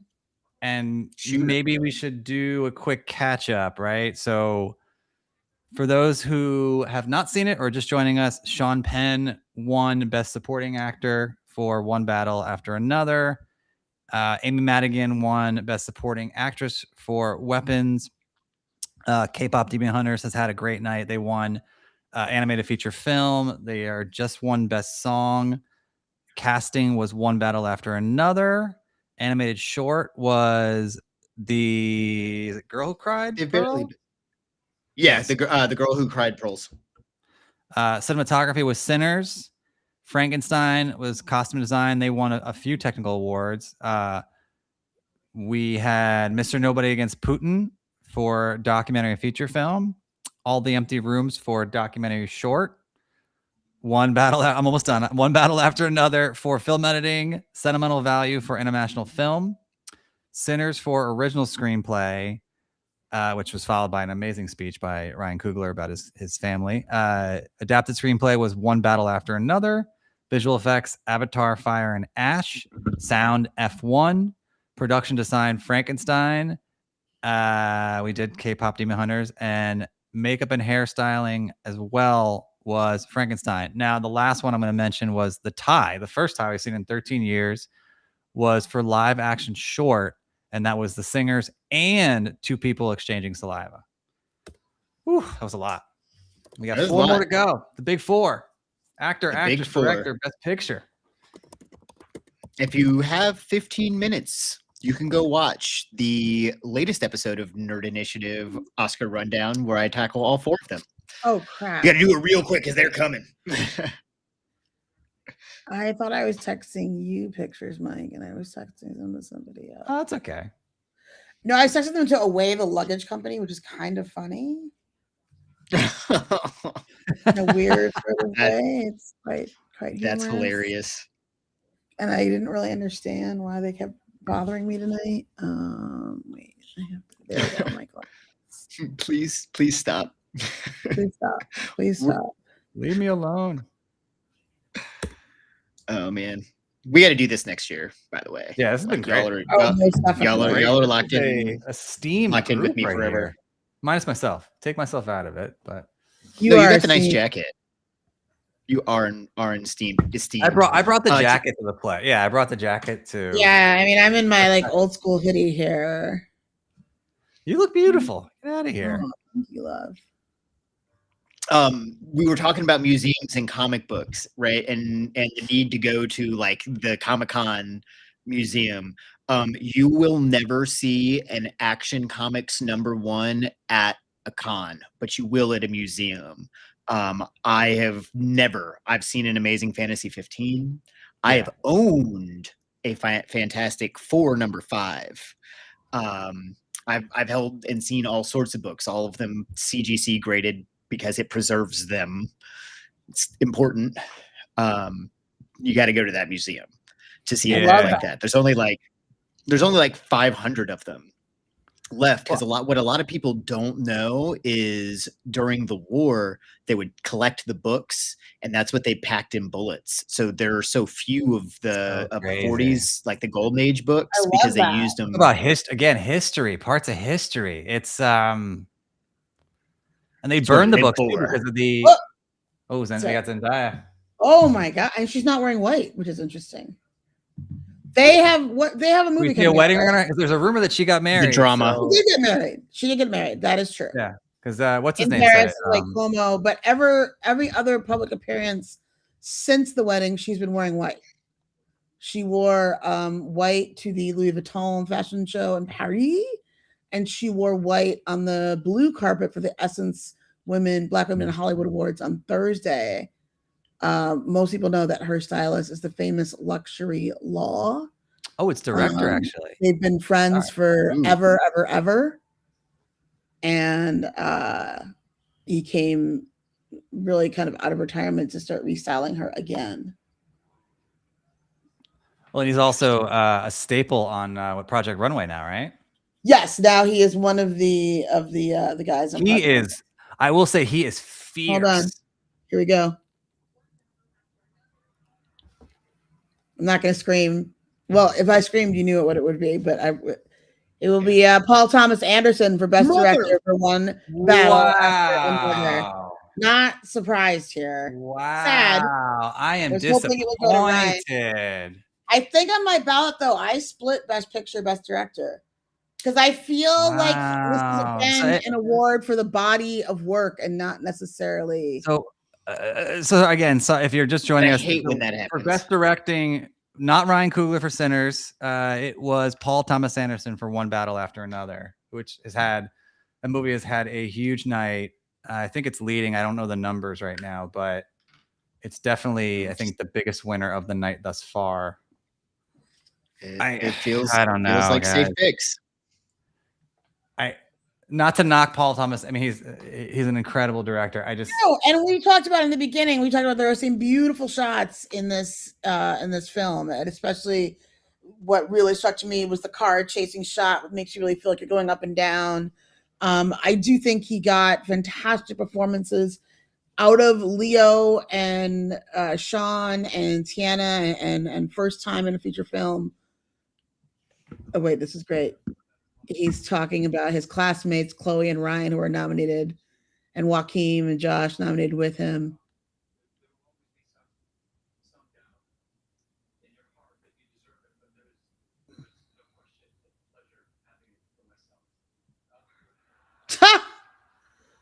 That was a little bit of a weird line, but I kind of like it.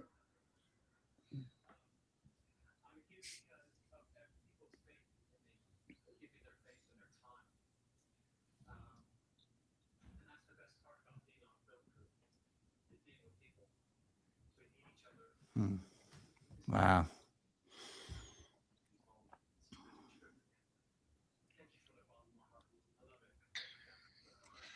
Again, my problem with this movie wasn't with the directing or the cinematography, it was with the story. Yeah. So it's hard to be bad at this. I think Ryan did a much better job. If we have to I might have even put Chloe ahead of PTA in this one, but I do think this was also a legacy award for his body of work. Yeah, I think you're right. And I hate when they do. And I hate when they do.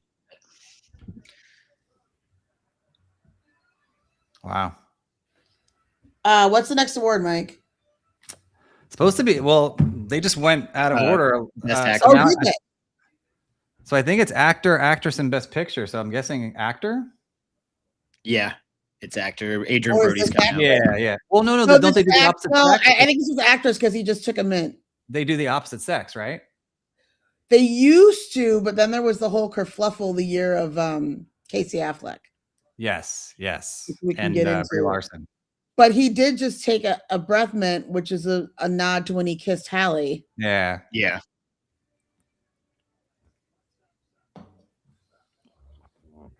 Uh-oh.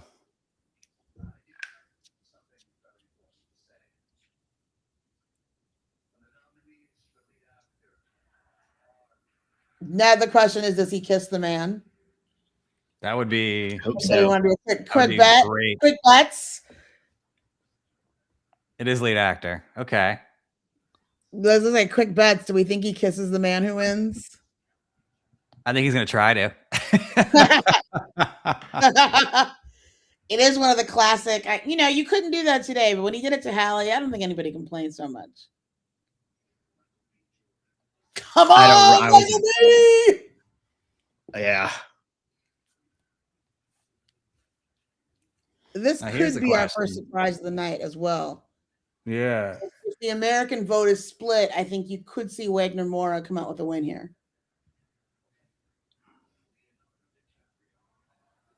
Wow. This I also a big think one. Leo was fantastic in this movie, guys. You do or don't? I do. I think he was fantastic. Maybe even better than Penn. I loved Bob because I would be Bob.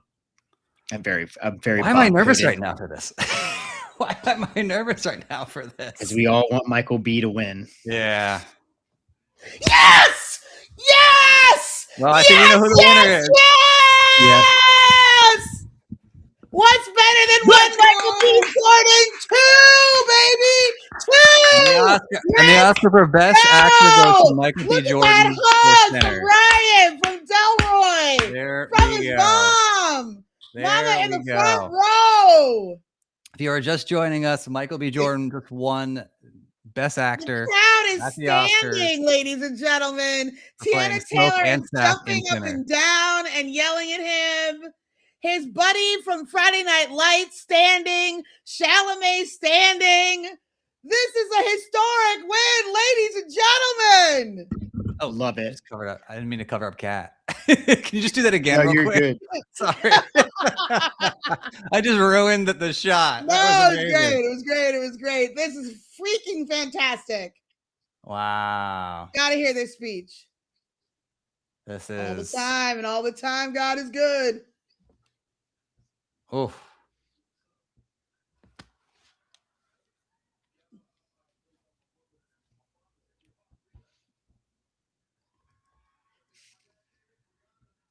Can we talk about how the Academy doesn't have him sitting with both his parents? That's for later. Like, what?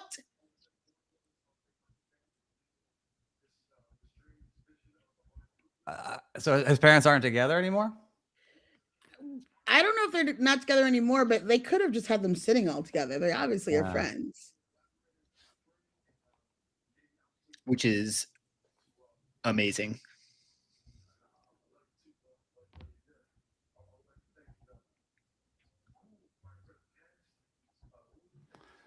Chat's kind of quiet. What does everyone think about this? The big win. I know. Yeah. Where's the chat? I know. I'm just wondering if I did something on my end. No, I love he talked to your girl Haley there, Mike. Wait, what? I do feel he just shouted out Haley. I say she's your girl because she's married to your boy. Oh, Josh Allen. Yeah.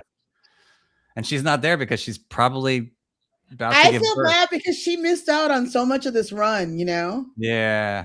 I think that had she been able to push, she might have been nominated. She was good. Her Mary, I thought, was fantastic. Fantastic.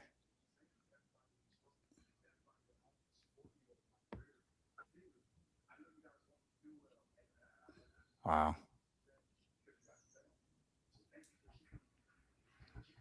From All My Children to The Wire to Friday Night Lights to that movie with Keanu Reeves where he played a kid baseball player, which I'm not going to forget the name. Fruitville Station, Black Panther, Creed's 1, 2, and whatever. Hardball. And a standing ovation for Ryan. His mother sitting there happy. The whole cast of One Battle After Another up. This is freaking fantastic. Just fantastic. Oh, that was worth the price of admission right there. That really was worth the price of admission. Yep. Wow. I have never been more happy for somebody to win an award. Those of you who've been with us all night, I said when you were upset that Sinners went 0 for 4, that it was going to be a long night to hold on to your horses. We have now seen a really great big win for Michael B. Jordan. From the beginning, people said this was Chalamet's award. But we saw Michael B. come up and take that SAG award about a week ago or 2 weeks ago. And people thought that he was coming better. I think Kalishi, as Mike was saying earlier, had him in the lead. And wow. What a win for someone who started acting as a kid. And his mother used to drive him across the Holland Tunnel. The Holland Tunnel. the last time he won, he talked about how sometimes they didn't have money for gas, and she would drive him to auditions. His father also played a great part in his role. Michael B. also one of the first people to say with his own company that he was going to have an inclusion rider. He acts on what he preaches and what he believes. This young man has now won an Oscar, joining the ranks of other Black men who have won, like Denzel Washington, Jamie Foxx, Sidney Poitier. This is a really, really great win for a young man that I think could be Hollywood's movie star in the likes of a Tom Cruise or a Leonardo DiCaprio. Yeah, and in the right way too, because he is just I've met and interviewed him. It's just a class act. He is a smart, thoughtful, not young man. He's he's what is it, mid-30s? I think he's almost my age.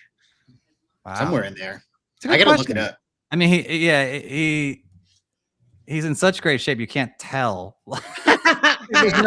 Yeah. He's 39 years old. I mean, it's insane. He could pull for 30. Like it's he takes really good care of himself, and you can tell he just loves the craft. And I don't think he's going to be a great role model for people, because I don't think you'll ever see him in trouble in any which way, shape, or form. And that's kind of what we need. There were some movie stars in the past, and rock and roll and what, we're in a different era, and I think he is the quintessential guy that young people can look up to. And the thing that he does and exactly what Kat was saying, the acting, the producing, the company, the helping other people out, like he clearly cares. And I'm just glad that, I feel content now with that. I would have liked to see Ryan. A story when the GMA3 team was sadly laid off about a year ago. We were laid off and given 2 more months to work. And the last day that our team decided that we would work would be the day that Michael B. Jordan and Ryan Coogler were coming on to promote Sinners. Wow. And the team decided that would be our last day of work, because they wanted to make sure that those segments were treated properly. And I think some of the young girls wanted to see Michael B. Jordan, but I digress. But I ain't mad at that. The intentionality that those 2 men had on our set that day, Miles Kent was with them as well. The way they listened to everybody, the way they were so nice to everybody that came up to them.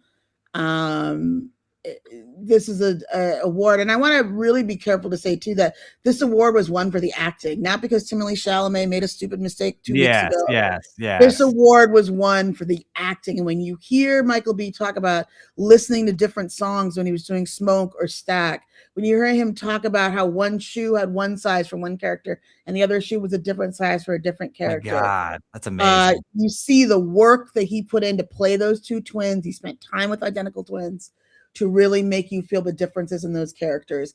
You really felt like each character was in love, one with Wumi, one with Haley, and it was a really, really fantastic, fantastic portrayal. That's a great point about identical twins too, because I have taught identical twins. One of them plays soccer for me now, but I had them in different classes, and they're such different young men, and to treat them the same is wrong and a crime, because they aren't. And both those young men, I know they aren't watching, but I absolutely adore both of them.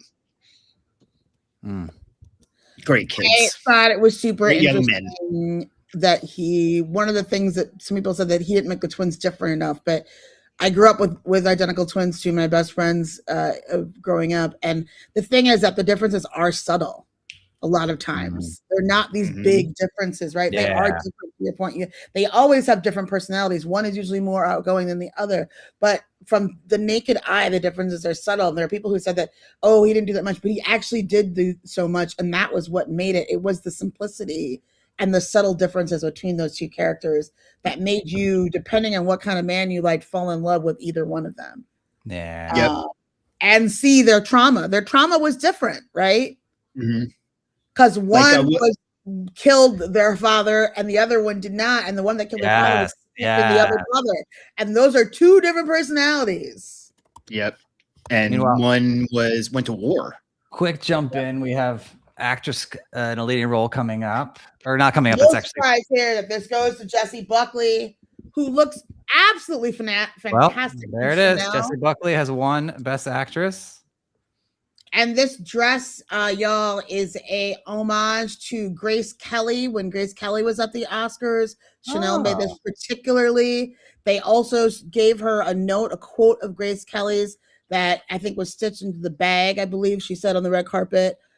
She looks fantastic. This is not a surprise. She's cleaned up every award this season, and she does a heartbreaking turn, really, in Hamnet. Oh yeah, left me devastated. She's the emotional heartbeat to that movie. That scream that she lets out, I've said countless times, that's where she won that award. But it's just she's the drive behind the emotion and Shakespeare. And like I said, when that movie was over, everybody sat in that theater for 10 minutes. Like there was an after credit scene where Shakespeare wrote Macbeth. That just wasn't coming because we all were everybody, nobody moved. Is one of the wildest experiences. Whereas Michael B was the emotional come from behind win for his talent and performance and campaign, Jessie Buckley was essentially a coronation. We knew this was going to happen and she deserved it. And now it's on to Best Picture, which is going to be, that's the question right now. It really is. Wow.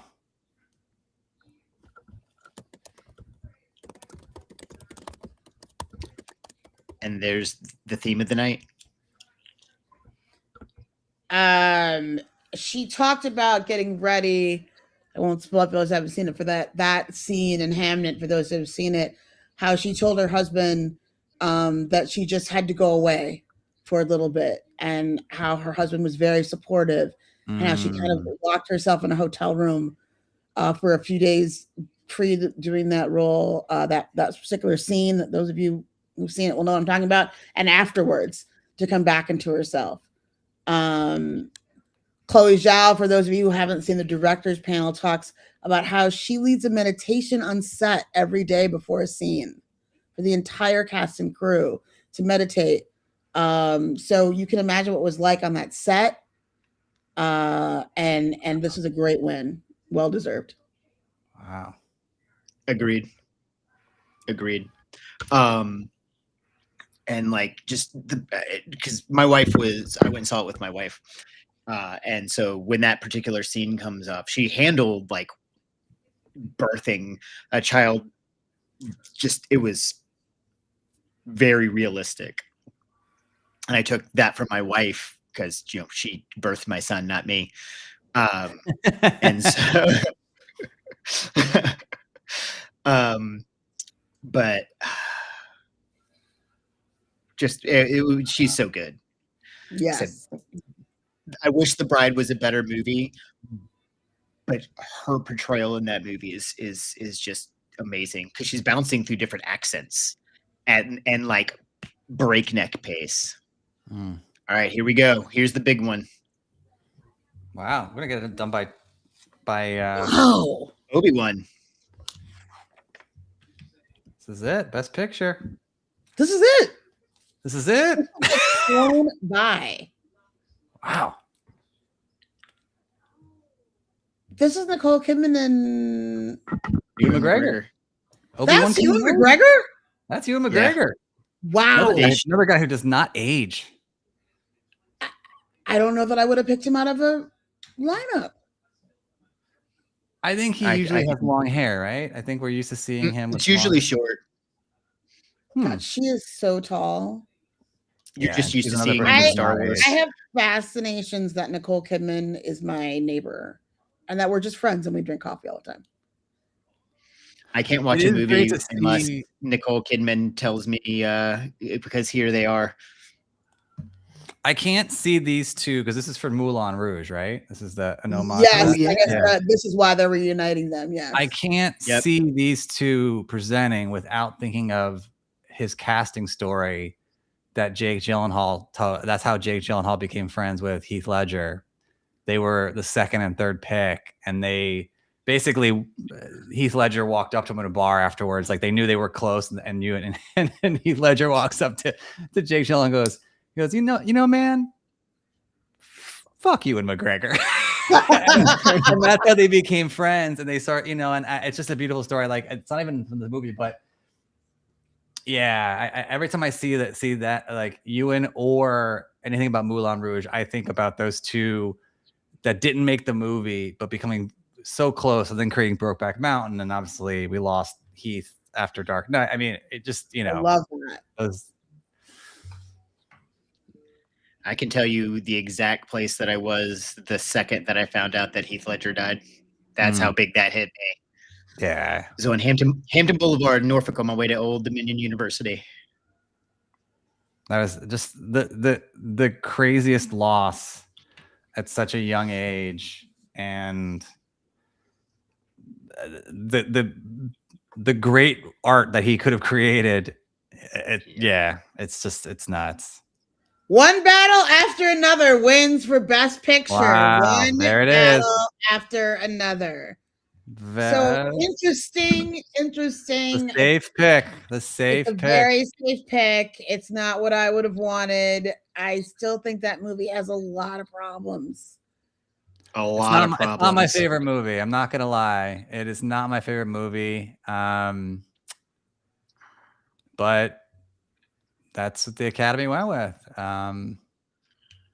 I don't like it.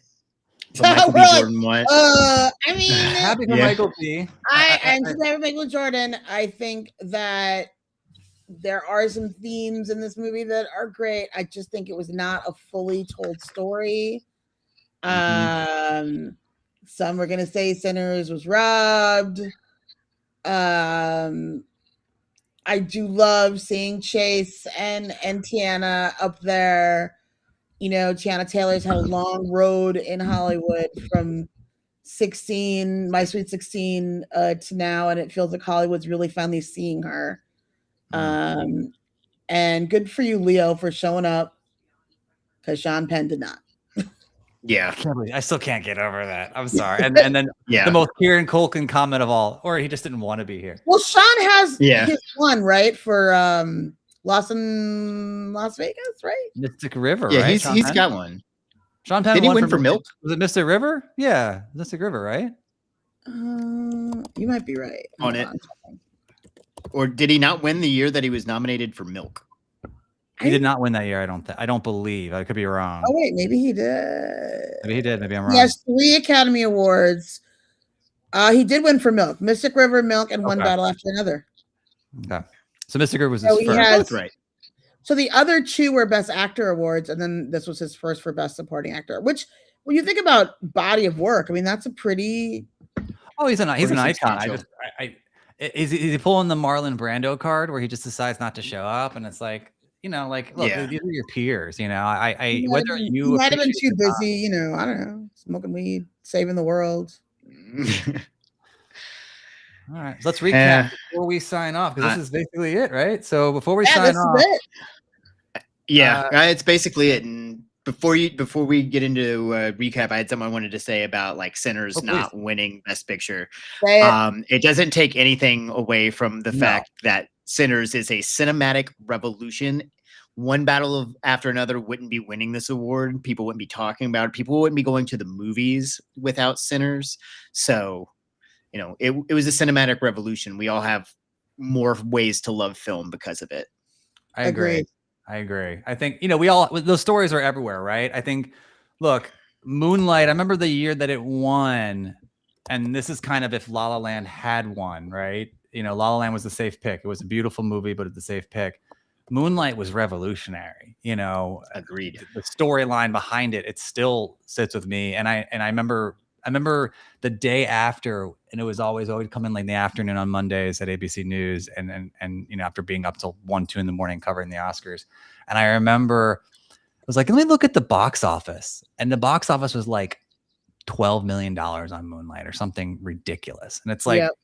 How did and I think it picked up a little bit, and I'm sure it had a surge in streaming when a thing back there. It kind of was, and I think these things need to be seen. They're potentially culture changing events that really show a different perspective, and Moonlight was that. And same thing with Sinners. It is not preachy. It is an educational film. It is a thrilling film. It's reminds me a little bit of The Dark Knight in the sense that The Dark Knight was a fantastic movie that just happened to have superheroes. This was a fantastic movie that just happened to have vampires. It's not a vampire movie. They don't show up for an hour, and it's really not the draw. So yeah, I agree with Chris 100%. I basically just spent 5 minutes agreeing with Chris. It's like second. Listen. I love hearing that I'm right, and I appreciate you finding a long-winded way to tell me that. So let's recap and then wrap up with final words from Kat and Chris. And quickly, I will go through it. The win of the night for us, Michael B. Jordan winning Best Actor for Sinners for playing Smoke and Stack. I mean, let's just check this out. Just so ridiculous. So crazy. Supporting role, we had Sean Penn for One Battle After Another, which was the big winner of the night. Jessie Buckley, The Coronation, she won for Best Actress. Best Supporting Actress, we had Amy Madigan, animated feature film K-Pop Demon Hunters, The Girl Who Cried Pearls for animated short. Yeah. Pearls? Yeah. Short Girl film. Who Cried Pearls, yeah. Casting, One Battle After Another. Cinematography was Sinners. Costume design was Frankenstein. Paul Thomas Anderson won for directing for One Battle After Another. Mr. Nobody Against Putin won for documentary. I'm getting close to being done. Short film, documentary short was All the Empty Rooms. Film editing, One Battle After Another again. International film was Sentimental Value. Live action short film, Two People Exchanging Saliva and The Singers. Makeup and hairstyling, Frankenstein. Music, original score, Ludwig Göransson for Sinners. I didn't get close to saying that right. Best original song was Golden from K-Pop Demon Hunters, of course. Production design, Frankenstein. Sound, F1. Visual effects, Avatar, Fire and Ash.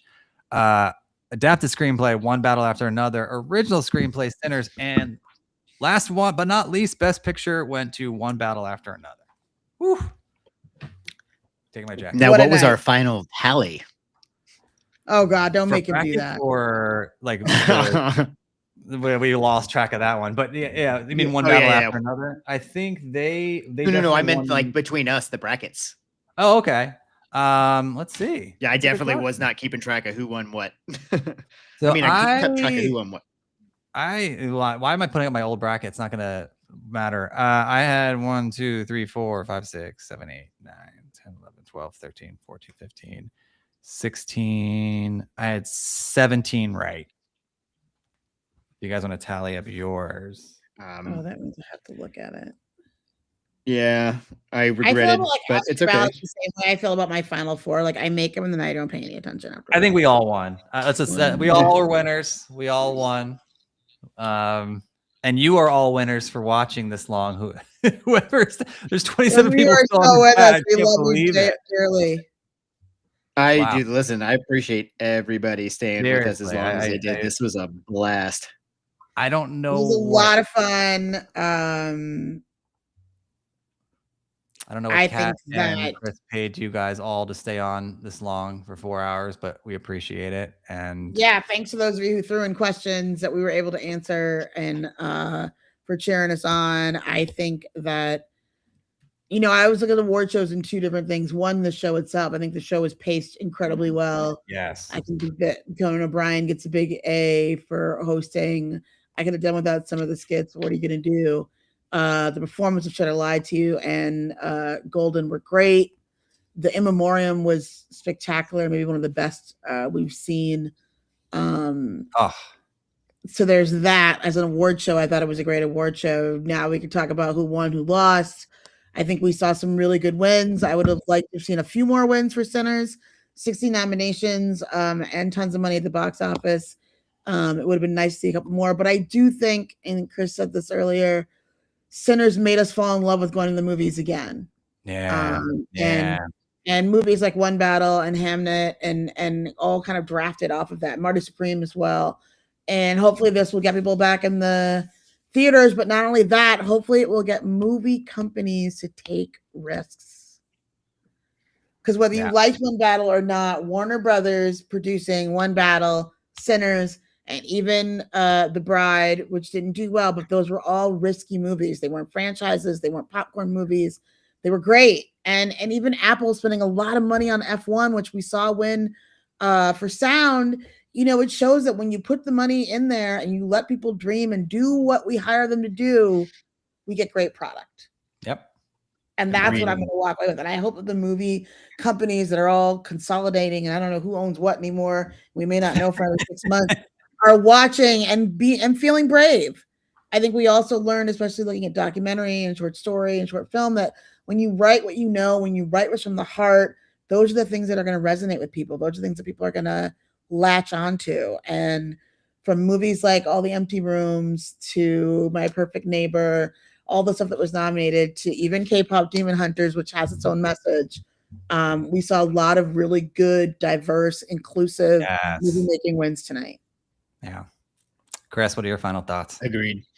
I'm bummed Sinners didn't win, but in that same vein, filmmakers taking risks, and that involves us too, getting up and going to the movies and finding some of those movies, because whether a movie costs $10,000 to make, like the original Clerks, or was it might have been 10 million or something like that. Numbers are hard. $10 million to make, whether it takes $200 million to make the next cult classic, the next big film, the next person who's going to write it is out there. So companies taking risks on people, and not just companies taking risks on people, but people taking risks on themselves. When somebody tells you can't do it, you do it. And then you make them. Man, I love that. You make them write your thing for graduate school, whatever it is. You do it. You take those risks, because nothing worth having is easy. Everything worth having it's worth fighting for every single day. And I think Sinners is a great example of that. 16 nominations. They did win a couple of the big awards. But it's changed our society and the way that we look at movies and the way that we enjoy being in the room with one another. Yeah. And I think there's something we can take into 2026, when we have big, massive films like Spider-Man and Avengers, and even these smaller films, whether we really like them or not. Like, I agree, The Bride, that was a risk. And sometimes they don't pan out. And even your smallest film, there's a film that premieres tomorrow at South by Southwest called Mum. It's about a Vietnamese restaurant where somebody just wanted to cook Vietnamese food, and it was amazing. To your biggest of budgets films. I mean, bet on yourselves. That's the theme of the night, is to bet on yourself. You might be the next Ryan Coogler or Michael B. Jordan. I cannot agree more. I think what you said about the communal aspect is so important. I think since COVID, we've lost something in society. We've lost decorum. We've lost, we can't live on social media. We can't live in this way. And there is a hybrid approach. But I do think, it reminds me of a movie that was not nominated and will not be nominated anytime soon or ever. But, Solo Mio was a movie that I thought was different in many ways, and only went out in theaters. And whatever you think of Kevin James or whatever, I thought it was just the beauty of being community and the brotherhood that was in there and the people supporting him. And I think Sinners the same way. And sorry, I went on a veer. I just don't want to copy everyone, but I just think, we need more community, and we need to come together more. And I just hope, that's what the arts is all about. And I hope we see more of that in the future. And this is a beautiful show, and it's a beautiful echo what Chris said. It takes all of us, and the audience has to take risks too. Go see a movie that you might not like. Go see a movie that's about vampires and you don't like vampires, because it's really not about vampires. Yeah. Go see the movies. Go stream the movies. I want you to see them in the theaters, but even if you watch them, because that's how we get more One Battles, more Sinners, more My Perfect Neighbors, is because we have to show the movie companies that we're willing to sit through them and bring back the rom-com, people. Yeah. I love rom-com. Bring back the rom-com. Come on. And go see movies you've never heard of. Go look at your AMC or your Regal and pick the movie you've never heard of, because it may be the best movie you've ever seen. Gentlemen, this has been my pleasure to spend the night with you. Absolute blast. See, people are dropping off, but yeah, this has been, you guys have rocked it all night. This is, I think, what's the start of something with this trio right here. I love that. We'll do something again soon. Yeah, I'm all for it. Everyone watching, thank you so much to Kat, to Chris. Thank you for just absolutely dominating this night for us. And just thank you guys for watching. This has been an absolute blast. Thanks, audience. We'll see you soon.